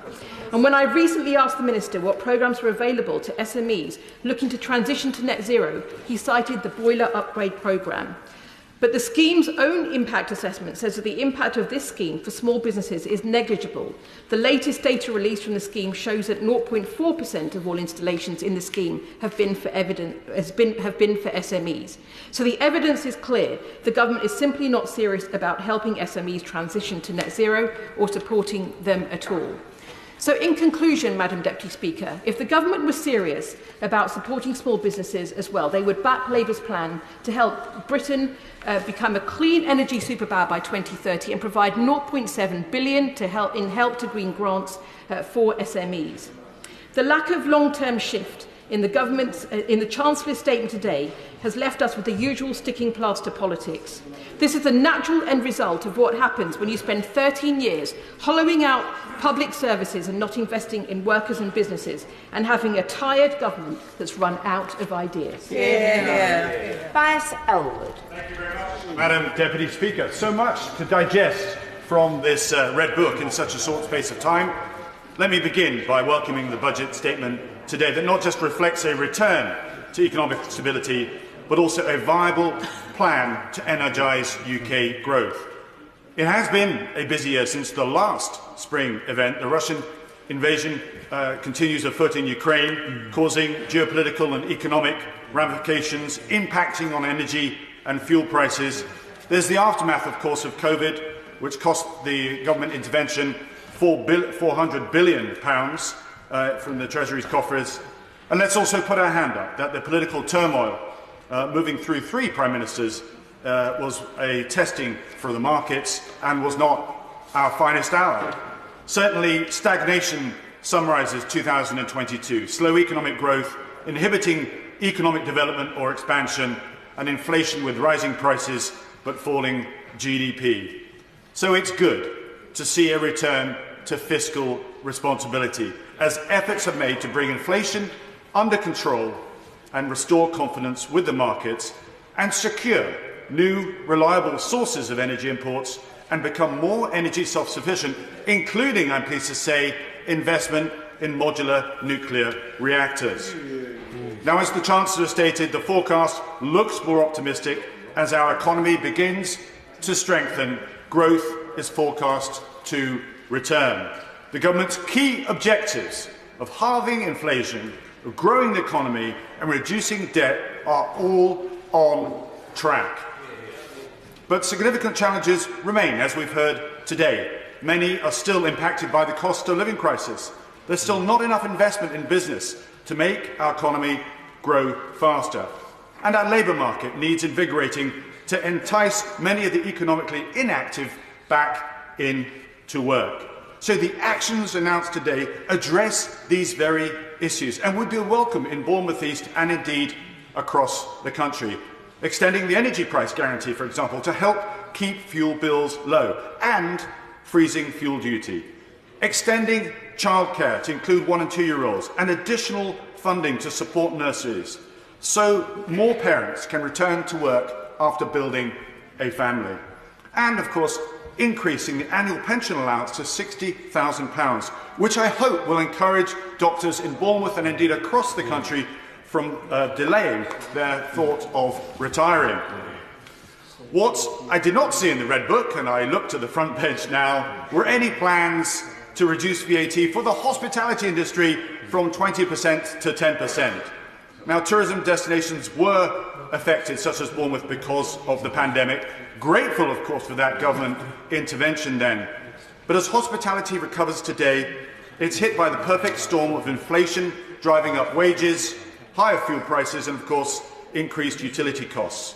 There is a petition in the UK Government Parliament website that has now reached over 11,000 signatures, and I hope the Treasury will do the maths, will lower VAT and allow hospitality operations to survive and indeed build and grow, thus increasing productivity, and that will help advance our GDP. Please, Chancellor, I invite you to do the maths. But let me finally turn to defence, because even today the Chancellor connected the state of our economy with events in Eastern Europe. Now, with around half of our GDP subject to international headwinds, our connectivity, our access to international markets, our ability to source global goods and services are all impacting on our economy. And this has been powerfully illustrated by the conflict in Ukraine. Had that invasion not taken place, UK GDP would be at 4% today, not at 10%. Imagine what would happen if the threat picture would deteriorate. Yet that is exactly what the government predicts will happen, as written in the new integrated review. And I quote, "There is a growing prospect that the international security environment will further deteriorate in the coming years, with state threats increasing and diversifying in Europe and beyond. The risk of escalation is greater than any time in decades." Now, if ever there was a call to move away from peacetime defence spend, that was it. Now, I've crunched the numbers already, Madam Deputy Speaker, in the Red Book. Simply put, away from the Ukraine support of ammunition replenishment, for the next 2 years there is £5 billion allocated, of which £3 billion goes to the new nuclear enterprise, leaving just £1 billion a year to improve our conventional forces. That will not allow our hollowed-out army to be regenerated. It will not allow all those swathing cuts we saw in the last review to be reversed, such as tank numbers, troop numbers, armoured fighting vehicle numbers, even Typhoon numbers, Hercules aircraft numbers as well. We should recognise, and I say this loud and clear, Madam Deputy Speaker, we're sliding towards a new Cold War as Russia and China further align themselves to challenge and exploit the frailty of our global order. And as global security further deteriorates, a failure to invest in upgrading our peacetime defence posture now will not only harm our economy as our markets are slowly closed off, it diminishes our voice on the international stage. This is not the time to blink, but we must have the political courage backed by our hard power. That is what's earned us a permanent seat on the UN Security Council, and I urge the Treasury to reconsider their investment in our UK defence posture. Madam Deputy Speaker, to conclude, after the Windsor Framework, the Paris Summit, the AUKUS deal, today what we saw by the Chancellor is another example of statecraft returning to number 10. Domestically, this budget will help tackle the cost of living crisis. It will strengthen our economy, and it will boost growth. I commend the government for its actions here today, but with storm clouds gathering, I hope the government understands. I will keep pushing for an increased defence budget. Rushinara Ali. Thank you, Madam Deputy Speaker. Britain could be so much better. We have world-class universities. We have some of the best firms in the world. We have an amazing tech and life sciences sector, great startups, SMEs, a fantastic banking sector, and people who are desperate to rebuild our economy after the damage done to our country by this government. The Chancellor could have come up with a budget that is that's about fixing the future, that is about investment, that is about growth. What we have is him trying to fix the damage done by his party in government. What we saw last year was the spectre of the IMF pointing out that the UK has the weakest growth compared to our competitors. UK growth is flatlining. The economy will shrink by 0.2% this year. The OBR forecast that the next 2 years will see the biggest fall in household incomes, with real incomes to fall by 5.7% in the next 2 years, the largest since records began in the 1950s. Madam Deputy Speaker, we also saw the spectre of people's mortgages going up, and the average mortgage, because of the Liz Truss premium, will be, because of the former Prime Minister and the former Chancellor's Chancellor crashing the economy, will go up by an average of £2,000 a month. The previous Prime Minister crashed the economy in her 49 days in office, costing the country over £1 billion for every day she was in office, making it the most expensive work experience placement in history, Madam Deputy Speaker. This Chancellor delivered his autumn statement and promised a shallow downturn. What he did was serve up £55 billion of spending cuts and tax rises to patch up the Conservative chaos caused by multiple Prime Ministers and about 4 Chancellors. But, Madam Speaker, I've lost count. What he should have done today was begun with an apology to the British people, because apology is what's needed for the fact that what they've seen and what they've experienced is economic misery and hardship in the hands of the former Prime Minister and the former Chancellor. Madam Deputy Speaker, what we need is rapid investment, a genuine plan for growth. We've seen in the US President Biden introducing the Inflation Reduction Act, where $370 billion will be invested in business, will be focused on greening the economy. We need to make sure that our economy is fit for the future, that there is a genuine plan for growth. We haven't seen that. What we are seeing is investment down.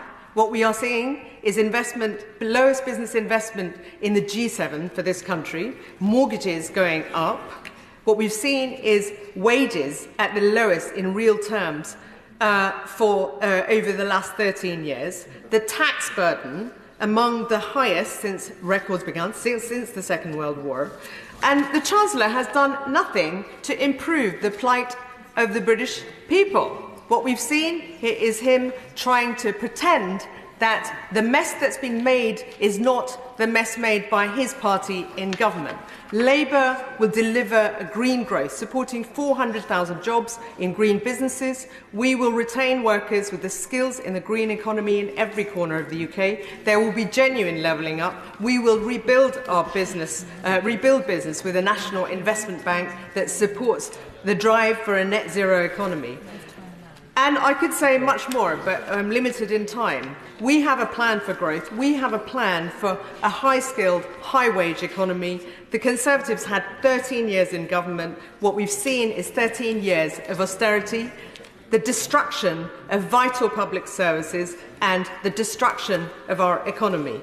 And added to that, what we saw is the previous Prime Minister but one negotiate a deal that has led to our economic a reduction in our GDP because of the poor deal that was negotiated, a Brexit deal that was negotiated. That is costing £100 billion in lost output and 40 billion less in revenue to the Treasury every year. Madam Deputy Speaker, the last Prime Minister has cost £55 billion when she tanked the economy with her then Chancellor. Britain could do much better, but we won't get much better. We won't get better until we have a change in government. It's time for a Labour government. Craig McKinley. Thank you, Madam Deputy Speaker. Can I congratulate the Treasury team for what I thought was a very imaginative budget, particularly getting people back into work, the pension changes to get some key employees back to their employment, particularly in the NHS. I had concerns about the corporation tax rise, but they've been broadly tempered by the full expensing. But I will make reference to my members' register of interest. I'm a chartered accountant, chartered tax advisor, so this may come over as a little dull, but it may be instructive to the Treasury bench. Now, I want to take a very quick gallop through corporation tax and dividend tax law over the last 50 years. Dividends were imputed with advanced corporation tax, a system that was introduced in 1973. It was a withholding tax at source, so that the recipients of those dividends, if they were basic rate taxpayers, were deemed to have the tax paid at source. Of course, because of that tax that had already been deducted, both charities, but most notably pension funds, could reclaim that tax that had been deducted. Now, strangely, one of the first acts of the 1997 incoming Labour government was to scrap that advanced corporation tax regime. And for pension funds, this was a wholesale, it was a catastrophe for pension funds, where ours were at one time the world-leading, well-funded. They're now in the state that they are today, with the estimates of damage to pension funds at now £250 billion, and the virtual extinction of the defined benefit scheme. So ACT was scrapped, and that started a very long period of tax-free dividends up to the basic rate band for basic rate taxpayers. And that was on a very simplistic basis, that because dividends are not a deduction against taxable profits, they were sort of internally imputed to have had that rate of corporation tax attached to them, and so in the hands of the basic rate taxpayer, they were free. We had a short period of this very strange 10% band, but all toddled along quite nicely up until 2016. The 10% tax credit was abolished and replaced with a tax-free dividend allowance of £5,000.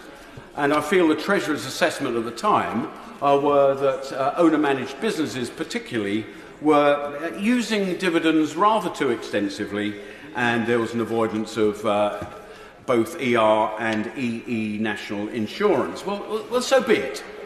But even at that level, it didn't last for very long.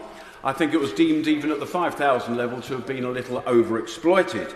So that dividend allowance was reduced to £2,000 from April 18. And then with dividends above that rate, then taxed at 7.5%, and in this past year, we've raised that to 8.75%. Again, I would say, so be it. But we have introduced a double taxation of company profits, both in company profits then in the hands of the recipient. But what concerns me more than anything, and the reason for my speech this afternoon, is the proposal that was raised at the second autumn statement last year, confirmed today, obviously not overturned, was for the dividend tax-free amount to be reduced to £1,000 for 23-24, and to reduce still further to just £500 in 24-25. Now, my plea is for reconsideration of this. I'll give you an example. A retired taxpayer, blissfully had been PAYE all of their working lives, receipt of a state pension, perhaps an occupational pension as well, and the coding is working perfectly adequately. They've been in a share save scheme. It was the right thing to do. They're encouraged to do it all their working lives. And there are now 1 million people in the country in a share save scheme. And they've been blissfully outside of doing a tax return. The system has worked easily for them. Now, the likelihood of ever receiving £2,000 of dividends was pretty low, Possibly the prospect of even £1,000 of dividends is fairly low. But I'm afraid the likelihood of getting £500 plus of dividends through a share save scheme in 24-25 is likely to be very high. Do we realistically want to catch people with fines through the door when they just hadn't realised what has happened and what has changed? And do we really want to drag hundreds of thousands, potentially, of taxpayers retired who'd never had to worry about a tax return into the tax return system? I just believe that £500 threshold is unduly parsimonious, shall we say. Now let's contrast that with what we have in other aspects of the tax system where we do allow a small amount of income to be earned tax-free. There are two that I know of. That's the property allowance, where you can have £1,000 of rent, perhaps by renting out a bit of car parking space to a commuter, or you've got a holiday property that you might rent out for a week or two.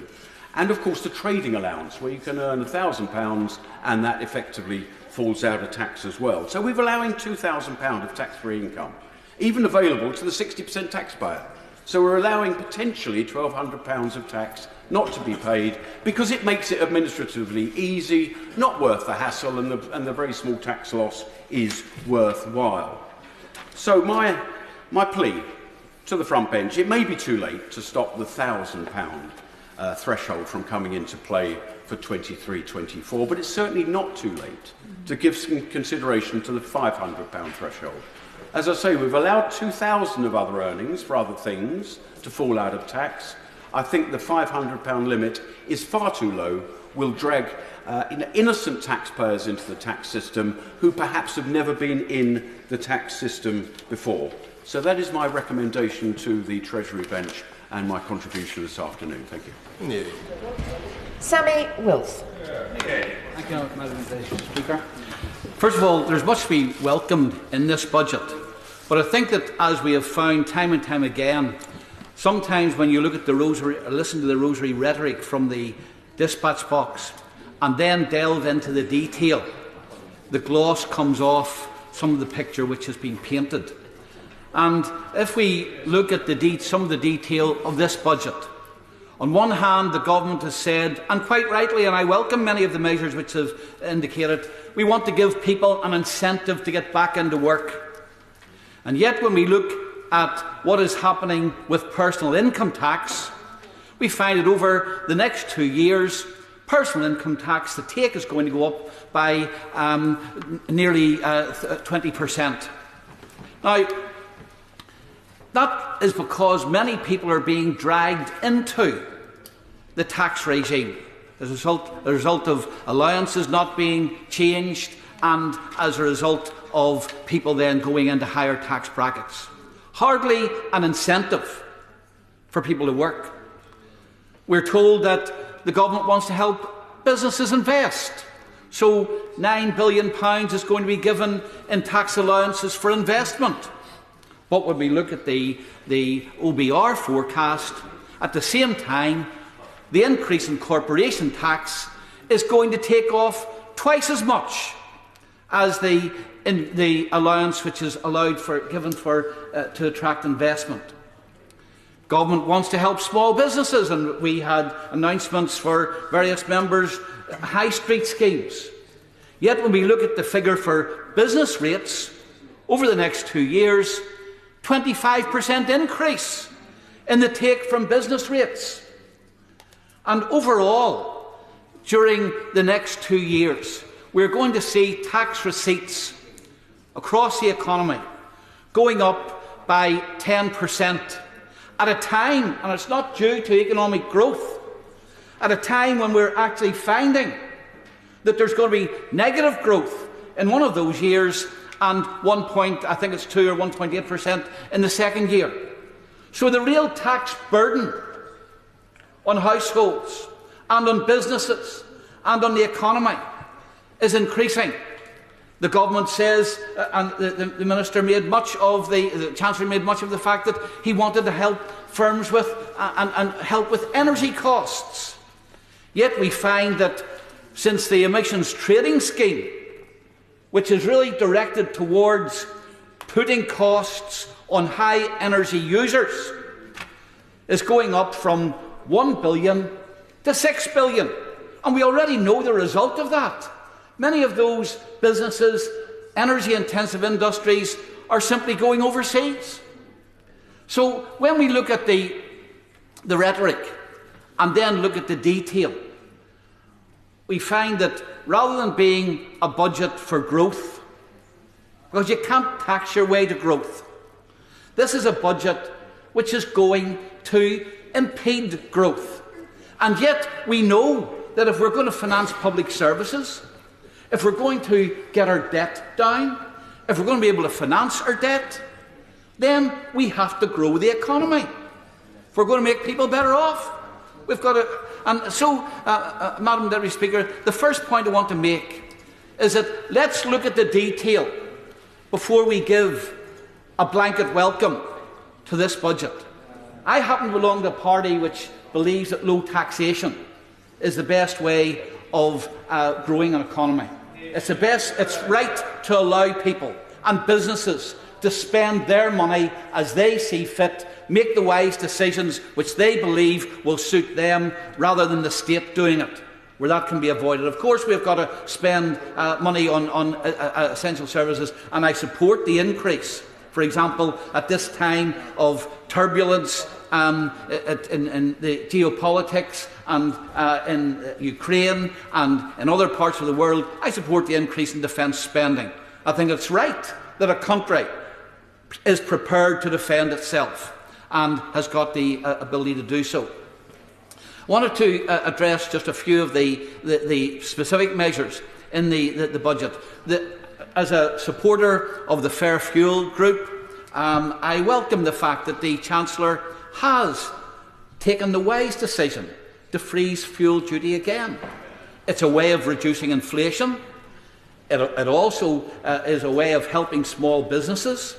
And for consumers who are finding the cost of living increase is hurting their pockets. And, of course, from the point of view of places like Northern Ireland, which are heavily dependent upon getting their supplies in by lorry, etc., it helps to reduce costs there. I share the views of the member for North East Hampshire on the child care proposals, because whilst the proposals will help, and I have no doubt they'll be welcomed by many of the providers of childcare and many of the users of childcare, nevertheless, and I know this from experience in Northern Ireland, there are many places where it is not possible to buy in childcare from bodies that have been set up. In many cases, the allowance doesn't cover the cost, so the individual finds themselves still out of pocket. And there's not the flexibility when the government finances it, because you're relying on there being a network in the local area. Remember, give away. And I won't give away, yes, I'll give away. I'll give away my own old friend, okay? Right. My honourable friend for giving way. Just on the childcare, the childcare is welcome for England, absolutely. But would you agree with me that a more sensible approach that would have helped families right across the United Kingdom for ages older than 3 to 5, because childcare doesn't stop at ages 3 to 5, a tax-free allowance increase would have been much better? Well, a tax-free allowance, of course, would have avoided, and that's the point the member for North East Hampshire was making. It gives much more flexibility in the whole system, and therefore I think it would be a better way of dealing with the issue. I'm not going to give way again, because I'm 7 minutes, and I just want to finish up with one last point. There are many other measures in this, such as the tax-free zones for industry, and the changes in the medical licensing for medicines, etc. I'd like to know whether the Chancellor has looked at whether those can apply to Northern Ireland, given that even after the Windsor Framework, we are still subject to EU law in Northern Ireland. We're still subject to EU state aid laws in Northern Ireland, and my fear is that when we actually try to apply them, we will find that the EU will once again be able to interfere in the affairs of the United Kingdom by stopping those kinds of proposals benefiting Northern Ireland as a whole. There are many other points that I wanted to make, Madam Deputy Speaker, but there are many other people who want to get in. Can I make one last point, and that is that VAT for hospitality and reductions for VAT in hospitality, as the same with corporation tax, are very important in Northern Ireland because, of course, we have got a land boundary with another country where corporation tax rates are lower, VAT rates are lower, and therefore, without changes in those two things, we are placed at a competitive disadvantage. Mary Robinson. Madam Deputy Speaker, and I welcome today's budget and this government's continued support for the areas that need it most. And I was listening intently to the remarks of the Right Honourable Member for East Antrim, but I would say I do believe that this is a budget for growth for the UK, for the country, and it's a budget for growth for the North. It sets out, in my view, the commitment to ensuring opportunity and investment and improving connectivity, and I welcome it. And I'm seeing this in action already in Cheadle with the £8.26 million for the new Cheadle rail station and the commitment to greener jobs, which I'm already seeing the building progressing for a new £4.4 million Cheadle Eco Business Park. So I know that the government is giving local areas and regions the tools and infrastructure they need to prosper. And I'm proud that Cheadle is already home to a number of national and international firms, from the AA, on the beach, to Thales and Dow, to name but a few. And the creation of the 12 new investment zones, one of which will be hosted in Greater Manchester, will attract more businesses and jobs to our region and to Cheadle.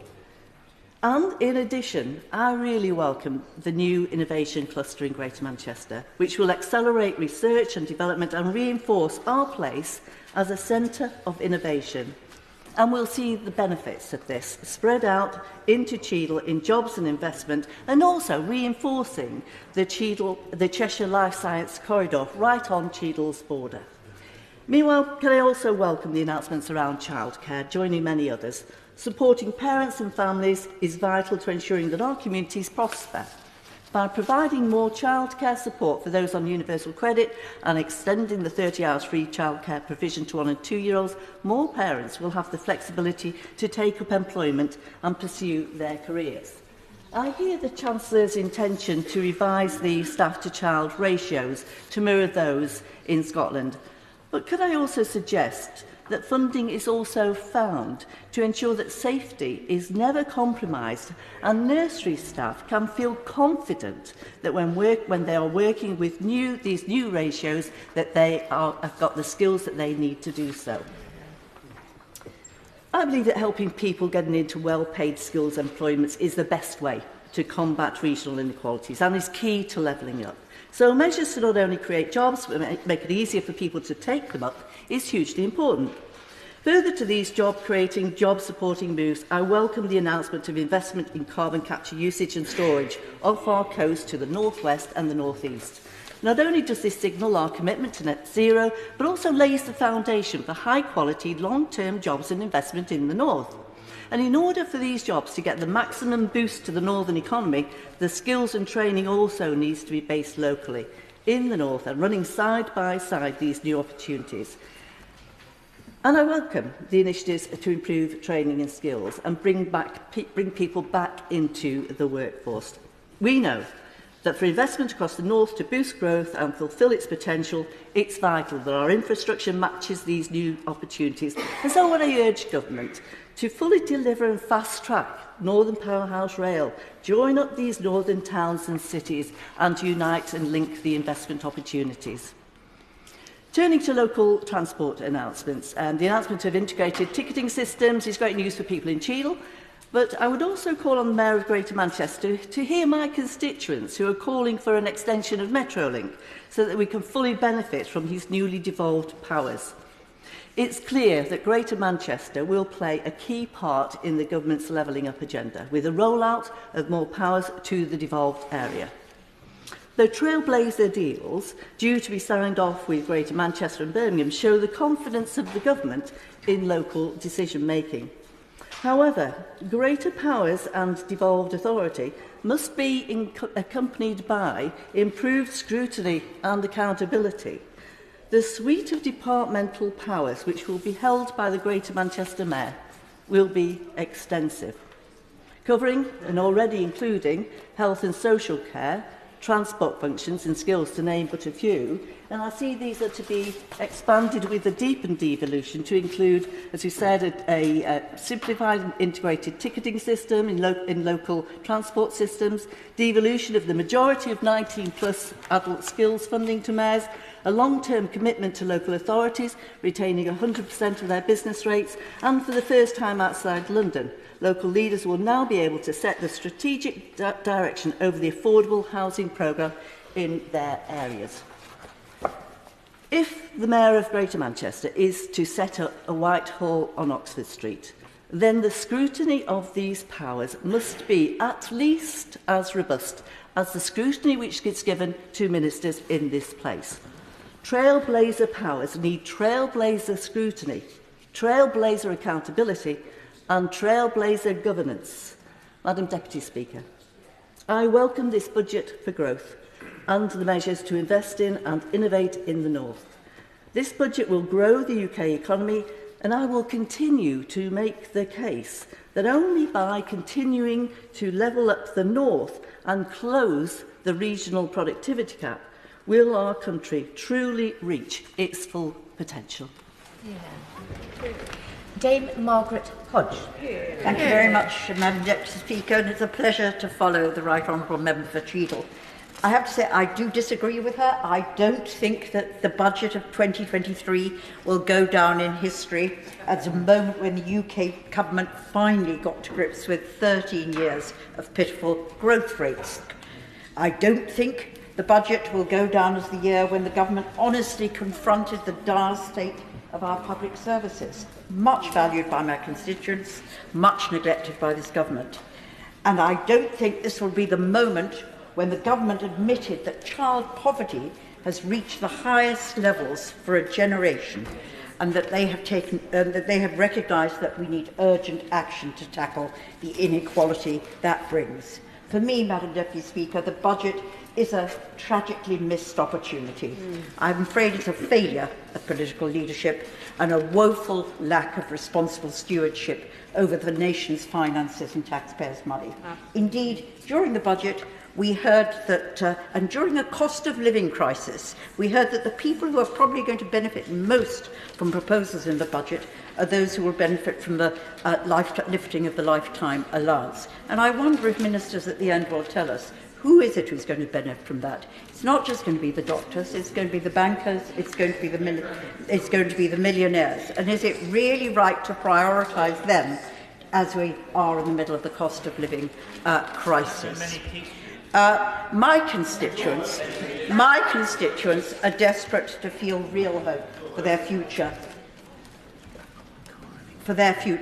and for the future of families. But what are the realities facing the families in Barking and in Britain? Public sector pay has been cut by 4.3% since the financial crash. Police officers are now taking home 13% less in real terms than they were in 2009. And in the OBR, we see that they say that living standards are expected to go down by 6%, not just this year, but also next year. There are 800,000... I will give way. I'll have to the Honourable Lady is referring to, and I refer to it as a squeezed middle class. Does the Honourable Lady agree about the unfairness of the refusal to uplift the child benefit cap over the last 10 years, especially with the price increase of the last year, greatly impacts on working families, those people in the middle classes, those that the Right Honourable Lady is referring to? Yeah. I think I heard what the Honourable Member said, and I think he was talking about the squeezed middle, who I agree will not benefit from the budget either. There are 800,000 fewer owner-occupiers today than there were in 2010, while the number of rough sleepers has grown by a staggering 169%. And we didn't hear health even mentioned in the budget speech today, with hospital waiting lists growing, access to GPs almost impossible, and we're now facing the most appalling record of having the highest waiting times in A&E for nearly 20 years. All of this and the tax burden is at its highest since World War II. This can't offer hope, I say to ministers opposite, to the people of Barking. And one cannot offer hope by proclaiming a slogan. And I fear that much of the budget is full of slogan. Let's take childcare. Of course, everybody can agree that we must support women back to the workplace, but ensuring that our children get high-quality education and care in their early years is just as important, because that's how you give our children the very best chance in life, and that's how you tackle inequality at its roots. I'm always reluctant to hark back to the past, but there are lessons to be learned from what the Labour government achieved on this, and I was privileged to play a key role in delivering our early years services. Children were at the heart of our concerns, and we knew that if we gave them the best start in life, parents would feel confident that the little ones were in good hands, and it would help to develop the next generation of educated, skilled and productive workers. Ask Labour's deputy leader. Her life was transformed by her experience of a Sure Start Children's Centre. But, Madam Deputy Speaker, good quality childcare costs money. And it's a scandal that we're still paying childcare workers the minimum wage, whilst those who teach in universities, for example, are probably in the top 10% of earners. And the government has agreed today to change the ratio of adults to children to cut costs. If the early years matter the most, then the state should invest properly to make sure we get well-trained, skilled people working with little ones, and ensure that each child has the level of attention they need to develop properly. I wonder how many times either the Prime Minister or the Chancellor has looked after 5 toddlers and babies under 2 for 12 hours, 7 days a week. So let's look at the funding. Generously, I assume £4 billion would all go to 1- and 2-year-olds. That would allow £2,670 to be spent on each child. Labour, with our Sure Start Children, childcare and early years investment, spent at today's prices, Madam Deputy Speaker, £4,100 on each child, every child, 1/3 more, £1,230 more on each little one. Cheap, underfunded childcare delivered by low-paid, undertrained workers will fail the next generation of children, and it won't help mothers feel confident about going back to work. It's a political and electoral con, not a serious policy to support children and tackle inequality, and it will be largely ineffective in encouraging women back to work. I now very quickly want to focus on 3 other areas that have received scant attention in the statement. Getting the revenue in. It's a scandal, Mr. Speaker, that the gap between, Madam Deputy Speaker, that the gap between what we collect and what we should collect is still £32 billion, getting on for half of the total amount we spend on defence. It's a scandal that HMRC only prosecuted 8 cases where there is evidence of enabling tax evasion by a string of professionals such as accountants, lawyers and bankers. At the same time, HMRC pursued almost 400,000 people earning less than £13,000 each for not filling in a tax return on time. Remember, the personal allowance is almost £13,000. It's a scandal that HMRC investigated 30% fewer compliance cases last year, and that prosecutions fell from 700 to a mere 163. That failure cost us an estimated £9 billion, the equivalent of the total budget for the Foreign Office. We know that every pound spent on compliance activity yields £18 in additional revenue. It's also a scandal that we spend hundreds of billions of pounds on a vast array of tax reliefs because they are not viewed in the public accounts as expenditure. So we've no idea how much they cost, whether they fulfil the purpose for which they were intended, and whether they provide value for money. I've seen estimates that suggest that the total cost of these non-structural reliefs can come to 8%.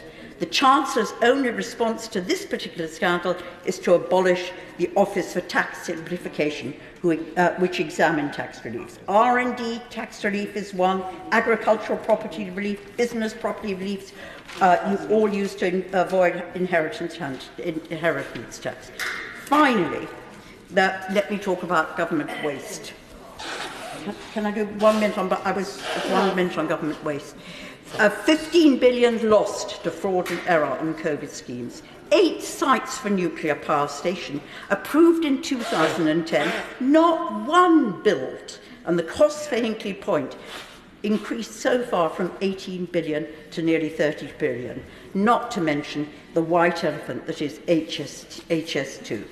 Madam Deputy Speaker, why can't the government act to make our tax system fairer? Why can't they adopt the principle established in the 1980s by Nigel Lawson that income secured from wealth should be taxed at the same rate as income secured from work? Taxing capital gains at the same rate would raise 16 billion. Ensuring landlords paid national insurance would gain another 8 billion. Insisting that pensioners like me, who are still in full-time employment, pay the full national insurance on their wages, another 3.6 billion. Abolishing the out-of-date 50,000 upper earnings limit on NI, another 21 billion. Madam Speaker, I've spoken for too long, but this is an opportunity missed. It's ill thought out through gimmick on childcare. It's more for the better off in their pensions and nothing for ordinary families struggling to make ends meet. That's how history will judge this budget. Deputy Speaker, it's a privilege to follow the Right Honourable Lady for barking, but I was disappointed with much of what she said, and particularly the tone that she took, because my constituents face much of the challenges that are faced here in England and across the rest of the UK. But the Right Honourable Lady talks about the Labour solutions, which are very different to my constituent, and she talked about healthcare, she talked about childcare. Those are devolved functions, and the performances and the opportunities in Wales are much less, in spite of the Labour Party running it. So I would suggest that the Right Honourable Lady spend a little bit of time and looking at the experiences my constituents face before she then starts casting aspersions and doubts on the policies and strategy that have been outlined a little bit earlier today. I do want to pay tribute, Madam Deputy Speaker, to the Chancellor and to the Treasury team for the stability and the confidence that they have brought to the economy. I think the fallout from the COVID pandemic and the consequences of Putin's aggression in Ukraine have had a major impact on all economies around the world. But there's no doubt that the stability and the supply side changes and the deflationary policies that have been pursued have had a major positive impact and builds on the speech, the Bloomberg speech that the Chancellor outlined some weeks ago. And today's budget now starts to put some flesh on those bones. But I think the big news from the budget, without question, comes from the OBR forecasts, and that in spite of the doom-mongers opposite, and in spite of the critics and of the government from all sides, over the challenges in recent months, the UK will avoid a technical recession. And I think we need to recognise the merit of that and the influence that has come from the Treasury team in playing a big part in securing that. Then the second headline for me is the prediction that inflation by the end of the year will fall to 2.9%. That is quite remarkable and again shows that the restraints, in spite of calls from members on all sides, including myself, for more spending in my constituency, that in spite of those calls, they have resisted, and that is reducing the impact of what is the worst form of taxation, which is inflation, which is eroding the standard of living, the wages that people earn, and the capital that they have amassed. So I think by listening to members opposite similarly, they fail to recognise that since 2010, the UK economy has grown faster than France, Italy and Japan, and at the same pace as Germany. And they will persist, Madam Deputy Speaker, in continuing to talk down the economy, but they do have real impact in the way in which they talk down the economy, because it does put doubt in their mind, doubt in investors' minds, when they see the opposition clearly undermining the confidence that the front bench have established. I want to highlight very quickly that the help with energy costs is very welcome. The fuel duty freeze will be of huge relief to my constituents, those in rural areas, as well as those small business, white van man and woman who have to go out and about and win those contracts day in, day out. They will be relieved and pleased with the fuel duty freeze. Prepayment meter changes are very welcome, and I would say are long overdue. I think that should have been acted on by a number of chancellors and energy ministers over decades gone by, and I think that this is very welcome. But I'm pleased that this front bench has grasped the nettle and insisted on such changes. They will make a real difference to the cost of living for some of the most hard-pressed families, and really show that this government is on the side of hard-working people and hard-working families. And ultimately, the childcare changes. And I look to the two Welsh Labour members on the front bench opposite and really hope that they will encourage their colleagues in Cardiff Bay to follow suit. Because we need to remember that 50% of the Welsh population lives within 25 miles of the border with England and Wales. And on that basis, unless the Welsh Government follow the Conservative Government's lead, then my constituents and their constituents will start feeling the pain of far greater incentives that are seen in England. On a broader basis, Madam Deputy Speaker, I want to welcome the annual investment allowance and the capital incentives that have been laid out today. The incentives for energy security, small modular reactors, nuclear investment, carbon capture and storage would also suggest a simpler taxation system will mean that we don't need so many incentives and so many reliefs in so many areas. Now, I recognise it's not easy to do that at a time of economic challenge, but that's clearly where we want to end. But the main points I want to make within the very limited time I have, Madam Deputy Speaker, is the warm welcome from the beer and pub industry for the draft duty extension from the 5% relief to 9.2% relief, as has been quoted by many members, that will effectively, in real terms, mean that the price of a pint will be 11 pence less in a pub than it will be elsewhere as a result of the changes that have been announced today. They've been welcomed widely by the industry, and I should declare my interest, Madam Deputy Speaker, as the chairman of the all-party parliamentary group on pubs. So the pub companies, but of course we need to recognise that this duty is paid for by the brewers, and this is a call that we need to make, that the brewers need to pass this benefit on to the pubs, because it's the pubs within our community are the ones that act as the fabric of society, that offer flexible employment opportunities, that have that great capacity of bringing people back into employment that often would be left out of the workforce. They are the pubs and hospitality, the sector of the economy that goes first, that feels the impact of a recession or any downturn first, but also gains the benefits at the end of that recession when people are feeling far better. Now, there's no doubt, Madam Deputy Speaker, that this budget will have made a major impact to hard-working families, getting people back into work, encouraging investment. But it's also a budget that will support people in terms of the cost of living. And I'm absolutely delighted that the Chancellor has listened to the draft, to the calls from the industry on the draft duty relief. Now, there are further calls that the industry has got, and I'm encouraged that the Exchequer Secretary has already contacted my office seeking a call early next week in order to discuss the impact of changes and how we can further maximise the benefits of them. And with that, Madam Deputy Speaker, I'll draw to a close. Thank you.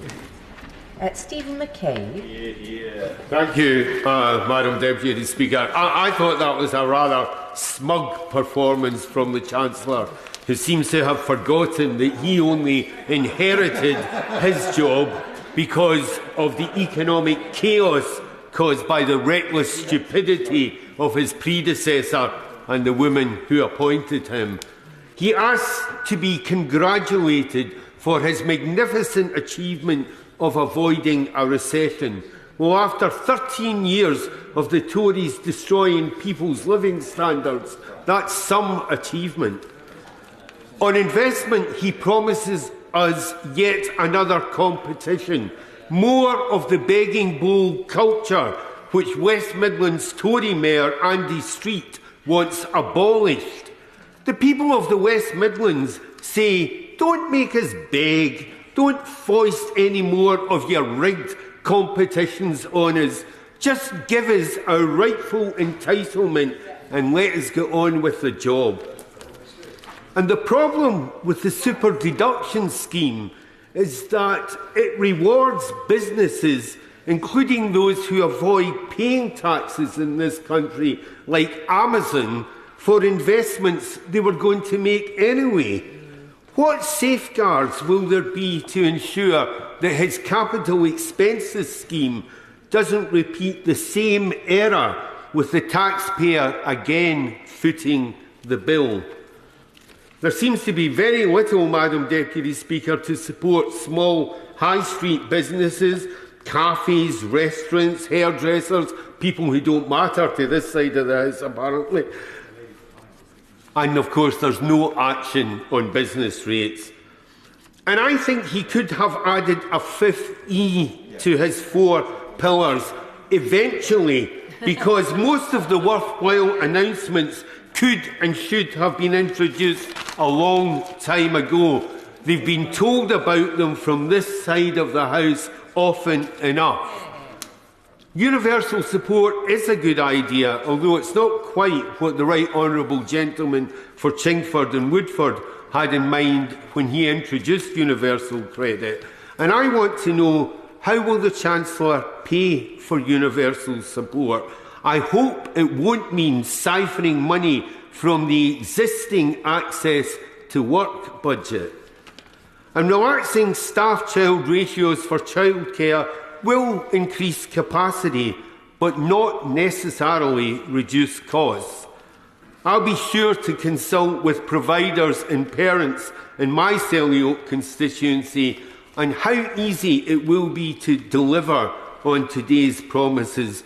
I suspect there will be quite a gap between the promises and availability on the ground. And the freeze on fuel duty and energy costs are welcome. In fact, they're the least he can do. Genuine measures to encourage people back to work and support those over 50 to remain in work are also welcome. But brutal and arbitrarily imposed sanctions won't work. That's just the same old Tories. And his pension plans, although they will help with doctor retention, will in reality benefit those with existing large pension pots. They'll do nothing for those on smaller incomes. His budget ignores the crippling loss of living standards resulting from years of Tory wage restraint. Even the Institute of Fiscal Studies casts doubt on this government's arguments about public sector pay. There was more scope in this budget to promote growth and offer a fair settlement on public pay. And if, unlike his predecessor, he worries about how to pay the bills, he could always look again at fairer taxation. Tax on ordinary families is rising relentlessly in this country, but the UK is still below the OECD average for taxation. So I'm with my right honourable friend from Barking on this. He could raise around £15.6 billion through equalising capital gains and income tax, £3.6 billion through abolishing non-dom status, and about £9.6 billion by extending national insurance to investment income. Why is it that under the Tories it's always hard-working families that have to pay and not the other people? This was a rather smug and self-congratulatory budget.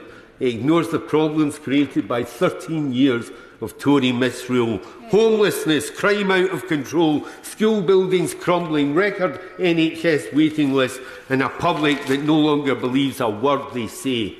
It was the budget of a tired Chancellor and a tired government who've run out of ideas. Their credibility is shredded, and this was just far too little, too late. Vicky Aiken. Thank you, Madam Deputy Speaker. At the start of the year, the Prime Minister set out 3 big economic priorities: target inflation, grow the economy and reduce debt. The Chancellor in this budget has set the scene for how we make these priorities succeed. I believe this budget has shown vision and pragmatism which will help people and businesses in the two cities. Madam Deputy Speaker, households, as always, are at the forefront of the government's priorities, so I'm delighted to hear the energy price guarantee is to be extended to keep the average cost of energy bills at £2,500 for a further 3 months. Maintaining this support will save households hundreds of pounds over the coming months, preventing millions of families from falling into fuel poverty. In the two cities, we have many residents being supplied energy by communal heat networks, and I recognise that the energy bill is progressing, and this will go some way to supporting those who rely on communal heating networks. However, I do hope that financial support can be extended to these households, as they are all too often overlooked through no fault of their own. And I would also suggest that the hospitality sector, I know, welcomes the Brexit pub guarantee, but they do still remain concerned about their energy costs for their businesses like restaurants and pubs, which are such a huge sector for the West End and across my constituency. This budget does so much and goes a long way to boost employment. Rebooting the benefits system to support people back into work is something I particularly welcome. This budget includes the biggest reform to the welfare system in a decade, which will now mean that disabled and long-term sick people can work without the worry of losing out. This is important for several reasons, but principally among them is that in the real world, people's ability to work isn't as binary as the current system implies. I've seen this firsthand in the Fair Shot Cafe in Covent Garden, run by Bianca Tavella, who's supporting young people with learning disabilities getting back into the workplace, and it makes a huge difference to the individual and their families.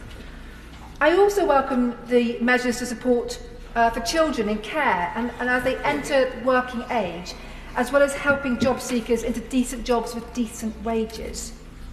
Here, I believe the Chancellor is right, that we are removing the barriers that we can, with reform which strengthens our society as well as strengthens our economy.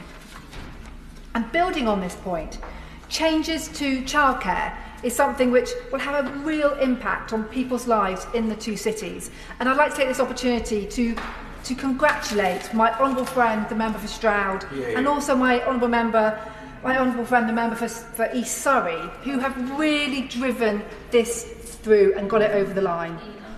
And particularly, I welcome this major changes to childcare because it will give working women the real opportunity to choose what is best for them and their family, whether they stay at home with their children or if they want to continue with their careers.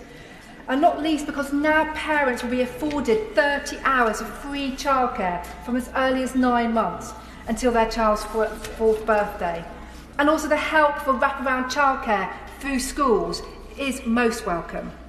For me, this is so important because this means that parents can have the flexibility to decide what's best for them and their children. Madam Deputy Speaker, I also believe that the Chancellor has also produced a sensible and pragmatic approach to business taxation. For the two cities, this is incredibly important. And as a Conservative, I recognise the value of competitive tax regimes, and I understand the value of pro-business, pro-enterprise governments. So announcements on simplifying the tax system for small and medium-sized businesses are something I'm glad to hear. However, I must take this opportunity to once again make a plea for the return of VAT-free shopping for overseas visitors. Returning this will be a massive boost, not just to London and particularly to my constituency, but it will have a massive knock-on effect for jobs and businesses across the United Kingdom. And I know I've spoken to the Chancellor about this specifically, and I know that he is looking at it, but I really do hope that we will have an announcement sooner rather than later, because the benefit it has for the whole country is so important. Madam Deputy Speaker, having said that, I do look forward to the review of taxes paid by smaller businesses and the consultation to expand the cash basis, as well as measures to simplify customs imports and export processes for small businesses. And while I welcome all of this, I would also urge the government to keep tax simplification as an ongoing priority for the government.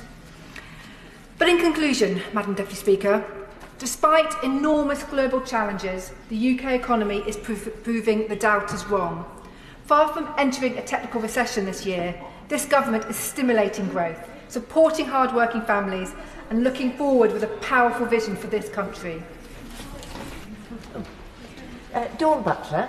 Thank you, Madam Deputy Speaker. And it's a pleasure to follow the Honourable Member from Cities of London and Westminster. And I actually agree with something that she said in regards to VAT. And whilst I'm in a positive mood, Madam Deputy Speaker, I'd like to thank the Chancellor for his announcement on prepayment meters, because it's a campaign that I've been championing for the last 7 years.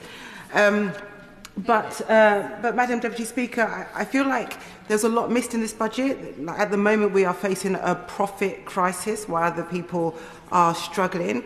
And the Office of Budget Responsibility has stated that real household income is due to fall by 5.7% in the next 2 years, which is the largest 2-year fall since records began. So it will be lower than pre-pandemic levels. So I think the Chancellor has missed a huge trick here. And the pension announcements, and I know the devil will be in the detail, but the pension announcements, as far as I can make out, is for the wealthy, for those that can afford to put away £60,000 a year. And also, it seems like the only permanent tax cut in the budget is for those who were very, very wealthy. And the Chancellor could have stopped all the strikes if he had only made an announcement on public sector workers' pay today, but he chose not to do that. And there was nothing, as we've heard from other members on this side of the House, on capital gains tax or income tax. And that's very strange, Madam Deputy Speaker. And the thing is this, improving the UK economy cannot happen without London's contribution. And London's councils have some key 5 priorities, and if I can just list them, they are housing and homelessness, health and care, supporting businesses, helping London deliver net zero, and greater devolution to local government. London businesses are struggling in the face of increasing labour and energy costs and sustained high inflation. And I just wonder if the Chancellor will commit to keep the energy bill relief scheme under review and materially improve the discount for businesses. Also reform the apprenticeship levy to make it easier and cheaper for employers to recruit and retain talent. At the moment, there's a lot of, we've heard about employers buying equipment rather than investing in people. Yeah. And as the honourable member from Cities of London had said, reintroduce the VAT retail export scheme to make London and other UK destinations more competitive to overseas shoppers. It will actually add a net gain to the public purse. There has been, in local authorities, especially mine in Brent during the pandemic and the current cost of living crisis, it means that local authorities will have to make savings of at least £100 million next year to balance budgets. That is just not sustainable for local authorities such as mine in Brent.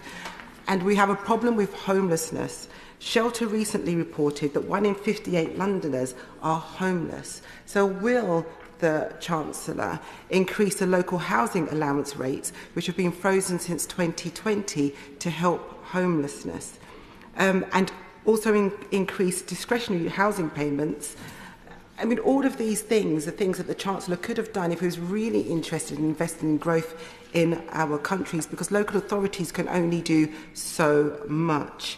And I wonder if there is money to provide additional investment for the refurbishment of existing housing stock to treat damp, mould and address fire and building safety. We know that when Labour came in last time, they had to put a lot of money into making social housing right.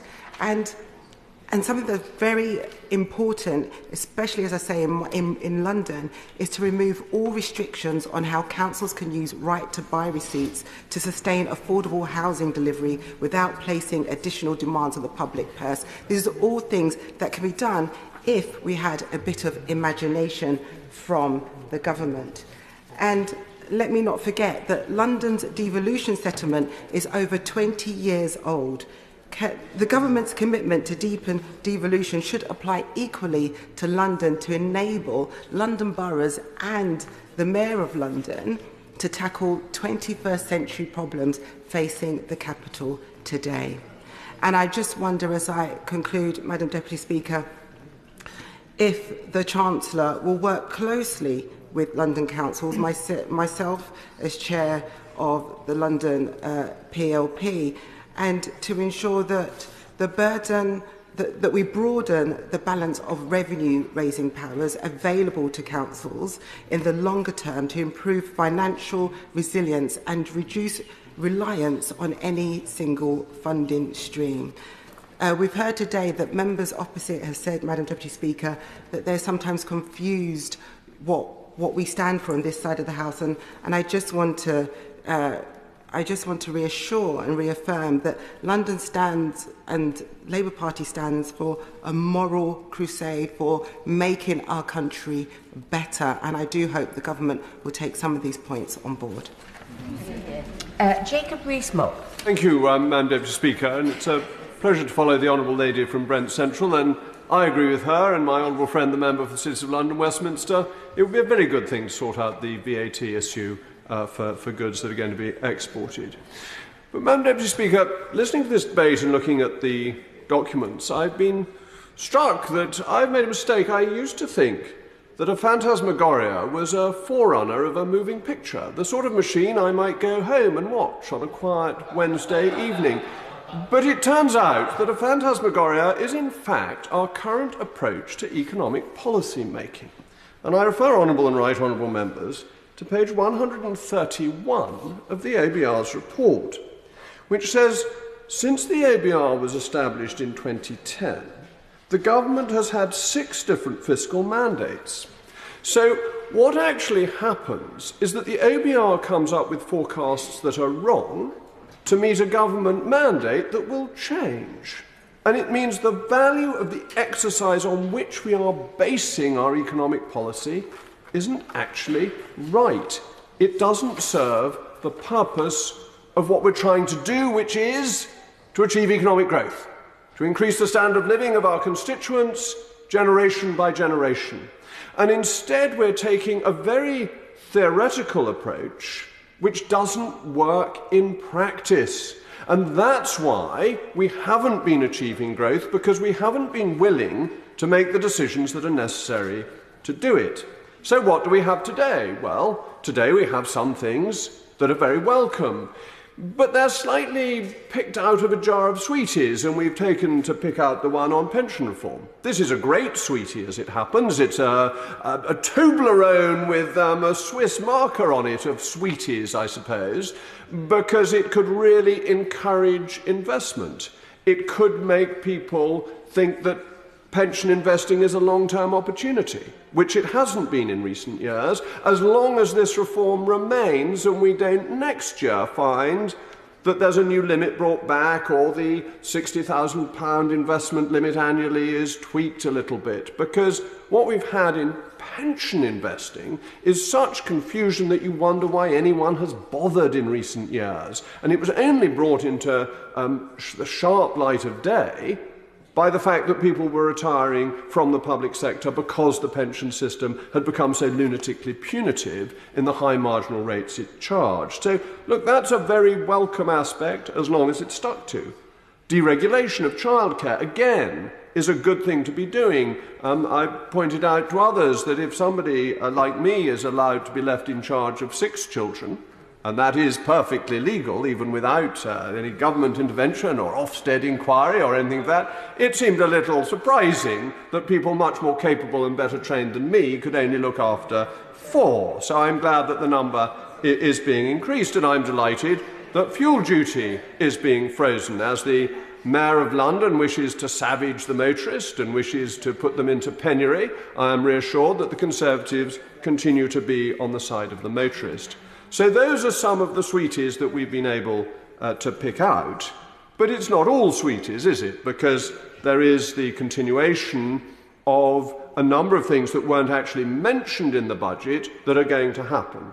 So everybody is having a real terms increase in their tax because of the failure to uprate thresholds. And people are going to be coming into the higher rate of tax, who particularly if they're living in London are not actually that well off. So there is a big tax rise that we are getting.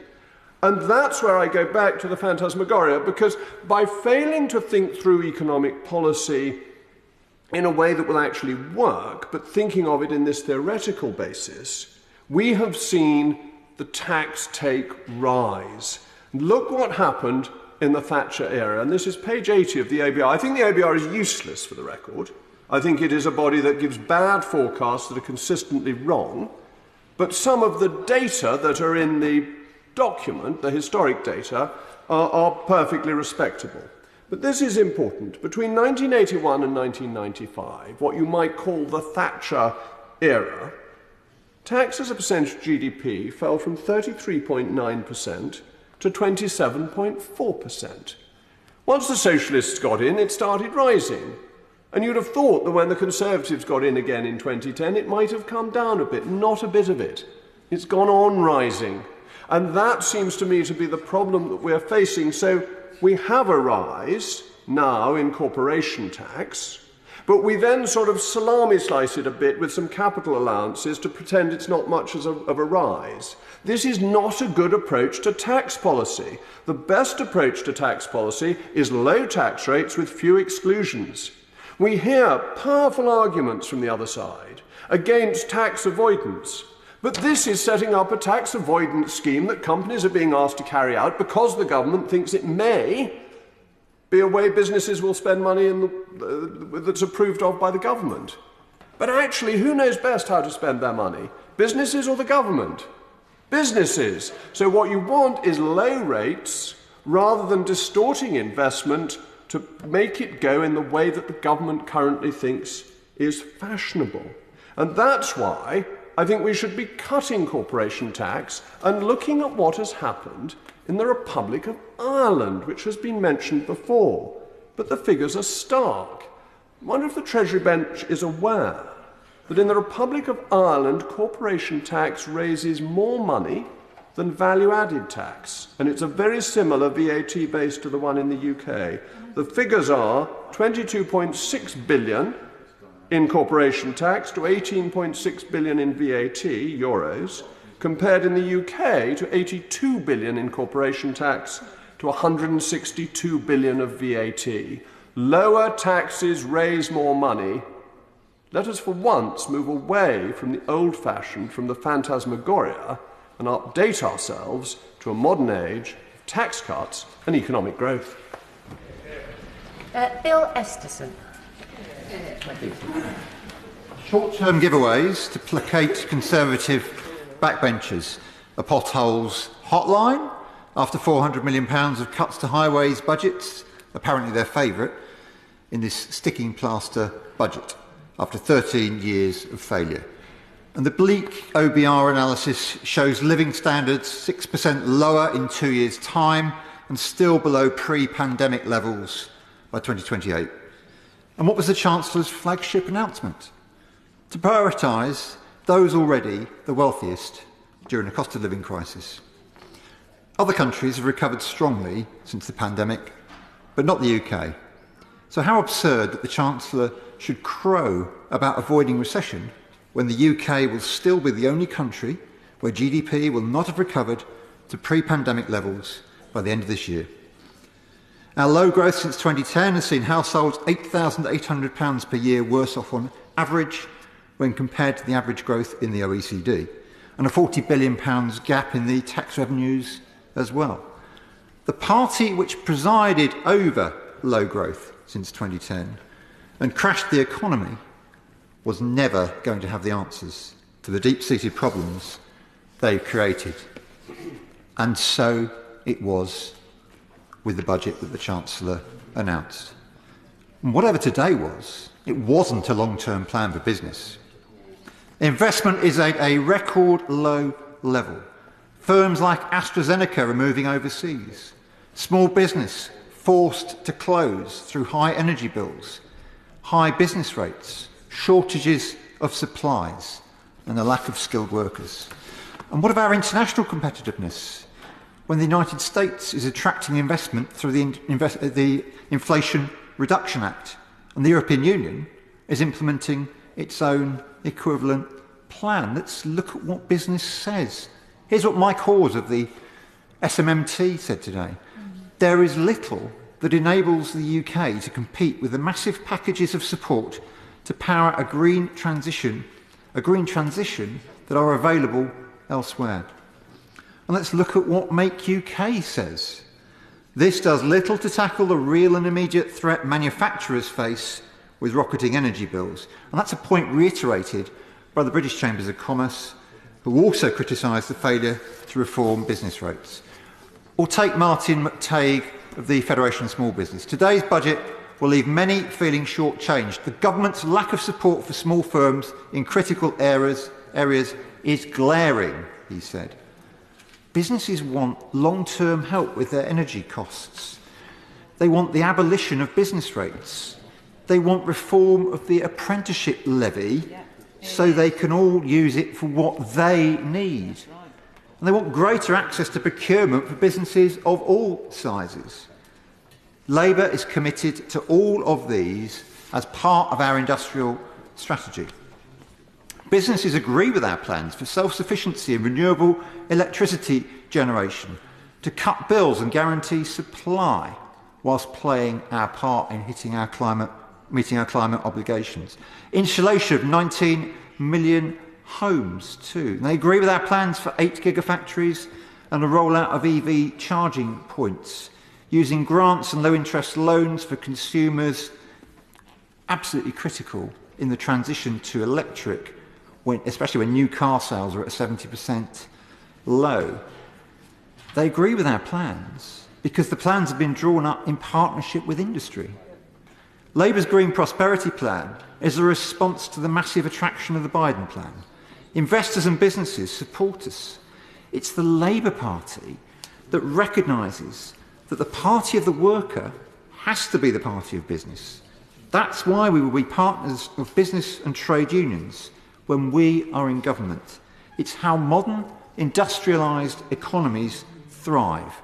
Partnership. No wonder John Allen, the chairman of Tesco and Barrett, says there's only one political team on the pitch, and it's Labour. The failure of this government to take a strategic approach will continue to undermine our prospects and delay any recovery in living standards. That's what the OBR says. And Madam Deputy Speaker, this week it's the Cheltenham Festival. I have 2 pieces of advice. Firstly, come to the Grand National in my constituency next month. It is, of course, the biggest horse race in the world. The second piece of advice, after this sticking plaster of a budget, don't gamble at Cheltenham or Aintree. Save your money for the sure bet of a general election and a Labour win. Robin Walker. Thank you very much, Madam Deputy Speaker. My honourable friend for West Worcestershire made her contribution to this debate talking about inflation, and I'd agree with some of the contributions we've heard, but just as important as the fact that we have avoided a technical recession is the fact that inflation figures are forecast to come down very sharply. That is hugely important, and it has been right that the government has helped households with the cost of living, including the £94 billion cost package set out in this budget, and that is not to be sniffed of. I particularly welcome the announcement on prepayment meters, and I congratulate the Honourable Lady opposite on her campaign on that issue. I do think it's an important issue of social justice, and many of us have been raising concerns about prepayment meters over a long period of time, so I congratulate her on her success in that regard. But the main thing I want to say as Chairman of the Education Select Committee is thank you to the Chancellor for listening to the concerns that colleagues on all sides of the House have been raising about childcare and the cost of and affordability of childcare. I want to pay tribute to the members on all sides of this House who have raised this issue consistently. The Honourable Lady for Walthamstow, the Honourable Lady for Birmingham Yardley, the Honourable Lady for Twickenham, who speaks for the Liberal Democrats,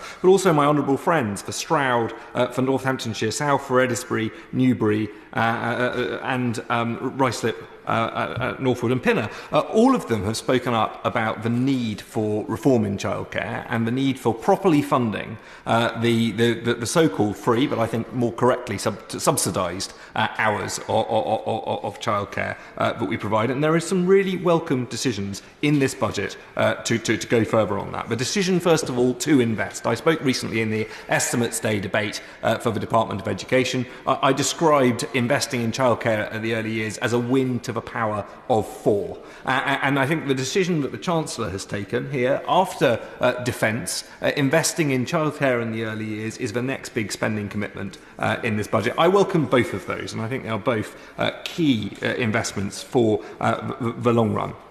I do really welcome the idea of extending the 30 hours offer to 1- and 2-year-olds. I think it's been pointed out by many people, again, on all sides of this House, the gap that exists between the end of parental leave and the beginning of support. And that gap has been made significantly smaller by this government's introduction of the 30 hours for 3- and 4-year-olds. It's been made significantly better for a small group of people by the disadvantaged offer for 2-year-olds, but actually widening the offer to cover 30 hours for 1, 2, 3 and 4-year-olds could be game-changing. But it will only be game-changing if we make sure that the sector is properly funded. And in that respect, I do welcome the fact that as part of today's announcement, the government has announced a step up in the funding for the existing allowances, 204 million next year, increasing to 288 million for the year after. But I would point out what we've heard on the Select Committee are concerns about the very real cost pressures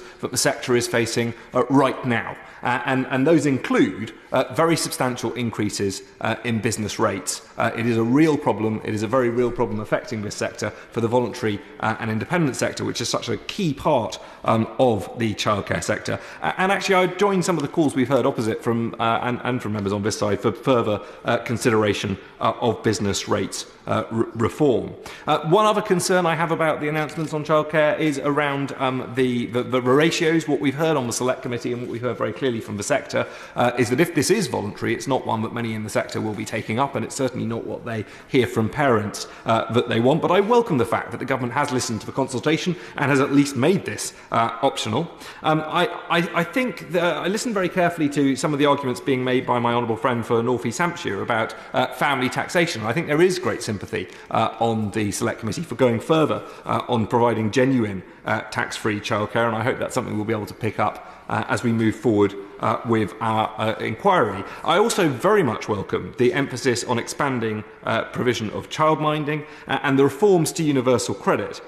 They can make a very substantial difference, a very substantial contribution in this space. And again, that is something which I think is going with the grain of the sector. But we do need to make sure that we have sustainable funding for both the maintained and VI sector in nurseries.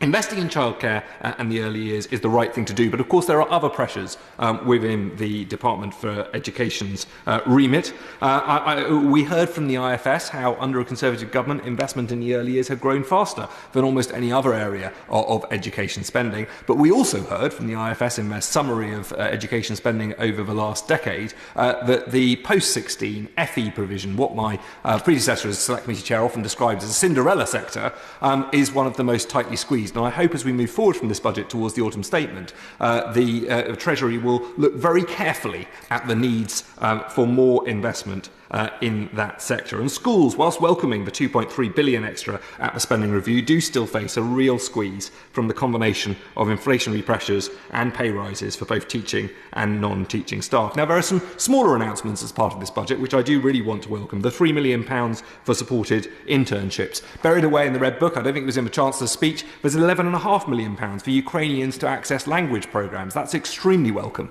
and something that I know from my time at the DFE, that the provision of ESOL could be variable. Any extra money that is spent on that and supporting the Ukrainian families in all of our constituencies will be well spent. I really welcome the extra support for children in care and the amazing people who support them. I hope that the government will look carefully at extending that further, particularly when it comes to kinship carers. And I listen with interest to what my honourable friend for Northamptonshire South said about attendance allowance for grandparents. As one further point that I wanted to pick up in this, the action that has been taken on pensions to help keep doctors in the NHS is extremely welcome and very important. That will also, I think, help improve the issue of retention for head teachers. But action to keep and retain doctors, we also need more places in our medical schools. And I met this morning with MPs from across Worcestershire, Herefordshire and Gloucestershire with the Hospitals Minister to press the case for funded places at the Three Counties Medical School in my own constituency. This is something that would make a real difference. I heard the Chancellor mention his long-term NHS workforce plan. I'm glad to hear that will be announced shortly. I sincerely hope and will absolutely keep pushing for the fact that funded places at the Three Counties Medical School in Worcester need to be part of that. Claire Hannah. Madam Deputy Speaker, and a pleasure to follow the member for Worcester in a characteristically fair and practical speech. Many of the measures obviously announced today are to be welcomed, although it is very clear that people struggling with the cost of living, with increased mortgages, with the pressures on small businesses trying to pay energy bills and find staff will not recognise the rosy picture that was presented on the benches opposite. And it is impossible not to see that so many of the initiatives are due to commence in 2024, when it is likely that the benches opposite will not be occupied by the same people. And in many cases, this is a fiscal hospital pass for my colleagues on this bench. It's also, of course, my focus today is on Northern Ireland and generally. The context for us is the real opportunity we now have to get on with things through the Windsor framework, but the context is also the disadvantage we have through the lack of an executive to implement some of the initiatives that may be better funded after today. And nowhere is that implementation gap clearer than in childcare. I really must commend all of the members in this House and the campaign groups outside who have fought very hard and pushed for these measures to be announced. And as the lucky mum of 3 large childcare bills, I can confirm that this approach is very much overdue and vital. But it is so crucial that this goes further than a press release, an announcement and a headline. This is a sector that needs really serious reform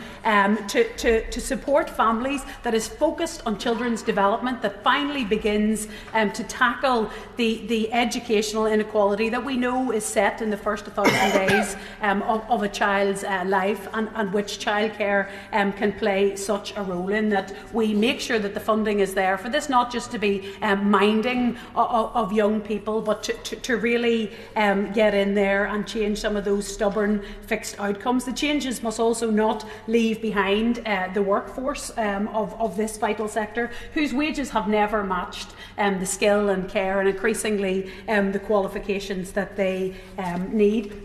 It's fair to say I am a true believer in devolution and its power and its protection for a region like ours, but I regret to say, as a founding chair of the Assembly All-Party Group on childcare, this is one area where we have absolutely fallen behind. Northern Ireland doesn't even have the 30 free hours for 3 and 4-year-olds that is in place in parts of England. I welcome too the proposed allocation of up to 40 million for Northern Ireland for further and higher education, and hope we can begin to end the export of our finest resource in Northern Ireland. That's our young people, many thousands of whom have to leave after tens of thousands of pounds being put into their primary and post-primary education, have to leave to get a university place due to the artificial Mazen cap. But I hope that this funding is one of the things that gets us moving on the skills deficit as well, that leaves workers young and old not able to access the training opportunities they need to get into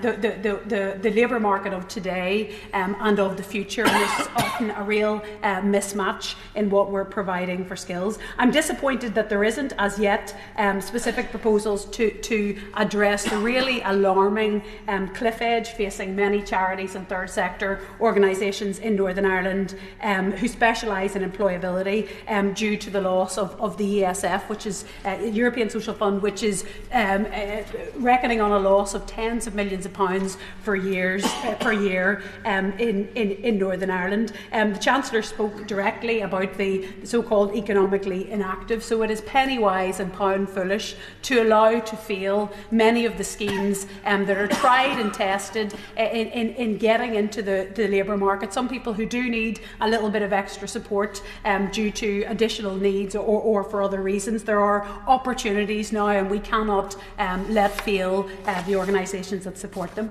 A labour market, by the way, that is undoubtedly disadvantaged by the difficulty bringing in talent from elsewhere, and it's disappointing that there hasn't been a reckoning about that and about the impact of labour shortages in key parts of the economy. I welcome too the specific allocation to the Tackling Paramilitarism programme, and I urge those allocating that to invest in community resilience and to alternative leaders, and to learn the lessons of practice in paramilitary transition. Look at the good and look what absolutely has not worked as we try to rid our neighbourhoods and our society of the cancer of paramilitary hard men holding people back and preying on the vulnerable. On green technology and transition, some progress is welcome, but as the Leader of the Opposition said, we are not yet really even on the pitch. I remind the government that green jobs aren't just people in high-vis and working with steel and all that. Jobs in caring and education are by definition low emissions. But for Northern Ireland, the multi-level transition we needed, we can play a real part. We are very, very well positioned to be a leader in wind and in tidal and hydrogen and other things that could be really game-changing with the sort of strategy and investment we're seeing, for example, in the US and the EU. A disappointing missed opportunity with the squeeze in the most vulnerable, not to reinstate the UC uplift and address the two-child limit, which are key concerns of the Northern Ireland Women's Budget Group, who have led in this area in Northern Ireland. In finishing, Madam Deputy Speaker, all of Northern Ireland's opportunity comes back to the Windsor Framework and the chance that we do now have for a new beginning politically and economically. That includes selling our dual market access. I and my party have shouted loudly for 2 years in this House and out about the unique proposition we now have. We're seeing a boom in some parts of the economy in life sciences and in advanced manufacturing and in agri-foods, but that needs an executive, and it needs a very serious strategy in place to spend the Barnett consequentials and to realise the potential of our region. This next few weeks we're going to be marking and celebrating the 25th anniversary of the Good Friday Agreement. We've had 2.5 decades of peace processing. With the right investment and the right strategy, the next 25 can be our prosperity years. I'll just remind everybody that if people do keep to about 6 or 7 minutes, which they appear to be doing, we'll get everybody in, and there are no wind-ups at the end of today's proceedings. Natalie Elphick. Thank you, Mr Deputy Speaker. It's a pleasure to follow the Honourable Member for Belfast South and the way in which she highlighted the importance of childcare. I congratulate the Chancellor on today's budget to support families and businesses with the cost of living and growth. For my constituents in Dover and Deal, there are 3 measures I would like to highlight which will make a particular impact. The first is the fuel duty freeze and continuing energy support, as many people rely on their cars to get around, and recent fuel and energy prices have been worrying for very many people. The second is the expansion of free childcare for young children, and I welcome the focus on older workers' skills and job support. In Dover and Deal since 2020, average wages have risen, unemployment has fallen, youth unemployment has fallen. There are thousands more people employed in my Dover and Deal constituency than when Labour left office in 2010. The measures taken by Conservative governments have created more jobs and money in Dover and Deal. Added to which, Dover's £63 million Levelling Up funding will create new creative and digital skills campus and investment in port and road infrastructure. I want to see our whole area grow and thrive, so the further jobs and skill support set out in this budget is welcome. The support for older workers is important, but discrimination against older workers is very real. Next week, I have a 10-minute rule motion to tackle this very issue of age discrimination against older workers, and I'll be looking to work very closely with ministers on ensuring that the ambition set out in this budget can be matched with increased employment for older workers. There is one area where I hoped there would be more to say in this budget, and that's around housing and house building. And in this regard, I draw attention to my register of interests in relation to my unpaid directorship of the Housing and Finance Institute. Under the Conservatives, house building has been booming recently, with over 200,000 homes delivered last year. In Dover and Deal, the Conservative-led Dover District Council has delivered an impressive programme of building their own council homes for affordable and social renting and shared ownership. Locally, Dover and Deal Conservatives are delivering affordable local homes. However, broader economic conditions have led to a slowdown in house building, which currently looks to be severe. The Home Builders Federation have said this looks to be the worst period for house building since the financial crash. The OBR forecast on the housing market has worsened since November, 10% down in house prices and property transactions down 20%. This matters for today's budget because house building is an area that contributes £15 billion to £17 billion for each 100,000 homes built. New homes also support around £8 billion in additional infrastructure investment. That's roads, that's schools, that's GP surgeries and environmental improvements. The financial impact of a downturn in house building is significant, and I hope to see more from the Chancellor in relation to supporting this important sector. Because house building doesn't just matter in relation to economic activity or GDP. Not building enough homes creates more strain on existing housing stock, higher prices for renting and for buying. Higher rents are worse value for money, and for the poorest households, they end up footing the bill for higher rents, which they simply cannot afford, and it's not fair. This is something that I feel needs to be addressed. Members of this House will be aware that there are more than 100,000 people in our country who don't have a home of their own. They are in temporary accommodation or homeless. That's why I've been working with colleagues at the Housing and Finance Institute on a plan called Operation Homemaker to build 100,000 homes over a year and a half to house the homeless and those in temporary accommodation. One of the calls in the HFI plan was for a discounted rate of Public Works Loan Board funding for councils so that they can bring forward social housing, as Dover is doing. As we said in the Homemaker report, long-term and discounted PWLB can reduce or even eliminate the need for subsidy for long-term affordable rented housing. So I'm pleased the Chancellor has listened and made new discounted funding available to councils who want to do more. I also welcome his commitment to reforms on unlocking pension funds for investment. This is another key part of the Homemaker plan. I'd be grateful if my honourable friend could ensure, as those measures come forward, that they support the massive appetite for pensions fund investment in long-term, affordable and other housing. I've been pleased that we've secured positive engagement with the Secretary of State for Levelling Up Housing and Communities on the Homemaker programme, as well as meeting with the Prime Minister about it. But I would ask if the Chancellor would meet with me so that we can see what more can be done with the funding envelopes that he has set out in this year's budget to get those houses on the ground for people in our country who need them most. Because having grown up in a council house myself, I know from personal experience the importance of stable housing and how good housing can and does change lives. It's good for the country's balance sheet too, because investing in stable, secure housing saves money for the taxpayer. It eliminates the £1.6 billion spent on insecure temporary accommodation, include a staggering 125,000 children in temporary accommodation. It reduces the amount of the massive housing benefit bill it adds to GDP. And good, stable, affordable housing adds to that mission stated today of getting people into work and helping people stay in work. So to conclude, Mr Deputy Speaker, I thank the Chancellor and the whole Treasury team again for their work on this budget. And I hope that together we may keep Britain building, particularly with a new national mission to house the homeless and build the affordable homes our country needs. Very much. Judith Cummins. Thank you, Mr Deputy Speaker, and it's a pleasure to follow from the Honourable Member from Dover. Today's budget comes at the most challenging time for my constituents. It follows 13 years of turmoil, incompetence and empty promises under a Conservative government. Today's budget promised £80 million to West Yorkshire over 5 years, or £16 million a year through the investment tax zones. Whilst I broadly welcome this, it is no replacement for the broken promises of the multi-billion-pound return that Northern Powerhouse Rail would have brought. This government once spoke of the super-connected, globally competitive northern economy made possible with the creation of Northern Powerhouse Rail. Yet in their recent plans they abandoned the much-given promise to connect Leeds and Manchester via a new high-speed line with a city centre stop in Bradford. Instead, the North is having to settle with a mere upgrade to existing lines, and we are told yet again not to gripe.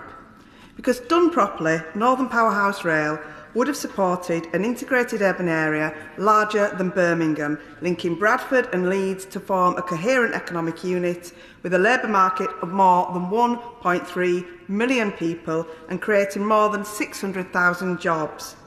And with the projected £30 billion return from NPR over 10 years, so whilst welcome when set against this backdrop, the £80 million for the whole of West Yorkshire is underwhelming. By choosing not to invest fully in NPR, these short-term savings will have long-term consequences for the people of Bradford. And because Bradford is an area of enormous economic potential, PwC have recognised this.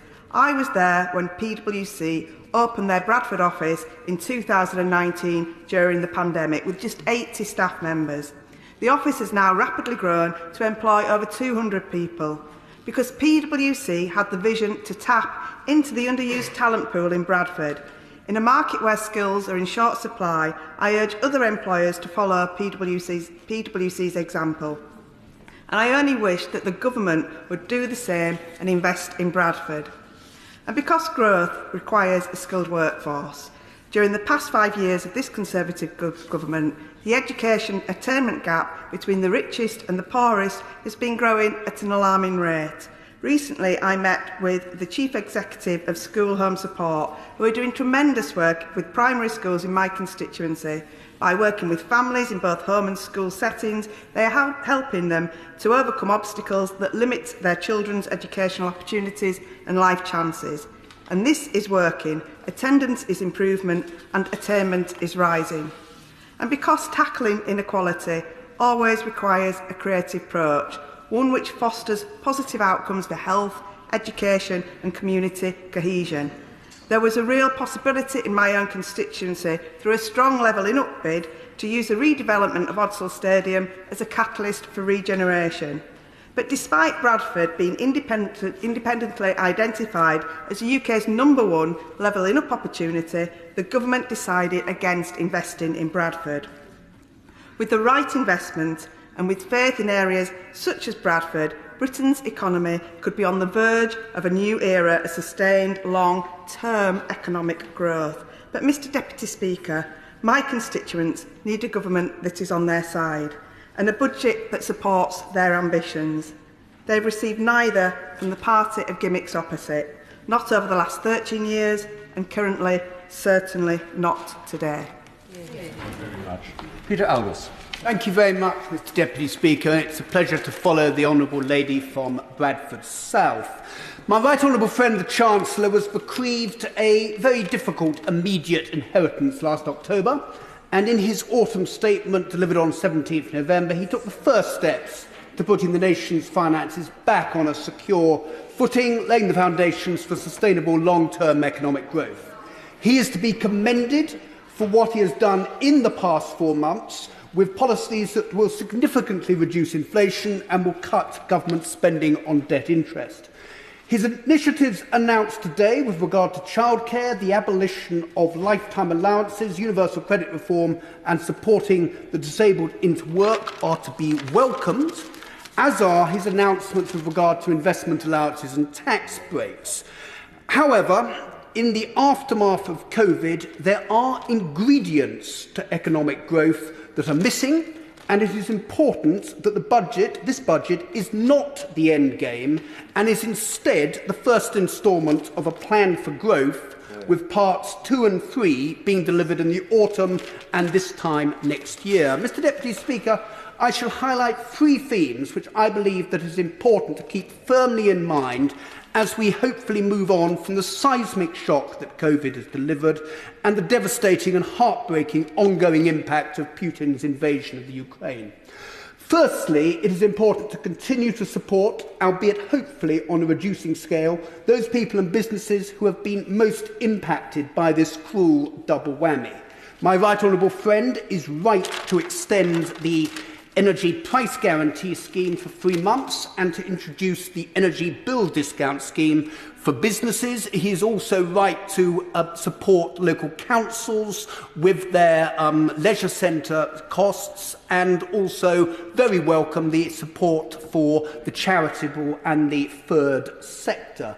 He does, however, need to keep the situation under review, and I would suggest he needs to pay particular regard to the following. Firstly, the disabled, and I have thinking in particular of those of neurological conditions such as Parkinson's, MS and MND, who have been seriously impacted by the dramatic increases in energy costs, and we must not forget the ongoing challenges that they face. In the longer term, it may well be appropriate to introduce a social tariff to support such vulnerable groups, and I would urge the government to look very closely at how this might work. I'm also conscious of the needs of businesses who face particular challenges, and I have in mind such sectors as metal finishing, who use large amounts of electricity, who are losing work overseas, and who are not as yet included in the government's support for energy-intensive industries. And I would urge the Chancellor to keep this under review. Secondly, Mr Deputy Speaker, it's important to put in place measures that enable businesses to thrive. The tax breaks and the offsetting arrangements that my right honourable friend has announced today are welcome, but they are only a start. In the autumn statement, my right honourable friend announced major reforms to business rates, but this work needs to be continued. In the short term, the non-domestic rating bill must be introduced as quickly as possible, and in the longer term, work should continue so that business rates return to being a much smaller component part of a business's operating costs. Secondly, the energy sector is a vitally important component part of the UK economy. From a local perspective, in East Anglia, there are significant opportunities for generating prosperity and jobs, ensuring our energy security and driving forward on the road to net zero. There is enormous potential in offshore wind, nuclear at Sizewell, and in the oil and gas sector through the North Sea Transition Deal, which also paves the way for hydrogen and carbon capture and storage, on which we did get some good news earlier. Mr Deputy Speaker, if we are to realise this the potential of this once-in-a-lifetime opportunity, it is vital that we reform our fiscal and regulatory regime so that investment does not go overseas, whether to the US, to Europe or beyond. The Chancellor has made a start in meeting this particular challenge, and I look forward to the government's clean energy reset, which must enable the UK to retain our position as a global leader in the energy sector. Mr Deputy Speaker, to achieve long-term economic growth, to enable people to realise their full potential, we need a skills revolution. Here there remains a great deal of work to do. It is right that my honourable friend is looking closely at this and has asked Sir Michael Barber to carry out a full review. However, in the short term, further education colleges, such as East Coast College in Lowestoft, are doing great work, but with one arm behind their backs. In the immediate future, there is an urgent need for more revenue funding to get them through an incredibly challenging period. In the longer term, I highlight the need for reforming the apprenticeship levy. Thirdly, and finally, Mr Deputy Speaker, I come to levelling up. I come to levelling up. Along with the Honourable Member for Cambridge, I co-chair the all-party group for the East of England. In December, along with the Local Government Association, we published a report on levelling up in the East of England, which concluded that on 5 of the levelling up missions, there was very low confidence of them being achieved. One of these missions is infrastructure, and it is in this context the lack of government support for the Ely and Hawley junction rail improvements, from which the whole of the UK would benefit, is very disappointing, and I urge the government to continue to work with those in the region promoting this project. On a positive note, I welcome the announcement of funding for the Lowestoft Seafront Jubilee Parade project, which is an important component part of the regeneration work that is taking place in Lowestoft and will help revitalise the town, making it a compelling place in which to live, to work and to visit. However, Mr Deputy Speaker, I cannot hide my disappointment that none of the 12 proposed investment zones are in the east of England. In Lowestoft, we have a successful enterprise zone which is in need of refreshing. We had a false start last September when Suffolk County Council and East Suffolk Council put forward exciting proposals for investment zones. It now appears that that nowhere in the east of England will have an opportunity to even be on the starting grid. In this context, the mantra of enterprise, employment and everywhere does ring slightly hollow. In conclusion, Mr Deputy Speaker, this budget is not the end game. There is a lot of unfinished business. Last November, my right honourable friend delivered his prologue. Today, he has provided Act 1 of his strategy for growth. Acts 2 and 3 come in the autumn and next spring. I've highlighted the work that I believe remains to be done, and in the coming months, I look forward to working with him and his colleagues in the Treasury to meet and address these challenges. Thomas. Thank you, Mr Deputy Speaker. It's a pleasure to follow the honourable gentleman for Waveney. He rightly implies that this budget offers very thin pickings for most in the UK, certainly does for my constituents. And it underlines the fact that we've seen no wage growth across the UK for 13 years. Taxes are at record levels, and the OBR confirming today the very grim news of record falls in living standards. It would be churlish of me not to welcome the moves on childcare, albeit with the very powerful caveats that were made by my right honourable friend, the member for Barking and Dagenham, and to welcome too the move on pre-payment meters. I wanted to just underline a message from Japan. Japan's decade of lost growth, many in this House will be familiar with, which took place at the end of the 1990s, saw an average annual rate of growth of just 1%. Between 2016 and 2025, the UK is set to experience even worse, an average growth rate of just 0.8%. So we face a Conservative decade of lost growth, missed opportunities, and as my right honourable friend said from the dispatch box, managed decline. The Resolution Foundation last year underlined the significance of that lost decade for the UK. Typical incomes were higher in Ireland than in the UK by 6%, are higher in France by 10%, and Germany by 19%. They are extraordinary figures and underline the point about the UK increasingly having become the sick man of Europe, a profoundly worrying state of affairs, I would suggest, for all of us. The Resolution Foundation also highlighted last year how the party opposite's particularly toxic combination of both low growth and persistently high income inequality has led to some in our country being particularly exposed to the cost of living. So it was particularly disappointing, once again, sadly not surprising, to see nothing in the budget of substance on the effort to tackle the rise in child poverty in this country.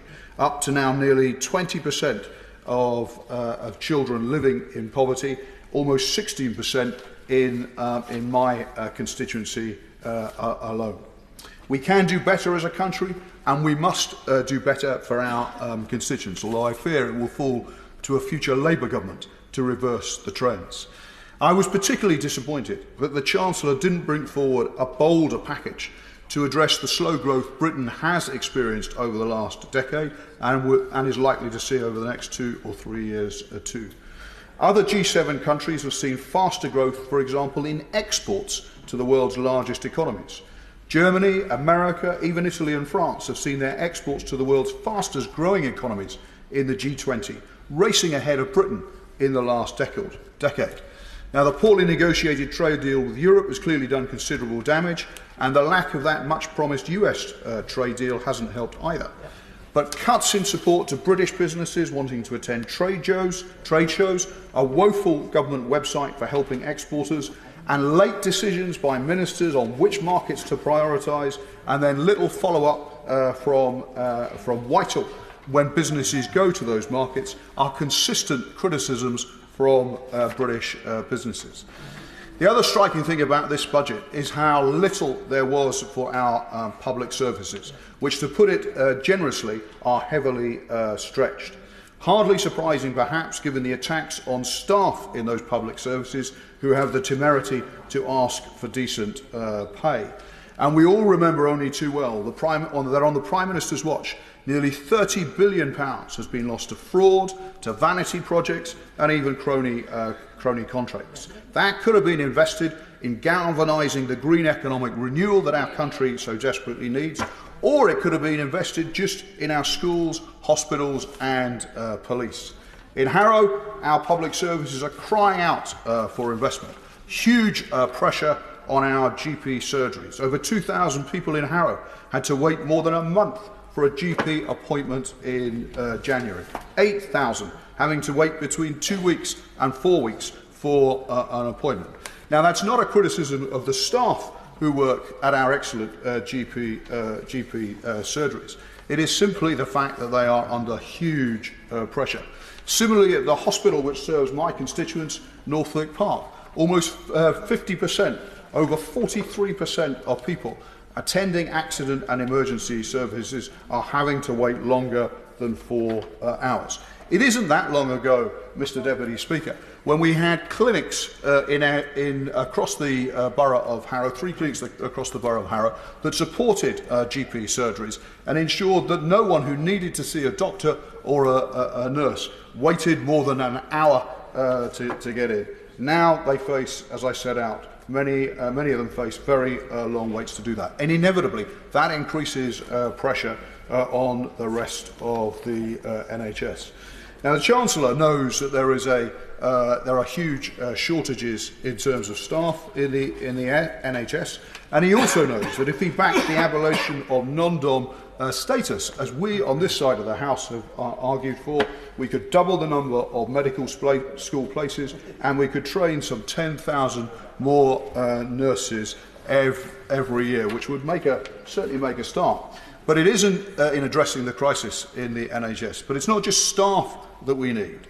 None of the promised 40 new hospitals that we have seen promised has actually had work beginning on those new hospitals. And all the while, the need for new investment is growing across the NHS estate. At Northwick Park, as well as a rising backlog of essential maintenance, there's a need for capital investment in new intensive care beds to help improve A&E services there. And this budget doesn't offer much hope that there will be change in that regard too. Our borough schools need more investment too. And again, a government determined to put in place a plan to boost recruitment and help head teachers retain staff. Per pupil funding in real terms is lower now than a decade ago, and it was striking that the Chancellor of the Exchequer had nothing to say on that, or indeed nothing to offer in terms of more funding for our police services. Over 75% drop in the number of police community support officers in London over the last decade. Where once we had local police teams of a sergeant, 3 police constables and 3 or 4 PCSOs in every area of Harrow, now we're lucky to have 1 PC and 1 PCSO per ward. And even that has required extra investment by the Mayor of London to achieve. Funding for the Met Police is so tight that it cannot fund town centre police teams in every part of London. So the former Prime Minister, the Right Honourable Gentleman's constituency in Uxbridge, gets a town centre police team, but mine in Harrow does not. This, I have to say, Mr Deputy Speaker, was a very disappointing budget, and I hope we'll see a Labour government soon to put right its mistakes. Yeah. Thank you. It's a pleasure to follow the Honourable Gentleman. Now, a few weeks ago, if I was thinking about the budget, I was probably thinking Chancellor probably shouldn't bother, actually. There's going to be no wriggle room here. There's no money to spend. You might as well wait till the autumn when we've got a better idea what the public finances look like.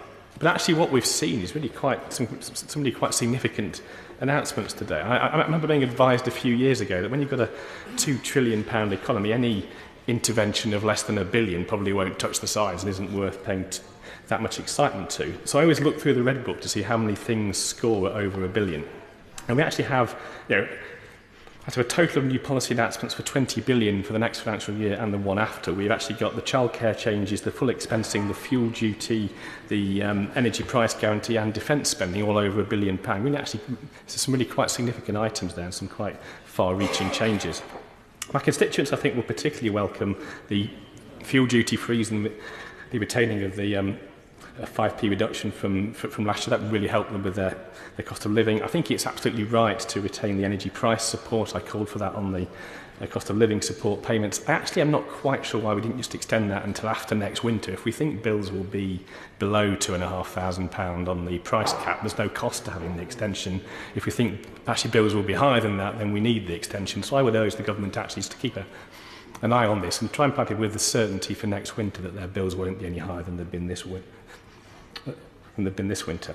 And I agree also that the long overdue change those on prepayment meters makes complete sense. The childcare changes, I think, are hugely welcome, and I welcome the fact that they actually pick up many of the ideas in the DWP Select Committee report from a few weeks ago on this. I do think at some point we should just stand back and think, if we decided years ago that we would give people free childcare from when their children were effectively aged 9 months until they leave school at age 18, would you structure it quite like this with the complex number of schemes and the 30 hours and the tax-free childcare and all the other options that are there? Although is there actually a better way of delivering this for people that's not quite as cumbersome for them? Because I can say this as a parent of 2 children who are going to be 3 in 3 weeks' time. Actually 30 hours free childcare for some weeks of the year does not mean my wife can work full-time 46 weeks of the year. It actually means she can work part-time for some of those weeks. So I just think we should be careful with actually what we're offering. If we think we need wraparound childcare for 8 p.m. for 8 a.m. to 6 p.m. for kids who are 5, do we need that for kids who are 2 as well? I just think we just need to think through what the offering, actually what we really want. If we want people back working nearly full time, do we need to have a slightly different offering there? I also welcome the support for swimming pools. I've got 3 effectively council-owned swimming pools in my constituency, and there's been huge problem with the energy bills for those, and actually the council tax rise was in part to pay for the heating of those swimming pools, so that's probably welcome, and I hope the council can now find a new use for all that money. The pensions tax changes, I think, are hugely welcome. I think we've all wrestled with how can we stop what was a pension tax system designed to limit how much tax relief people got. How can we stop that driving people out of work that we desperately wanted to be in work? And there have been a load of crazy ideas about just changing it for one sector of the economy, which I think would have been completely unviable. So I think there was no alternative, I think, but to change the lifetime allowance quite significantly. I was a bit surprised it was abolished completely. Actually, I think we would be better having a larger lifetime cap and not having the annual cap, because I'm not sure that I'm that worried about restricting it on a year-by-year basis. I think it's right to restrict how much tax relief you get over your whole working life. But it is worth noting that I don't think we have changed the reduction in the allowance you get if you're earning over £240,000 a year. So actually, this won't really be a big change for the really highest earners. I think it is the right answer also that we've effectively frozen the lump sum you can take tax-free at a quarter of the current lifetime allowance rather than having that increase to effectively anything. So that's probably sneaked in the detail of that. I think perhaps similarly to the childcare stuff, I just think we perhaps need to step back and think, what are we trying to do with our tax regime for pensions? Because we've always said they should be tax-free on the way in, and you are taxed on the income you draw down, and then got limits to how much tax relief you can have. But is the new system we've got really a coherent, sensible way of actually incentivising pension saving, getting a fair amount? I think perhaps at some point we should have a proper review and say, what are we trying to do? Who are we trying to help? What are we trying to incentivise? And then we would use the 50 or so billion a year we actually spend on this to actually achieve the outcomes that we want. And probably likewise when we look at full expensing for capital spend, that's probably welcome if it encourages and increases investment. but our way of giving tax effect to capital spend for businesses is somewhat haphazard. Now, I would like to encourage people, as the Americans are doing, to reshore the manufacturing that they've outsourced over the last 2 decades. But what tax relief do you get for building a factory? Nothing for buildings. You get some for the equipment that's embedded in those buildings, but nothing for the actual factory. Is that a sensible situation? Why would we not want to give tax incentives to build factories in the UK? But we're giving 100% allowance in year 1 to buy some more computers. I mean, it's a slightly counterintuitive situation, I think. I'm not sure, actually, how many businesses really can use 100% of their capital spend against profit in year 1. I suspect for some they can, and it will be hugely welcome, and I suspect others will now be having to defer those deductions and try and use them over a more sensible time. Well, I would have thought, actually, if we're going to get to the end of the 3 years of this and make it permanent, we should just step back and think, what do we want people to do? How do we incentivise that? And what's the best use of the money that we want to allocate to that? So I think it's a welcome short-term fix, but as with so many things, we need just to actually make them work for a long time. And probably as a final plea, Mr Deputy Speaker, I welcome the announcements on nuclear. I remember Rolls-Royce in Derby being very keen on small modular reactors, I think about 6 or 7 years ago. Could we please order some so we can show to the world we can make this technology work and actually show that we're committed to it? So hopefully by the time we get the next budget, we'll actually have bought one, and that will, then I think we can really have full steam ahead on those things. Thank you. Ruth Cadbury.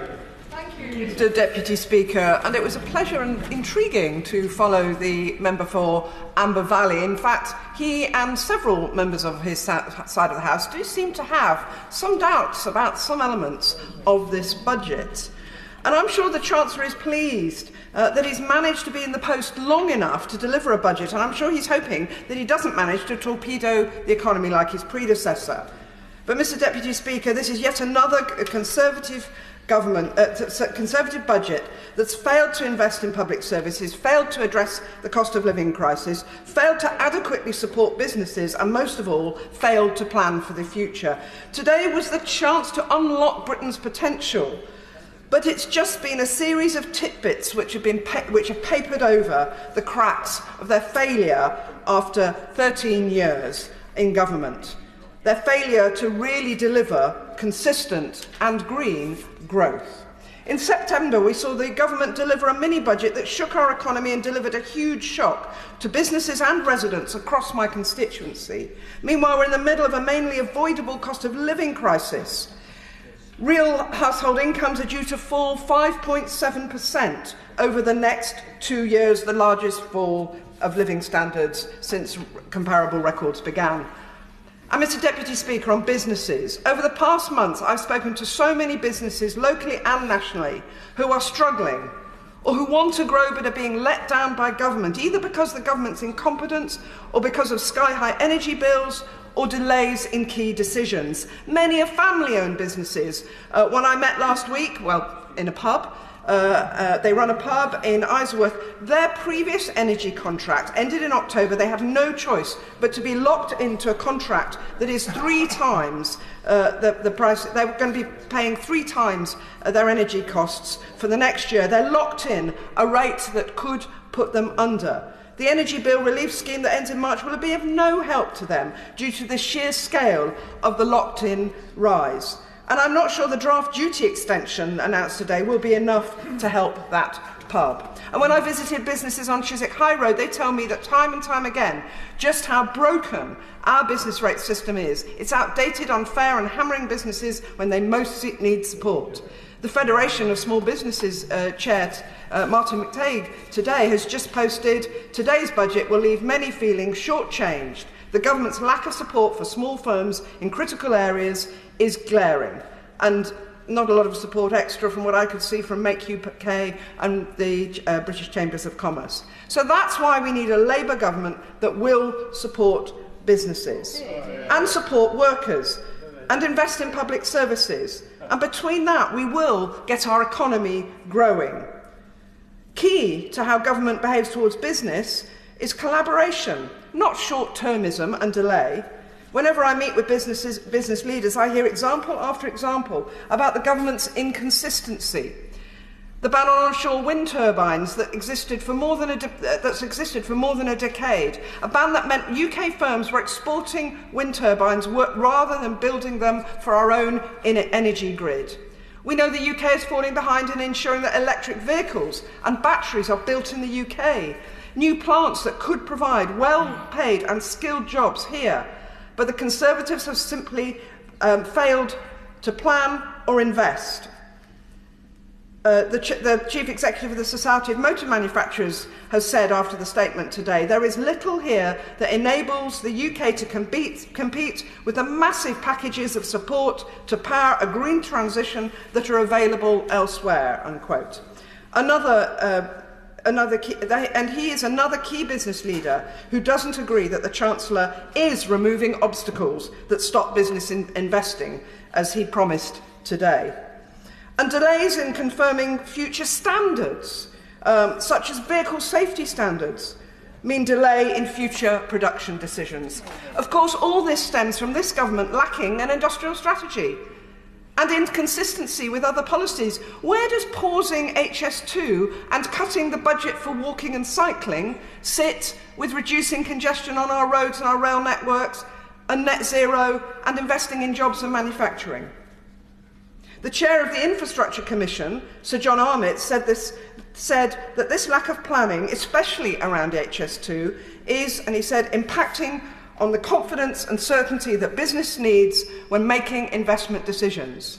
Mr. Deputy Speaker, whether it's a lack of housing or lab space or skills or capacity in the energy grid, it's clear that the UK lacks the basic infrastructure we need to grow our economy. Businesses want to do the right thing and want to invest in new technology and greener technology, like the industrial laundrette or the retailer of green mopeds, both are in my constituency. They want to grow, they want to shift to greener technology, but they're not, and grow their sales and grow their business, but they're not being given the tools to do so. And I see little, if anything, in today's budget that encourages them. So for many of my constituents, this budget will simply continue the pain that 13 years of Conservative governments have brought for them. Underfunded public services, low growth, rising costs. Families and businesses across my constituency are struggling, yet this budget offers them nothing new. Oh, sorry, I do apologise. There is one new thing. There's the pre-announced free childcare places for 1- and 2-year-olds. But I spoke in Westminster Hall a couple of weeks ago on this subject. Will these places be properly funded so that childcare settings are not going under? Will it provide places for those children who will benefit the most, those whose parents aren't yet getting 15 hours a week regular work, or those with disabled children? So, Mr. Deputy Speaker, in conclusion, this budget does little to get this country out of the doom loop of low investment, low growth, yet high taxation. Giles Watley. Thank you, Mr. Deputy Speaker, and it's a pleasure to follow the Honourable Lady from Brentford and Isleworth this afternoon.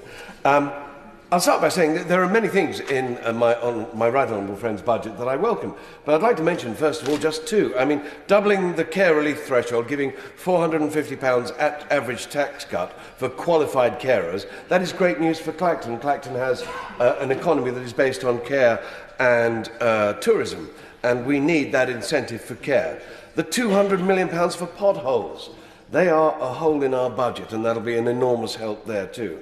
But one thing I would really like to mention is the extension of current tax relief for theatres, and that for another 2 years has made me quite simply ecstatic. I'm the chairman of the APPG on theatre, and the theatres were the first to close by the very nature of the way they work, and of course the last to reopen. And their energy bills are soaring, they're struggling to get bums on seats, and we can't give up this great soft power offer of ours that goes across the globe. Since the time of Shakespeare, we have exported the English language to the world through theatre and film and television and the performing arts, and we must support them, because I personally have travelled the globe taking great theatre to every corner, and it is a soft power that we mustn't forget. They just need help with their energy bills now, and I'll shout about that a lot in the future. Now, we pride ourselves on being the party of low tax and high growth. We pride ourselves on our ability to look after taxpayers' money. And it's worth saying it again and again that it isn't our money, isn't the government's money, it's not this House's money, it's the people's money, the taxpayers' money. And my right honourable friend, the Chancellor, stated earlier in the week that it was due to Conservative diligence, which saved, I think it was 80% of the fiscal finances that were coming in at the time, that we were able to afford to deal with the pandemic, not least the incredible furlough scheme that saved many people's jobs. But people need a break, Mr. Deputy Speaker, as much as some people need time off, a good holiday, perhaps visiting the wonderful Sunshine Coast of Tendring. They need a tax break for growth. With soaring energy bills caused by Putin's horrific war and inflation which is making pay rises ineffective and running a home nearly impossible for so many, people need to be paying out less. If we allow the public to hold on to more of their money, what do? They spend it. We all know in this place that the economy goes round and round, and that's what we must do. But one area I believe we must tackle is outdated taxes. Business rates and council tax are spectres from the past, in my view, decades out of date and not collecting anything resembling the real-life impact. For example, 2 people in a Band D home will pay as much as 4 people next door, despite representing 50% less service use. A shop can have a greater tax burden, far greater, than many online and tech entrepreneurs who can operate from very small spaces indeed. We need to grip these issues, and governments haven't gripped them for decades, out of fear of reform. I'd be delighted to give way to them. I'm very grateful to him. Would he share my enthusiasm that this government has tackled the social injustice of those on prepayment tariffs actually ending up paying more than the rest of us? So the change that has been made to reduce the cost of prepaid tariffs to the average cost of everybody else will save those people about £50 a year. Does he agree that is a really good step forward? Honourable friend makes a very good point indeed, and I applaud him for bringing it up, and thank you very much in the middle of what I've just been saying on those issues. So what have we done so far on these taxes? Well, we pretend the current system works by just adding pieces on. We increase corporation tax to the private sector, and we add additional precepts to local government, all to get around the fact that these outdated taxes no longer represent anything of the reality that they're supposed to target. So we mustn't just tinker and tax, and as we move forward we must reform and renovate. But the point I wish to make here, Mr. Deputy Speaker, is that whilst smaller business need the financial assistance of paying less into the state, there are some companies who can afford the opposite treatment. Those companies that actually profited from the pandemic must contribute to the third of £1 trillion debt we ran up during that time. This includes oil and energy companies, which are making an absolute killing right now, seeing enormous and unprecedented profits, whilst at the same time, deprivation in parts of my constituency has not changed at all. I'm always resistant to the introduction of new taxes. However, introducing a temporary levy on COVID profits here would correct, in my view, an injustice that we've all seen over the last few years. And I hope that my right honourable friend, the Chancellor, has taken this on board. And I know from our meeting yesterday, when I banged on about primary care at Clacton Hospital, and I banged on again about the rail links to the east of England, Ely and Hawley, that my honourable friend, the member for Waveney, brought up earlier. And the Chancellor's ears are now melting from those attacks that we keep giving him. But he is very receptive on the whole to the needs of Clacton, but also to the country. And I do actually commend his budget. Thank you. Chris Evans. Thank you, Mr. Deputy Speaker. It's always a pleasure to follow the honourable gentleman who is frozen in time for those of us of a certain vintage as a vicar who married into an extended Liverpudlian family. I think it was around the time, Mr. Speaker, that we first met when I was a little boy and you were the candidate in the Pontypridd by-election. I think we're all showing our age here a little bit. Whenever a minister is asked what the government is going to do about the cost of living crisis, the reply is often, we are taking tough decisions. We already know the tax burden is at its highest level ever, whilst inflation runs at 10.1% and interest rates stand at 4%. This begs the question, Mr. Deputy Speaker, just really who is bearing the brunt of these tough decisions? Is it the homeowners who are exiting fixed-rate deals only to be faced with new ones with higher rates, with little money left over for spending on other essentials? Is it first-time buyers who feel home ownership is just a pipe dream? Even if they cannot afford a mortgage, they worry that rents could rise as landlords look to pass on higher mortgage rates. Maybe it is the carer who finds that higher fuel prices have eaten into their pay as they relied on private transport to deliver vital services to vulnerable people. Or is it those who get paid on a weekly basis and struggle to budget for their monthly direct debits? For many people, Mr. Deputy Speaker, the cost of living crisis is not a political slogan, but the reality of their daily lives. It is those who are taking the tough decisions, not the government ministers who are sent out to defend the government week in, week out. Mr. Deputy Speaker, the UK economy has been hit by a series of significant economic shocks. These include the change in our trading relationship with the European Union, the COVID pandemic, and the sharp rise in global energy prices related to Russia's brutal war on Ukraine and its people. For the United Kingdom, these shocks have eroded the terms in which we trade with the outside world. The prices we can get for the goods we sell have not kept up with the prices we have to pay for the goods we buy. The government position has made us poorer as a country. The fall in our national real income has manifested itself in a rise in the prices we have to pay for the things we buy as consumers.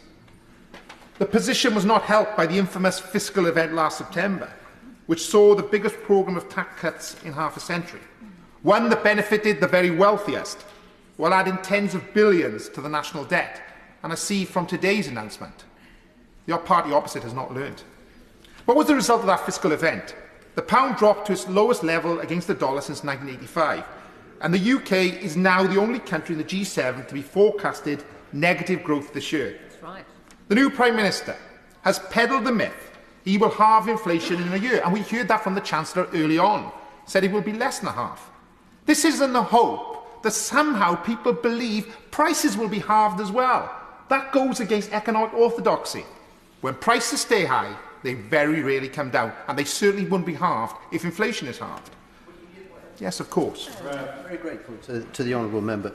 I'm just interested because if he looks at page 9 of the impact on households distributional analysis, the chart there shows very clearly that the major beneficiaries of this budget are those in the bottom decile of earnings, and then the graph slopes downwards so that it is negative for those who are in the deciles above 7, 8, 9 and 10, i.e. the most well-off in the country. Therefore, this budget is a budget that very much helps all of our constituents who are in fact the least well-off. And that is the whole point about public spending and taxation, is in order to help our least well-off constituents. Would he agree? I always admired the Honourable Gentleman. When I first came to this House, the very first intervention I took was from the Honourable Gentleman, when we talked about high unemployment at the time, and I think he said something very along the same lines. But I would urge him to look at that graph again. Those are frozen thresholds.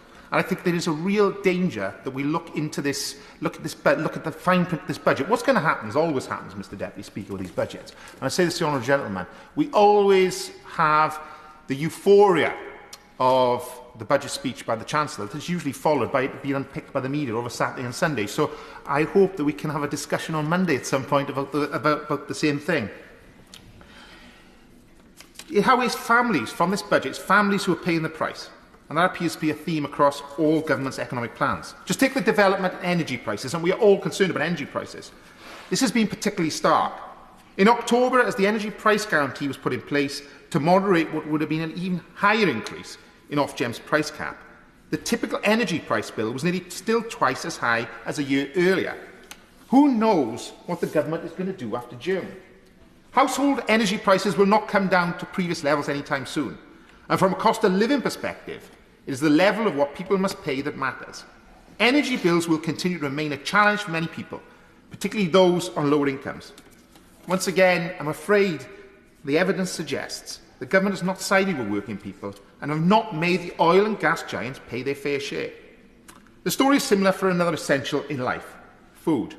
Before the war, Russia and Ukraine supplied significant shares of global consumption of agricultural products, such as sunflower oil, wheat and barley.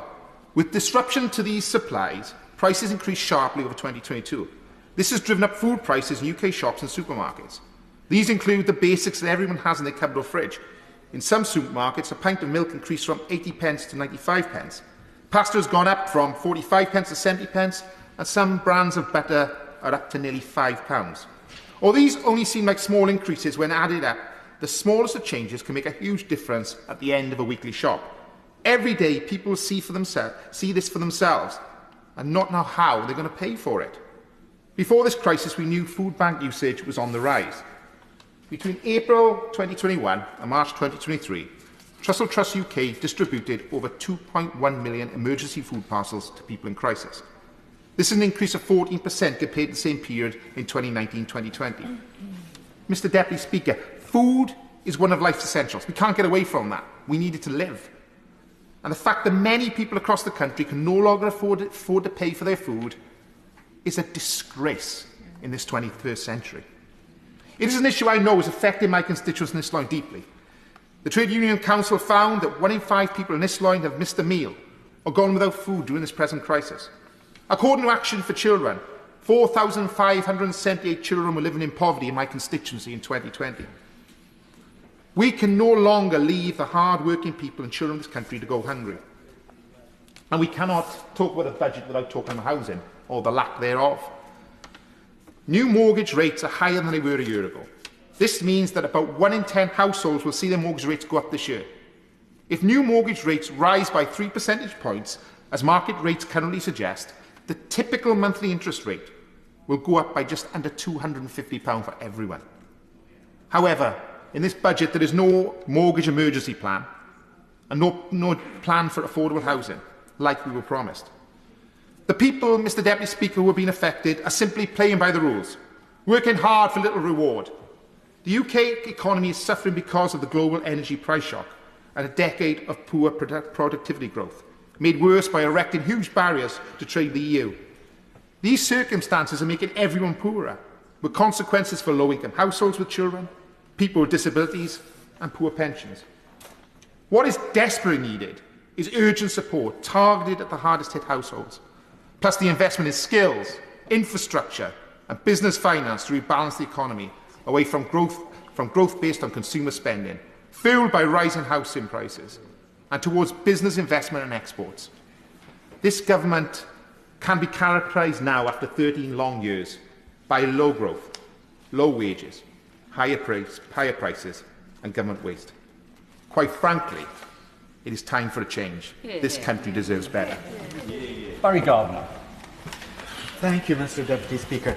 It would be churlish not to welcome some aspects of this budget.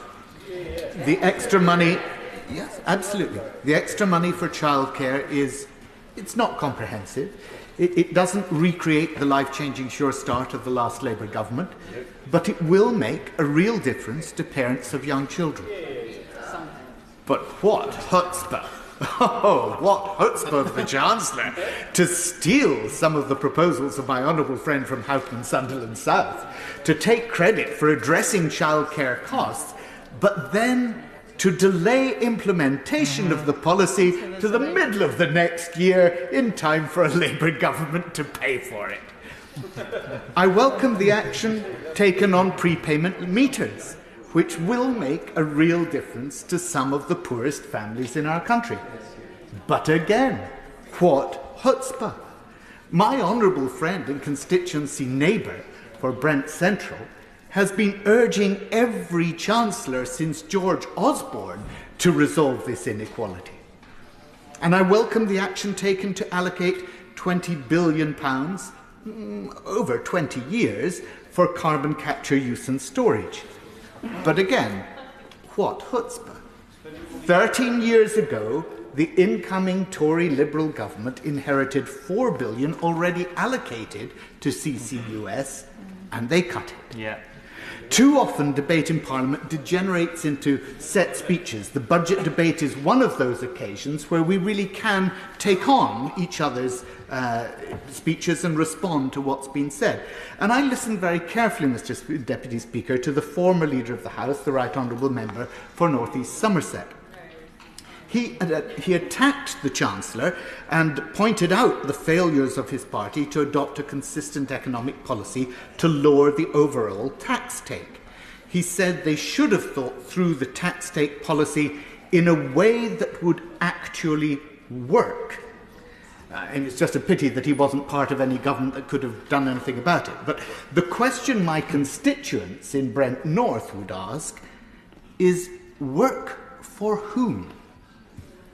I've spoken before in this chamber of the queues that stretch down the Ealing Road in my constituency of Brent North, and then round the corner where I live in Chaplin Road, extending over half a mile, waiting for the food bank at the Sanatan Mandir to open.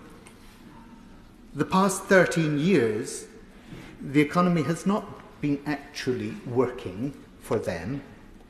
It has been working for the individuals who've managed to amass a pension pot in excess of the 1,060,000 lifetime allowance limit. After today, it will work even more for those people as they can shelter even more money from tax. The Right Honourable Member for North East Somerset also posed what I thought was a rather rhetorical question to the House. He asked, who knows best how to spend that money, business or the government? He didn't stay for an answer, but my constituents might have replied, best to achieve what?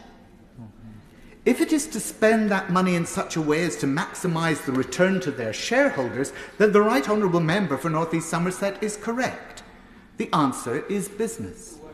But if it is to spend that money in such a way as to achieve the maximum public good, then it is undoubtedly government. By using the money paid in tax to keep us safe, by paying our armed forces, or to keep us healthy, by paying for our NHS, or to keep us wealthy by investing in education and apprenticeships so that those businesses have the supply of skills and labour that they need to make that profit in the first place.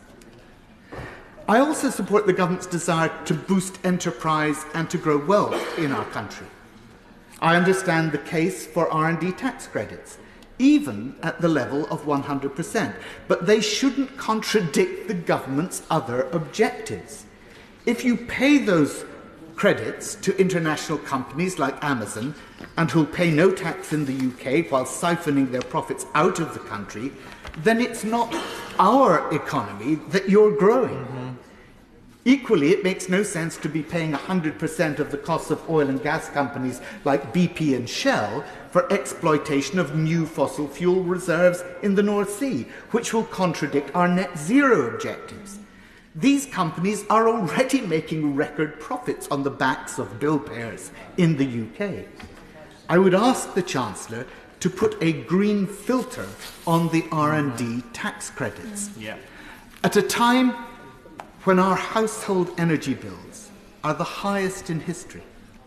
The Office of Budget Responsibility saying that real household disposable income is decreasing by 4.3% this year, 5.7% over the next 2. That is the largest decline since the year before I was born. And Mr. Deputy Speaker, I may feel like one, but I am no spring chicken. The Chancellor had 4 E's, but he missed out the most pressing E of all, the environment. The Committee on Climate Change has set out that we will not achieve our net zero targets without a strategic programme to reform our regulatory frameworks and market design that galvanises between 300 and 430 billion pounds of investment and removes the barriers to the construction of a new renewable energy infrastructure. I'm afraid this budget simply does not measure up. At Western. Thank you, Mr. Deputy Speaker. I certainly wasn't being expected to be called so early. Can I just say that when I, Mr. Deputy Speaker, you probably didn't hear an interview that I did with Commentary Warwickshire Radio back in 2021, and I was talking about the pandemic. It was Commentary Warwickshire BBC. And I was talking about the pandemic, and I said inflation was something that we should be really concerned about. And I said it could potentially raise up to 7%. That's because I was talking to local businesses, Box Factory, Bitso, Picture House, Picture Frames. They were seeing huge rises in the price of glass, huge rises in the price of cardboard, etc. Spin forward a couple of weeks, and the Prime Minister, then the Right Honourable Member for Uxbridge, was saying on Sky News, people are worried about inflation, that their fears they're unfounded. Now, I'm not sure where the Prime Minister had his head at the time, whether it was in an ice bucket or in the sand, but his Chancellor should have pointed out to him quite what was going on, because it was really clear to businesses, certainly in my constituency, what was going on. And that was long before Russia's illegal invasion. Now, it wasn't just a case of the fact that the price of gas was going to increase from that point, but we had no energy storage. It was rather like going into the pandemic when we had no PPE. So we spin forward 12 months, we get a new Prime Minister, a new Chancellor, we get a kamikaze budget. The Right Honourable Member for Spelthorne said in answer to my question straight after his statement that I was fear-mongering when I said there'd be a run on the pound. Now, what happened next? The Bank of England was left to bail out this Conservative government. Mr Deputy Speaker, any other organisation, the directors would have been sacked after long before this point of 13 years, if the shareholders had been able to have their say. So now we find ourselves on a fourth, I think, Chancellor, and we hear that things are getting better versus last October. Well, you'd hope that they were, given where we were. If you stand back, look at where we are. We have the lowest growth in the G7. I think even sanctioned Russia might be ahead of us now. The World Bank describes us as having the weakest economy. The medium-term forecast does not look good. Inflation, of course, is also one of the highest in the G20. It's not rocket science how we seem to have got there. Now, there are some positives in the statement that we've heard. Particularly, I applaud the idea of the enterprise zones around universities. I think those investment zones would be a very good thing, and I would actually welcome more, because I do believe they can be dynamos of a new economy. Now, on the cost of living, I think the extension of the energy price guarantee, I certainly welcome that, and the parity for charges for prepayment meters with those who pay by direct debit. That is long overdue. But the impact on real wages, we've heard that real household incomes are going to fall by 5.7% over the next 2 years, and that will be the worst performance since records began 60 years ago. Now, compare that to France, where the average French family will be 10% richer than those of us in the UK, and Germany is 20% richer. Now, both those are working approximately 20% less than us. That is the social scandal of our time. At the same time, we see mortgages in the wake of the kamikaze budget of last year, an average increase of £2,000 on a variable rate mortgage since then. Now, when we look at income tax, the frozen thresholds that the Chancellor previously announced, we have a £500 increase for those on basic rate and a £1,000 increase for those on a higher rate. On childcare, I welcome some of those moves, but I absolutely believe that our proposals are a lot better. One of my care providers, a nursery rather, in the constituency texted me earlier to say this equates to 26 pence per child per hour. It won't make a blind bit of difference. And on pensions, well, I just don't understand who is going to be the great beneficiary of these. What percentage of the population will benefit? Going from 0.06 million to 1.8 million? It sounds like the super wealthy in our society. So a big win for the wealthiest. Maybe more help for bankers, but less for ordinary folk. It won't do anything, I believe, to get retired consultants back into the NHS. That's just too late. Let me just turn to business. Corporation tax. No. I will not give way because we're short of time. Corporation tax is rising to 25% from 19%. George Osborne told us we had to reduce it from 29%, and that would ensure that we increased our revenues because people would be more keen to pay at a lower rate. Well, it doesn't seem to have necessarily transpired. Compare that to, I think, what France and the US are much higher levels than we are today. So, question to the Minister, how much tax have we lost in revenue on corporation tax since 2014? The other thing that's striking about this is the lack of a coherent industrial strategy. And I want to just focus on the automotive sector. We have just one small gigafactory in the UK versus 5 already existing in Germany, with 5 already planned. Labour have already gone on record saying that we want to build and those investment decisions are ebbing away from us. We've heard about Ford divesting out of Dunton, Tesla, who had the opportunity to come to the UK but said they wouldn't because of the Brexit decision. We need companies like Northvolt and others to come invest in the UK. As Mike Hawes at the SMMT said, there's little that enables the UK to compete with massive packages of support to power and power a green transition that are available elsewhere, and make UK echo this, because we have energy bills which are approximately 100% higher than the average of those major European nations.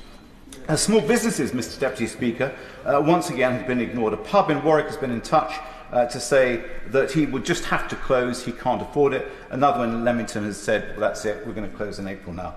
There was just nothing for us. And the FSB support that, saying that they believe all small businesses have been shortchanged by today's budget, a point backed up by the Chamber of Commerce as well. And I didn't hear anything for the self-employed, but maybe I am mistaken. Mr. Deputy Speaker, in summary, I think this has been another budget, once more, with no or next to no mention of a proper, coherent industrial strategy. We've heard a lot about potholes, but you know, they cut £400 million from the highways maintenance pothole budget, and then they announced miraculously a £200 million budget today. It all seems a little bit Paul Daniels to me. And ordinary people and small businesses have been left shortchanged by the Chancellor's announcements this lunchtime. But somehow, the major promise from today's budget is a pension bonanza for the very wealthy. And therein lies the truth of this budget, Mr. Deputy Speaker. It is for the very few. Dave Dugan. Thank you, Mr. Deputy Speaker.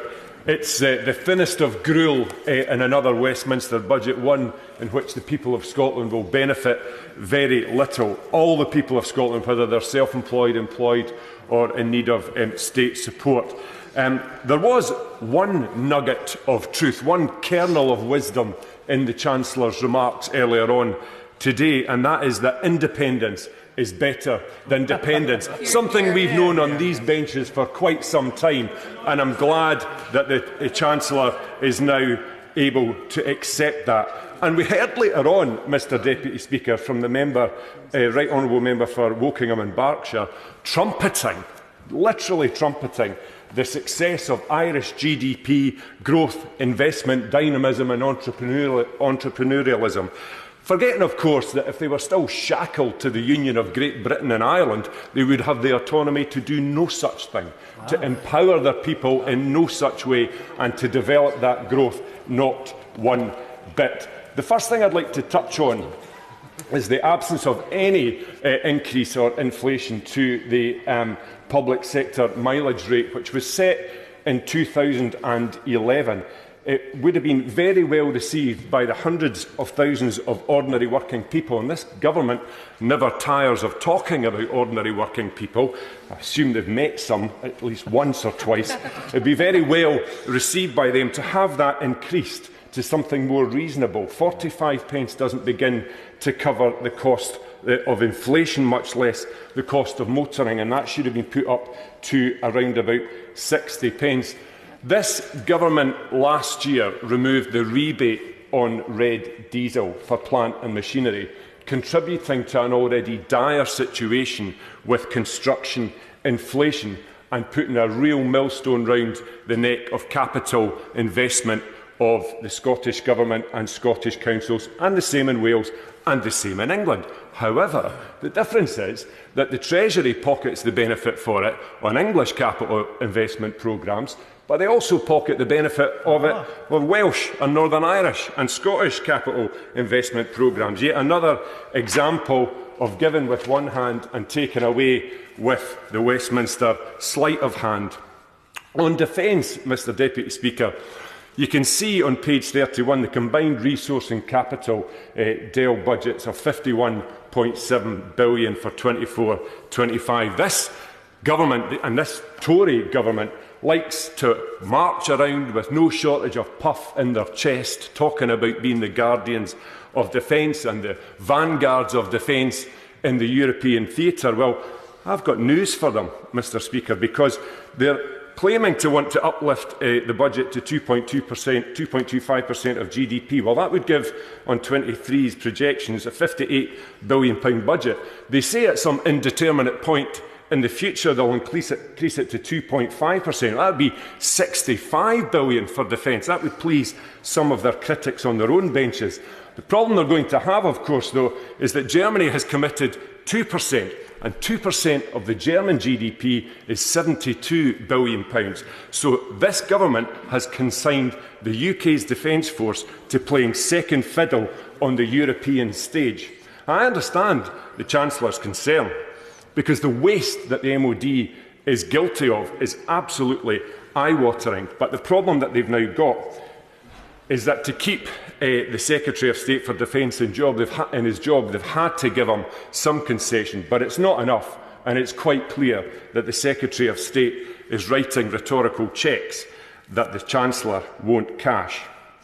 On pubs, there's a public health emergency, Mr Speaker, with alcohol misuse in this country, and a lot of that stems not from pubs or restaurants, but from supermarkets off sales, where people buy large quantities of low-value, low-cost alcohol and consume it in an unsupervised way, day after day, developing extremely damaging habits. And I genuinely welcome what the government has introduced in terms of their amendments to duty on draft products. But what they need to do is go further and take a holistic view and cover the spectre of duty, VAT, rates and energy costs on pubs. All of us in this place have got extremely valuable pubs to our communities, in our constituencies.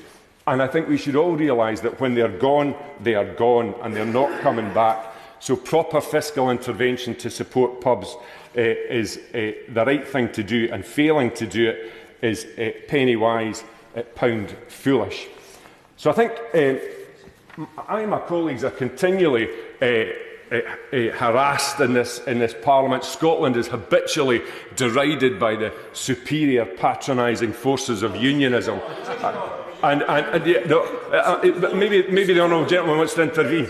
But in reality, with 16 years of government, the progress that we have made under the constraints of devolution are genuinely remarkable, and I'm hugely proud of those achievements, even though they can't be accepted in here by Labour, Lib Dem or Tory. And in Scotland's the principal destination, they enjoy the rhetoric, they're less keen on facts, Mr Deputy Speaker. Scotland's a principal destination for foreign direct investment in the United Kingdom. Scotland is the highest productive area in the United Kingdom out of 12 regions, with the exception of London and the South East. If you live in Scotland and you're a medium income employer, then you will pay less tax in Scotland than you pay in the rest of the United Kingdom. If you live in Scotland in a Band D property, you will pay £600 less council tax than you will in England. England's tax on ill health of £9.35 for a prescription is funded in Scotland. 65 more police officers in Scotland per 100,000 population. 226 more nurses and midwives in Scotland per head of population. The honourable member from Harrow West isn't in his place just now. He was very concerned about how hard it is in England to get a GP appointment. Well, we've got challenges in Scotland, so I don't know how bad it must be in England, because we've got 95 GPs per 100,000. There's only 79 in England, and business rates kick in at 12,000 in England and 15,000 in Scotland. So in summary, Mr Deputy Speaker, we have achieved these gains to the benefit of our communities, our enterprise and our population in Scotland, despite this union. Imagine what we could do when we're rid of it. Nichols. Thank you, Mr Deputy Speaker. 13 years of Tory government have seen a sustained fall in living standards across my constituency, accelerated by the disastrous mini-budget and the trust mortgage premium, and my constituents in Warrington have frankly had enough of a cost of living crisis made in Whitehall. It is no longer just those on the lowest incomes feeling this hurt, but many who would have previously considered themselves comfortable, on the kind of salaries you could once raise a family on. We've seen widespread industrial unrest as our junior doctors, nurses, posties, lecturers, railway workers, barristers, police and more have seen their pay and living standards squeezed while the government tries to balance the books on their backs. The OBR reports that living standards are expected to fall by 6% this fiscal year and next as inflation outstrips growth, the largest two-year fall since ONS records began. At my weekly surgeries and doorstep surgeries across Warrington North, the picture is a depressing one, and this budget doesn't meet the ambition we have for ourselves as a town or for the country. The budget commits £400 million to levelling up partnerships in a range of key Tory marginals, but there's nothing for devolution to Warrington and Cheshire. In fact, any devolution settlement support is contingent on a mayoral model or directly elected leader, according to point 3.118 in the statement, something there is no local appetite for. Why do we need another layer of politicians and bureaucracy to be able to make more of our own decisions about our local priorities when our existing structures are working? With the second biggest nuclear workforce in the country in Warrington North, I welcome the news on the green taxonomy changes for the nuclear sector that the all-party parliamentary group for nuclear energy I co-chair has been calling for. But I'm already getting WhatsApped memes by constituents in the nuclear sector about the SMR competition. Firstly, because far from being new, this was already tried and scrapped by George Osborne in 2016. And secondly, because of concerns about the UK's competitiveness in this sphere against, for example, GE Hitachi, which has just seen a major pre-licensing milestone in Canada, potentially putting our sovereign SMR sector at a disadvantage in such a competition. Having read through the Red Book in the time we've had available, I can't see any money allocated for Great British Nuclear either, for all the Chancellor's warm words about its importance in launching it today. Further, I welcome the support for childcare costs, but the issue is not just affordability but availability, and the timescales for this support will mean many children will be in school before their parents see any benefit at all. There's also nothing for social care, which doesn't help those families caring for parents and children or grandchildren at the same time to get back into the workforce. This isn't nearly good enough, especially at a time when my local council are having to spend 70% of their budget on statutory care services, a situation that will only get worse over time with an ageing population with increasingly complex care needs. The announcement of reforms to the medicines approval process is welcome, as it means patients should receive access to emerging medicines, including psychedelics, sooner than they might have otherwise. MDMA and psilocybin are due to receive FDA approval in 2024, having already been approved later this year in Australia. So hopefully UK patients will gain access simultaneously or soon after.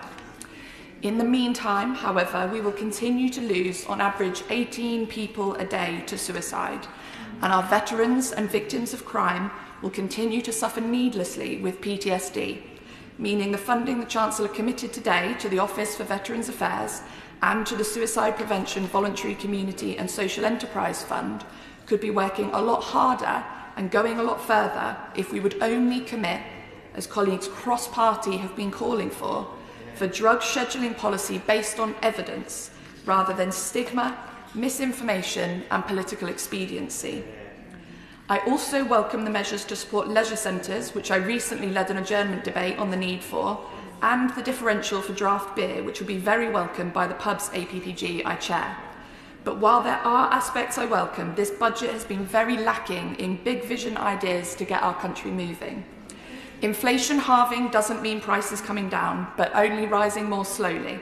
And fundamentally, without a proper pay rise for the country, too many of the essentials of everyday life will still be out of reach for too many, and our local food banks and charity sector will still be stretched far beyond capacity. There was an opportunity to reform the apprenticeship levy to make it work for businesses, industry and for apprentices themselves, but instead this returnships proposal no one asked for is what we have instead. An opportunity missed. There was also an opportunity missed to improve our bus sector, the most used form of public transport in the country. An opportunity to do more for our small businesses, with the FSB calling this budget irrelevant to the 5.5 million strong small business community. An opportunity to radically reform business rates to bolster our high streets. But the biggest missed opportunity of all was the failure to make those who can most afford to pay to do just that. There are a number of companies and sectors, including in oil and gas, who have made more profit over the last few years than they know what to do with. While my constituents will be facing the highest personal tax burden in decades, little seems to have been done to tax those giants with the broadest shoulders more. Sticking plasters aren't enough, and the government could have gone much further and been much fairer in this budget. Politics is about priorities, and we can see from this budget today that the people's priorities have been overlooked, and millions will understandably be feeling shortchanged as a result. Gaskell. Thank you, Mr Deputy Speaker. As other speakers have said, I think there's always something in a budget to commend and some things that are admirable. It's the totality that requires to be looked at, and it's not simply the headline figures that are announced by the Chancellor, but indeed the drill-down figures that will come around in days to come that will be the analysis of it. Carbon capture and storage is to be welcomed, but the question remains, why not in Scotland and in the North Sea, that has something like 30% of Europe's capacity, given the geology of it? Prepayment meters are quite rightly being levied. That has been mentioned by many speakers. But why hasn't that been done to date? All it required was a letter to Ofgem directing them, a ministerial letter that could have been sent and should have been sent before winter came, because it's still snowing in Scotland and people are freezing. And this should have been dealt with a long time ago, as well as other aspects of energy that haven't been touched upon.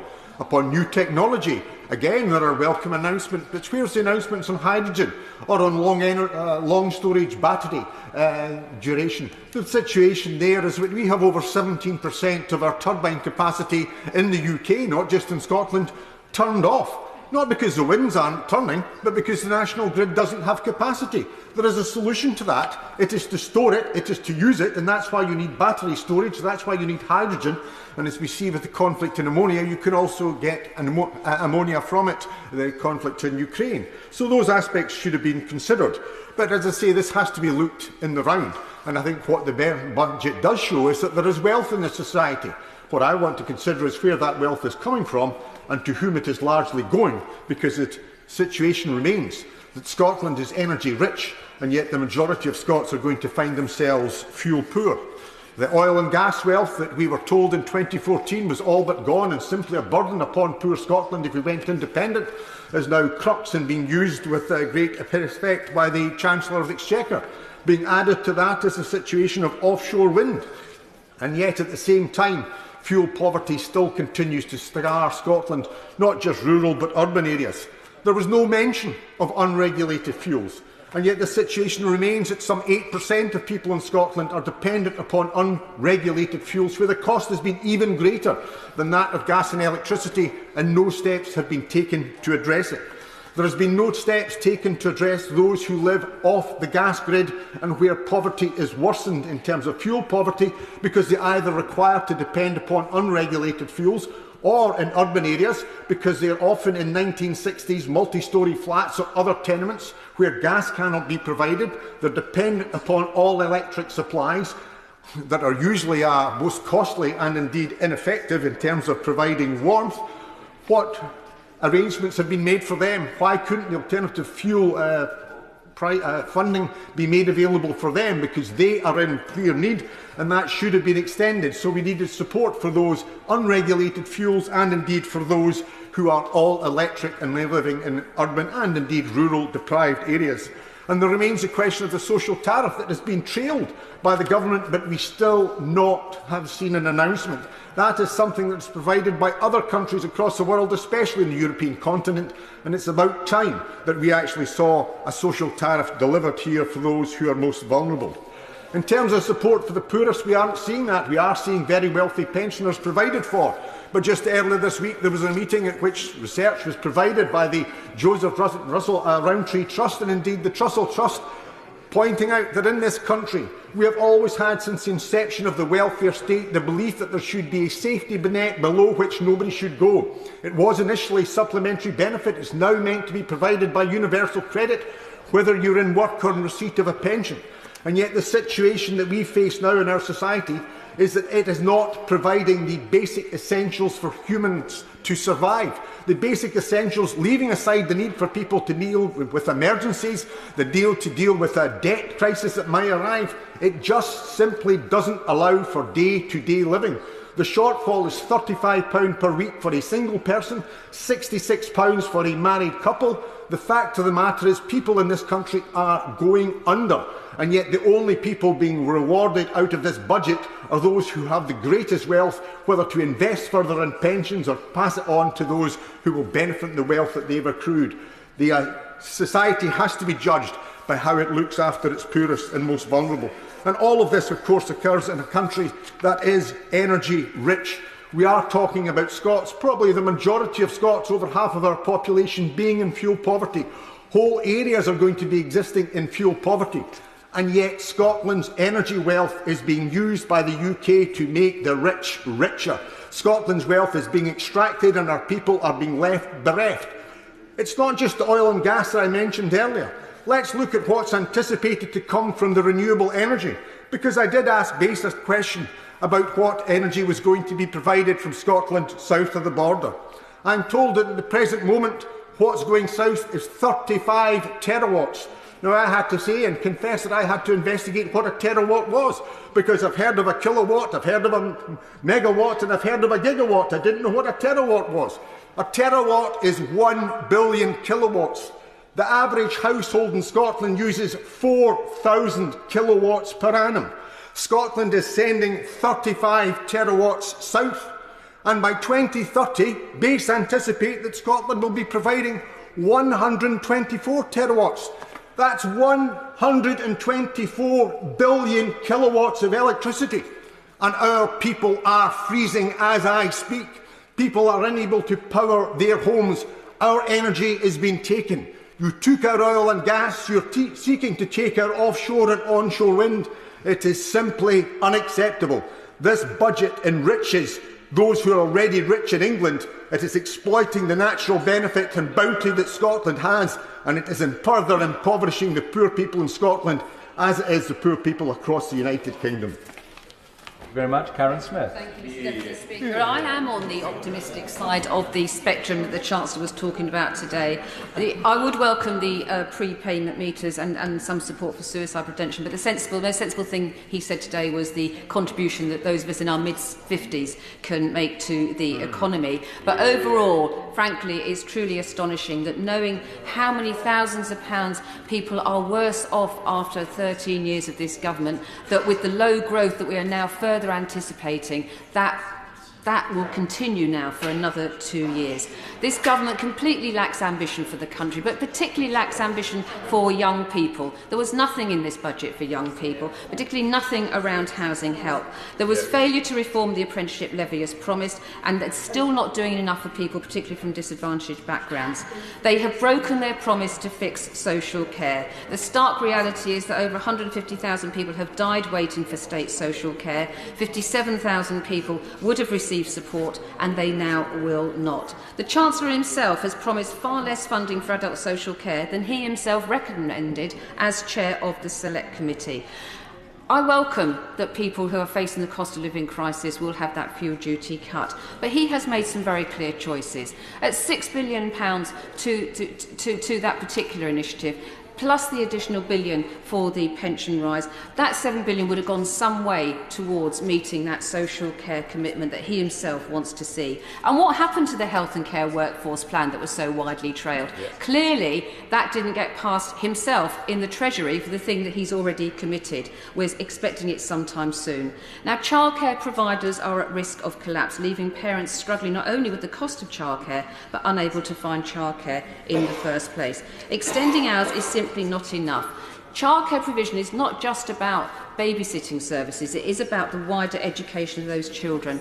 President Biden in America has put forward a family support package. In Australia, the Labour leadership have looked at childcare completely different. They say an economic reform about inclusion and growth. It's not a babysitting service. An economic reform that delivers benefits to 2 generations of Australians, the best start in life for children, flexible support for modern families, and a boost to productivity and participation. What we've had today doesn't meet those challenges, and it looks like it doesn't even meet the basic that they were asking for. Now, in Bristol at the weekend, I was pleased to join by the Bristol Women's Commission about the caring economy and how the caring economy can add to our productivity. Looking at carers' infrastructure, improving working conditions, pay for those and skills for those low-paid workers. That's what this government needs to be doing. I commend the work of the Bristol Women's Commission. Unfortunately, it looks like the Green Party in Bristol are not supporting them going forward in the future. I hope the Green Party change their mind about that, because they're doing some fantastic work. The apprenticeship levy is a massive failure, Mr Deputy Speaker. Starts are falling backwards. The cohort's made up mainly of people in senior positions.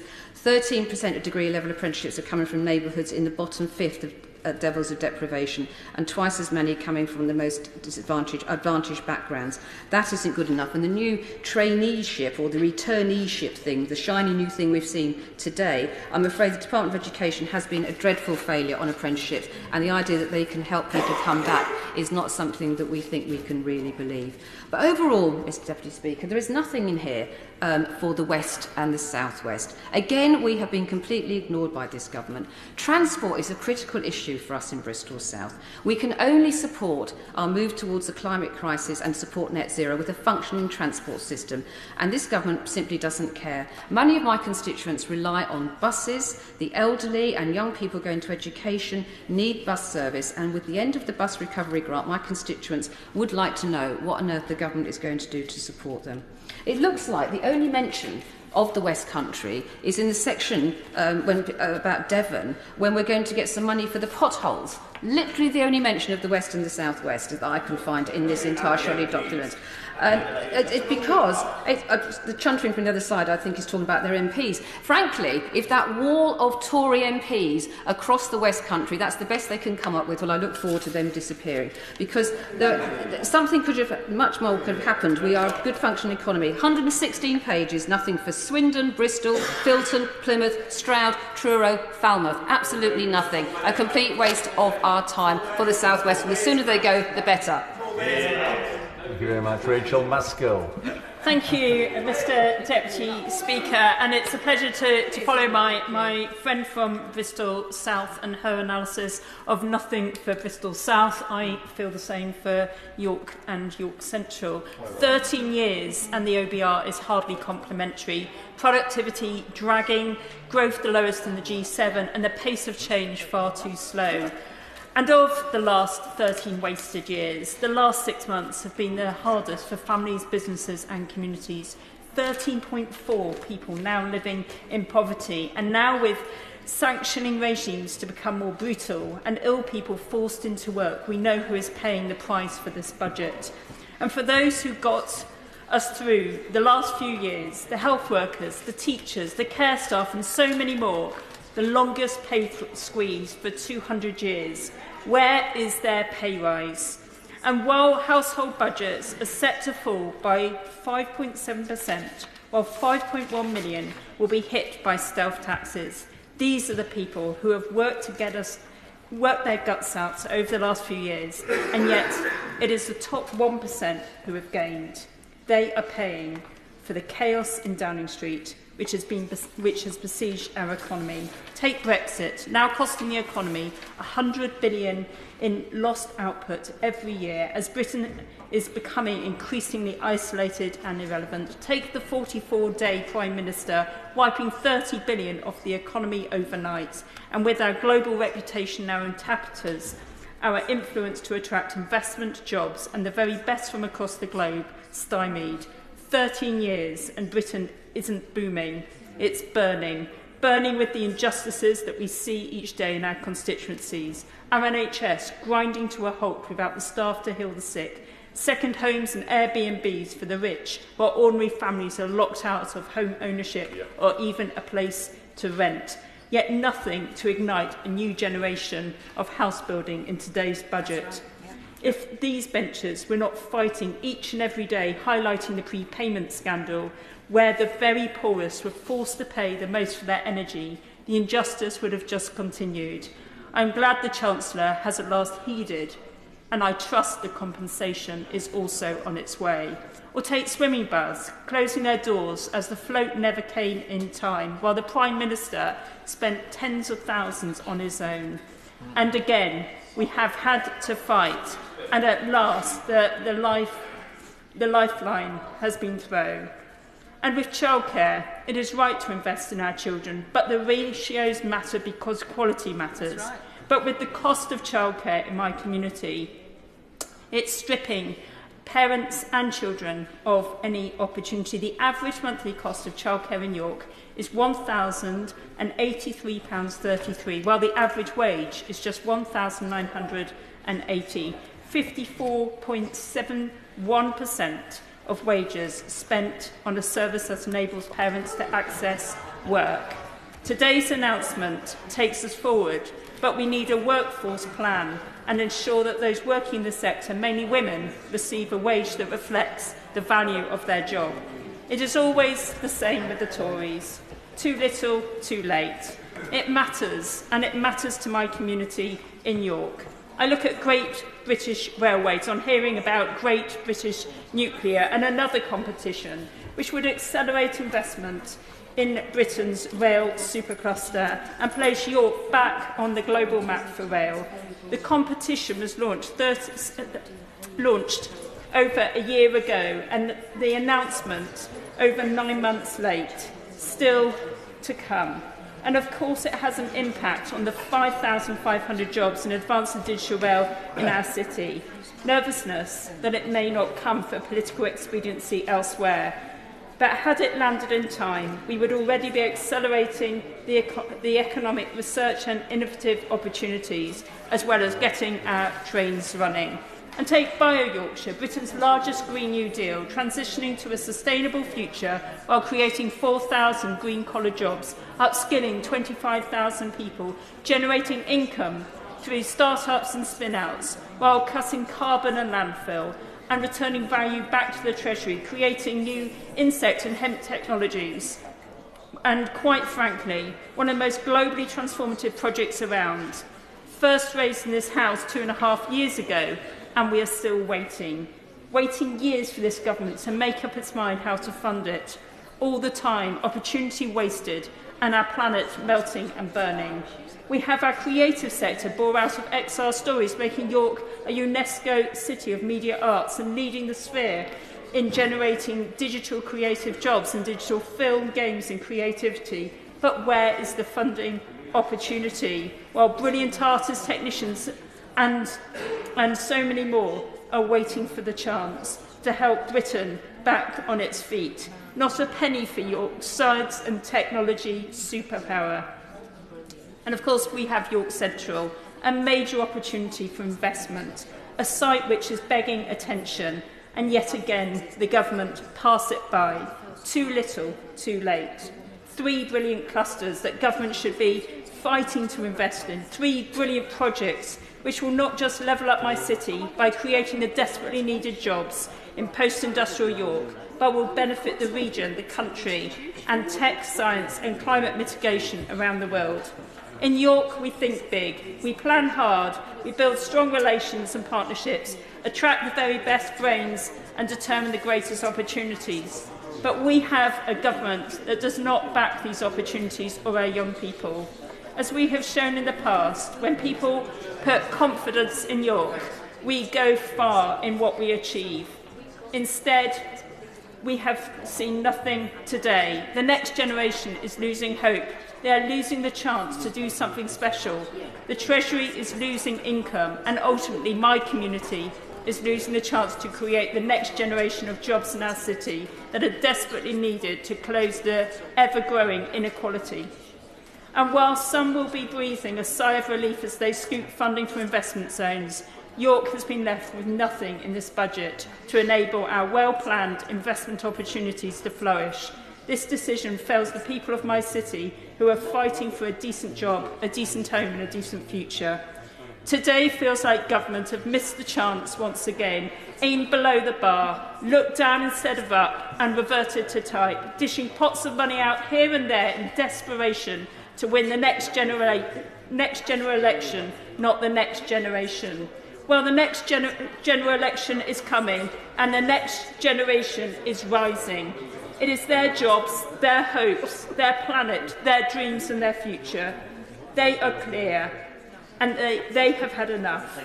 Let's have that general election, and let's have a Labour budget. Lloyd Russell-Moyle. Thank you, Mr. Deputy Speaker. This is, I would describe, a bit of a Stockholm Syndrome budget. After such an appalling set of budgets that we've had, 13 years of the failed austerity experiment started by the Tories and Liberal Democrats, and then, of course, the latest mini-budget, it is tempting that the captors would say thank you for some of the peanuts that have been thrown. Peanuts such as childcare. But even then, the measures won't come in fully for 2.5 years. Hopefully, by that time, this shambles will be long gone. In Brighton, we of course have one of the lowest payments for childcare from the government scheme, but we have one of the highest costs because of an historic injustice in the way that the money is calculated. This will not help. This budget will not help those childcare workers. It will not save the current places that are up, the nurseries that are up for closure from the Green Council, because it will not increase the money and the wages and the professionalism of our sector. What is clear is that despite a few giveaways, this budget will still see household incomes fall by 5.7%, one of the largest falls in the lifetimes of our constituents. Big business will, of course, receive huge incentives for investment, but they will not be focused on green investment. There will be no focus on cooperative businesses, as the Cooperative Party has called for. And in fact, the Federation of Small Businesses say, I quote, they cannot hide their disappointment, and that this budget was wide of the mark and irrelevant. A budget that is irrelevant for small businesses is a very dangerous budget indeed.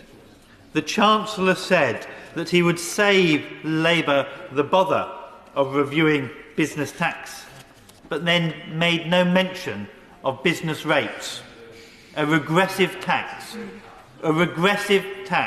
which punishes our high streets. The help for cask beer will be welcome, but the problem in our pubs is not the tax on beer that is pulled from the pump. It is business rates, it is land values, and it is planning laws which allow speculative breweries to sell pubs and chuck out landlords because they get better amounts for other uses. And the reality is that our leisure and nighttime economies will be crippled by rising fuel bills, and they are being offered, apart from the welcome leisure centre relief, no protection whatsoever. The failure to bring down energy bills will affect our constituents and is a failure also of Ofcom and, of course, of the horizontal privatisation, which means that it is illegal for British Gas to sell to its own customers the price that it generates energy at. This is madness. It allows speculation and profits to win out rather than hard, ordinary people, and there is no benefit there for them. But it is not just businesses, of course, that will suffer. As we know, the government has only last month had to announce a scheme for residential customers who are on business tariffs so that they get the £400 support. As the business tariffs will no longer be capped, all those people will have to pay an uncapped amount for their energy bills. Many of them are the poorest in our communities because they live in HMOs and blocks of flats. Some of them, in fact, pay on pre-meter payments. but because they are paying on commercial pre-meter payments to their landlord and not to the energy supplier, the welcome benefit for prepayment meters direct from the energy supplier will not be extended to the cap on prepayment meters of people who are paying to the landlord or on a commercial supplier. This is a tragic miss of this budget. The latest areas, of course, are also problematic of investments, because there are no real investments on the green sector. Germany is proposing 5.2 of its GDP for green transformation. The UK, 1.2. In America, we have seen the Inflation Reduction Act, and France has pledged billions to get to green steel. We are not even scratching the surface. OK, some nice welcome words on currently the unproven nuclear reactors, which I hope will be proven. They have nowhere have they been proven at commercial. No, I'm not going to. At commercial level, Britain should invest in them and roll them out, but as yet they have not been. The same with carbon capture. It is welcome that investment is come, but we are yet to see it at full scale capacity, and it was Labour that said the investment should have come in 2010, and it was the Conservatives that stopped them. So they are unproven because Conservative failure to invest and coming late to the party is no good for anyone. And of course, let's be clear, only 1/3, you can continue making a noise if you want, but it is a complete waste of your time. 1/3 of the poorest households, only 1/3 of the poorest households own a car, whereas 90% of the richest households own a car. And so whilst a freeze on the fuel escalator is good news for them, the fact that there is no subsequent freeze on bus, rail and other forms of public transport means the rich benefit and the poor get messed over again. There is no cap on rail, and if you don't realise that, it's clear that you're not really a rail traveller, are you? But of course, this was a budget for the top taxpayers and not for normal people. The pension pots that they will now be able to save. And it could have been so different. The national insurance rate and the upper earnings limit is, in my view, a disgrace. It is a disgrace that people earning under 50,000 pay 12% on national insurance, but people earning over 50,000 pay only 2% on earnings above that. It is not only a flat rate of tax, which Conservatives usually advocate for, it is actively regressive. It harms the poorest and helps the richest. And if that one change has happened, 30 billion, at the most conservative estimates, would have been raised.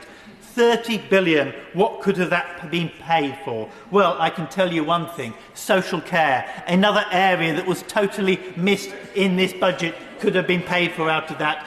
30 billion could have paid for all the social care costs that councils currently are having to pay up and down this country, and that would have freed our councils up to invest in their communities as they should. In Brighton, that would have equated to £100 million every year in the pocket of Brighton Council, investing in our streets, investing in our roads. We wouldn't need a pothole giveaway. We would have had our own money to spend, but instead the Conservatives' failure to sort social care means that it is being drained. And was there any mention really of education going forward? Yes, some nice giveaways for higher levels of education in the lifetime guarantee, an already announced policy, might I add, so not really something new. But there is no additional funding for proper further education, basic skills, maths, functional skills, GCSE, A-levels, those things that people actually at the very bottom need. Yes, it's good that people who are going to achieve higher learning will be able to draw down, but we need learning for all people.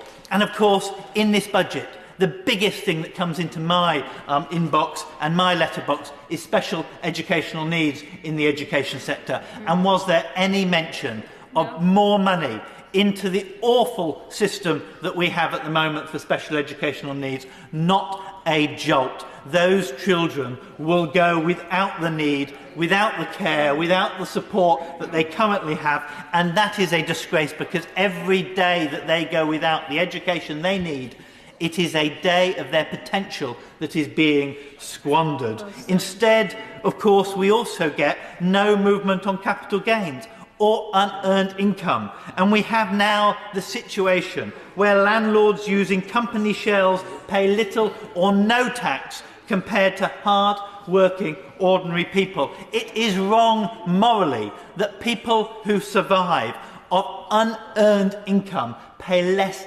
tax than those who have earned it. Because this budget and this government is a government for people who don't work hard, but who speculate, who extract, and who use Ponzi schemes in the market to get money out rather than actually building our country up. They take out. This is a budget of lost opportunities. This is a budget that we could have changed our country. And when they say technical recession, the reason they have to say it like that is because everyone knows we have a household cost of living recession. We have a household income recession. So yes, it's a technical avoidance of recession, but the day-to-day lives of people in this country is worse. And of course, Labour would have done better. We would have supported businesses and the economy. We would have supported and tackled climate change. And of course, we would have made the lives of people better in our communities. Of course, after the last budget, it does feel that things could have only got better. But rather than having some poor tribute act that is getting all the notes wrong, we need things to get better with a Labour government. Move over and let the greats do it again. We did it in '97 and we'll do it again now. I beg to move that the debate be now adjourned. The question is that the debate be now adjourned. Does anyone can say aye? Aye. No, I think the ayes have it. The ayes have it. Debate to be resumed what day? Tomorrow. Tomorrow. Point of order. Point of order. Alex Davies-Jones. On a point of order, Mr Deputy Speaker. This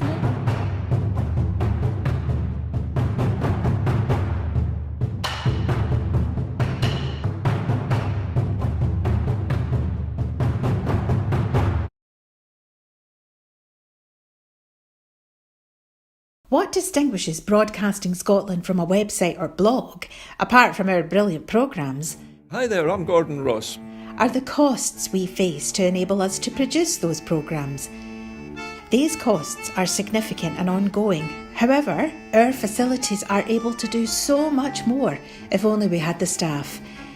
In the last year, some of our supporters have cancelled their subscriptions. In one way, we would prefer it if it was because they didn't like us, rather than it being because of the financial pressures which we are all under because of COVID. The really positive outcome of our fundraiser is that at a time of economic challenge in Scotland, we will use your donations to create jobs and in a small way contribute to improving the Scottish economy. If you want us to be Scotland's independent broadcaster, able to provide an alternative mainstream television platform, then please support us. Scotland is going to be an independent country. Just imagine what we could do if we had even 1% of the BBC Scotland channel's budget. Imagine. And then please consider turning your imagination into reality. Please support us if you can afford it.